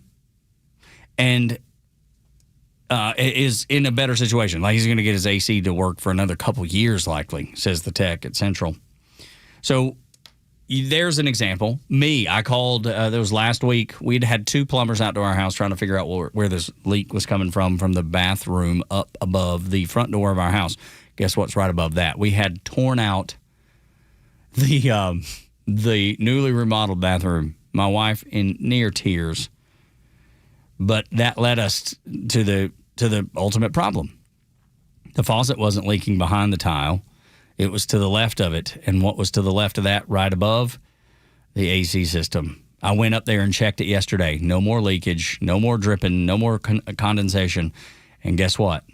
So now that they did that, Max was our guy that came out to the house. Now that they did that for 4 days, we've seen no water, no drippage, no leakage down into the foyer of the house. So they solved our problem too quickly and easily. We have that same maintenance plan that Tom emailed us about. You should get it too. 770-GET-HEAT-CENTRALHEAT.com is how. Madelon, CEO of A Second Chance Bail Bonds, and co-host Tug Cowart as they bring together law enforcement, justice insiders, and voices from every part of the justice system, victims, advocates, and people who've turned their lives around. It's not PR, it's not fluff. It's an honest talk about what's working, what's broken, and how to build a better path forward, one second chance at a time. Tune in Saturdays at 10 a.m. or listen to the podcast anywhere. Justice Unfiltered. Unfiltered, informed, and unbiased. So you got into an argument. Things got heated. Then a fight broke out, and it landed you in jail. Now what? You need A Second Chance Bail Bonds. They can get you or your loved one out of jail quickly, in most cases, in a few hours. So make the right call. A Second Chance Bail Bonds. It's better to know us and not need us than need us and not know us. Call 404-BAIL-OUT. That's 404-BAIL-OUT or online at atlbail.com. This is Tom, the honest car guy, and we got a surprise call in from a customer of ours, Travis, out in Jefferson, Georgia. Travis, good to hear from you, buddy. You want to tell a little bit about the experience you had with me at the honest car guy? The whole experience, honestly, was one of the smoothest car experiences that we've ever gone through, meaning that there's no pressure. There's no runaround. It's just straight up honest service. The price that you guys present or find for you, that's what you are going to pay. And you just get a great deal. I've been educated to a newer process of the car dealership game. You guys have not come in and you're setting the benchmark for how car dealing and car buying and car selling really should be. Friends, if you're in the market for a pre-owned car, truck, or SUV, get an honest car buy from the Honest Car Guy. You pay what we pay, plus an honest fee, and we back that up by giving you the bill of sale. That's our transparency guarantee. Call 844-SHOW-ME-1. That's 844-SHOW-ME, the number 1, or visit honestcarguy.com. For the purpose of this commercial, we'll refer to erectile dysfunction as Ed. This is the story of Ed. No one likes Ed. Ed can be a real problem, a real downer. Ed can come between you and your partner. And if you let Ed go unchecked, Ed'll continue to destroy your hanky-panky plans. Ed has taken over your life. On date night, all you can think about is Ed. When you roll over in bed for the morning smooch, there's Ed. And when you're cooking a romantic dinner for your wife, there's Ed in an apron. So how do you get rid of Ed? Kick him to the curb with Total Body Therapy of Georgia. They're Ed experts. They understand what causes Ed to be Ed, and they know how to get Ed going in the right direction.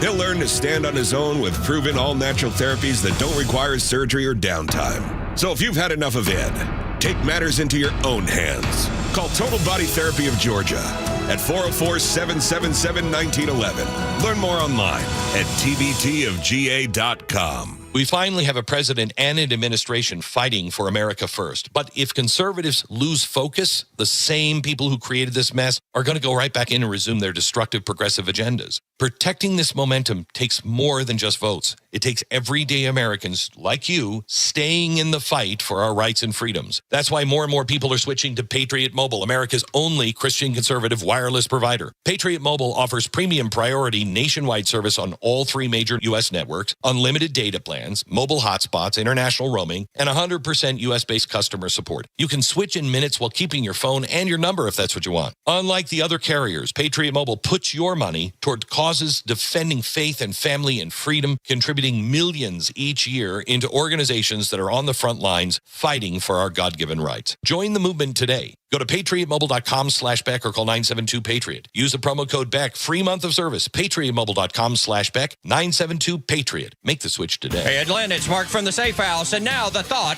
of the day. There's only a few things that a safe from the Safe House can't protect you from. The biggest one is socialist Democrats trying to steal elections. Does that really happen? Yes, it does. So for real security, drop by the Safe House and let us show you how to protect your hard-earned valuables from theft and fire. We are the exclusive Browning and Fort Knox safe dealer in the area. That's right. We're the only ones. So don't go unprotected. Go to AtlantaSafehouse.com. That's AtlantaSafehouse.com. It's 2 a.m. and everyone is asleep except for the potential intruder walking up your driveway. This is Matt Harvey with Alert 360 Security, and we stop criminals in their tracks with our floodlight video surveillance cameras. Our floodlight surveillance cameras notify you of activity, activate flashing lights, and verbally inform any potential intruders that they are being recorded. Stop break-ins before they occur with Alert 360 Security. Visit us on the web at alert360atlanta.com. If you punch me in the face, what, you think I'm just going to suck it up and take it? I believe there'll be retribution, which is also called a quality of a sliminess. The Kimmer Show, every afternoon from 3 to 6 p.m. on Extra 106.3 and the Extra app. Another fun day, and the show goes by so fast, especially when you're involved via text or at Extra 106.3 across social media platforms, on the phone, 404-741-1230, one of the extras on the YouTube channel, Country Call Out Dolly. And when we get to keep your clothes. Yes. David is... he's promised us that we get to keep his clothes. Yeah, we get to wear his clothes and drive his John Deere. That's right. Round. Which really shows love. Yeah, it does. I mean, that's a dedication that we're looking for with it. Seems like a fair trade-off for the entertainment and the other values that we bring to his day. Well, we'll probably get him a pair of Braves tickets or something. That way he could go to that. Exactly. And have something You do to that, we'll do this. We're going to go sink your four-wheeler in the Chattahoochee. Before we get to the Brandon Gill audio, I'm just going to tell you, I spoke with management. Mm-hmm. I was able to get a moment with our operations manager. Let's go. What do you have to say? I brought up, hey, as part of Tug's next deal down the road, whenever he comes up for one, if he wanted to build in a golf cart to that deal, would it be possible based on the fact that maybe monetarily that would be something a goal? Yeah.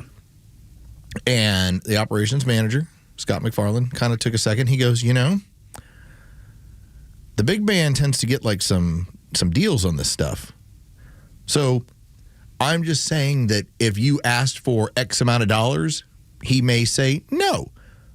But he may look at that golf cart as, well, that's... because I can get it cheaper. Yeah.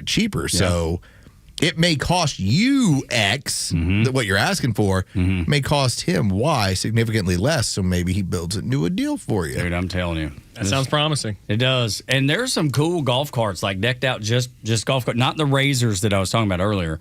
But I've seen decked out golf carts before, and they are awesome too. Trying to see if I can look up a couple real quick. Yeah, like these. I mean, these are also $10,000, Lowe's. Yeah. Oh, you can. Where's it at? That's what we were talking about. You can get a very nice golf cart. Look at that thing. Yeah, that's nice. I mean, you can't take it off-roading It's necessarily. like red and black. Well, yeah. You don't need to go off-roading if it's a golf cart. Now, if you obviously want like the UTV, the all-terrain vehicle, UTV version, the utility vehicle, and do all that stuff, cool. Yeah. But sometimes you just want to go to the pool and have a good time. Yeah, no, exactly right. Or drive around the neighborhood or whatever it is. Yes, all those things. Hand out hot dogs. Ask people to try on their pants. You know, can I try on your pants? Stop by the sports park in the neighborhood and be like, sir, I've got a hot dog for you. And I'm sure he'd be grateful and be like, now can I try on your pants? Dude, can you imagine the face? They would call the police immediately. And there's a guy handing out hot dogs, and he's asking to try on people's clothes, namely their pants. It would be so weird and so funny. God, it'd be so funny. Probably almost as funny as Brandon Gill was with the lady from the Smithsonian who just had no answers for Brandon Gill. Brandon Gill is slowly but surely, I believe at this point, I think he's the youngest person in Congress. And so Brandon Gill, as a young father of two, he's decided I'm gonna make a name for myself now. Again, everyone does the gotcha stuff. It's part of how you raise money. It's your social media profile. But Brandon Gill has been doing it differently now for the past several months. It's not about yelling. And it's not about asking some impossible question. It's simplifying a question and letting the answer be ridiculous. So I want you to take a listen as he's talking to the director of the Smithsonian. Again, paid for by your tax dollars. He's going to introduce the scenario and then ask for a very simple answer. Excuse me, sir? Is it important to be polite? Yes, sir. It's also interesting because the same mass action toolkit that your organization has been promoting references politeness as a defining characteristic of white supremacy culture. Ma'am, are you a white supremacist? No, sir. You're not? Can you help me square why your organization says that being polite is part of being a white supremacist? I'm not exactly familiar with that passage of the Mass Action Toolkit, which is I can show you the passage. It's right here. It doesn't matter if you developed it or not, if you promote it and you use it. Right. She put it on a third party who did the Mass Action Toolkit for the Smithsonian, was developed by a third party. But as Brandon Gill was pointing out, and so was Tim Burchett, why was it implemented by this museum, paid for by taxpayer dollars, to have, and at one point, because Tim Burchett does ask her about this, why do you have an exhibit that is based on girlhood and it brings up about the removal of a penis? I mean, I don't know how you respond to that without getting laughed out of the room. Some of the other things that are on the Smithsonian's white supremacy culture list: individualism and self-reliance, the nuclear family, rational and linear thinking, working before you go play, planning for your future, protecting property, avoiding conflict, time management, and being polite. And obviously, Brandon Gill used So being mature makes you a white supremacist? I guess Yes. so. Yes. They talk about Tough break, Bryce. Yeah. Sorry about it, Dang buddy. it. Sorry. I don't have to worry about that. I'm wildly mature. Talking about that rational and linear thinking. Emphasis on scientific method are the aspects and assumptions of whiteness, white culture in the United States, according to your tax dollars at work at the Smithsonian. Protestant work ethic. Hard work is the key to success. If you didn't meet your goals, you didn't work hard enough, those are white supremacists. I mean, this is the actual sheet I'm reading from. Like a plan for a future, delayed gratification. Even like if you have a tough day, tomorrow will be better. That is also. Dang it. Some of these are applying to me. Delayed gratification, I'm a big fan of. Me too, man. Listen, I eat dessert last. Yeah. They don't like competition, being number one, winning at all costs, winner-losing dichotomy, winner-loser dichotomy, action orientation, master and control of nature. Do something about a situation, aggressiveness and extrovertism, decision-making, and majority rules. Kind of sounds like everything is white supremacy. Everything. Anything that you could possibly think of. Everything predominantly about being an adult is I would go white supremacy in this action report. Find the most successful football team that you can find and go ask some of the people about the work that they put in to be the best on their team or in the league at whatever position, and ask them if they agree, because all of that is labeled, according to the Smithsonian, as white supremacy. I really hope that Aaron Donald comes back and plays in the NFL. Aaron Donald is like this Greek god, and he's first ballot Hall of Famer. He's an incredible player, and he retired for a year, and he might come back and play for the Rams for a year. I would love for somebody to ask Aaron Donald, who is the epitome of all of those things, Aaron, why do you subscribe to so much white supremacy? I know how hard you work and all. I bet he was like, what are you talking about? He would twist your head off as he should. Yeah. And, like, please, this person doesn't need a credential ever again. They don't need to be around teams or anybody that is successful. That's going to do it for us. I'm going to remind you that Cameron and Pete are out at Shuck and Shack in Alpharetta 3 to 6 this afternoon, South Main Street. Happy Hump Day. Happy Hump Day. That's right. 2 hosts, 1 chair. It'll be fun. It's going to be strange how they're going to sit there and do the show. That's right. But you know what? It'll be worth it to get out there and see it, to take it all in. Oh, That's my right. God. The question is, who sits on whose knee? I don't know, but please take pictures and send them to us at Front Office Los at Tug Cowers, where you can find us, and at Xtra 1063. For Los and Bryce, I'm Tug. Y'all come back now, you hear?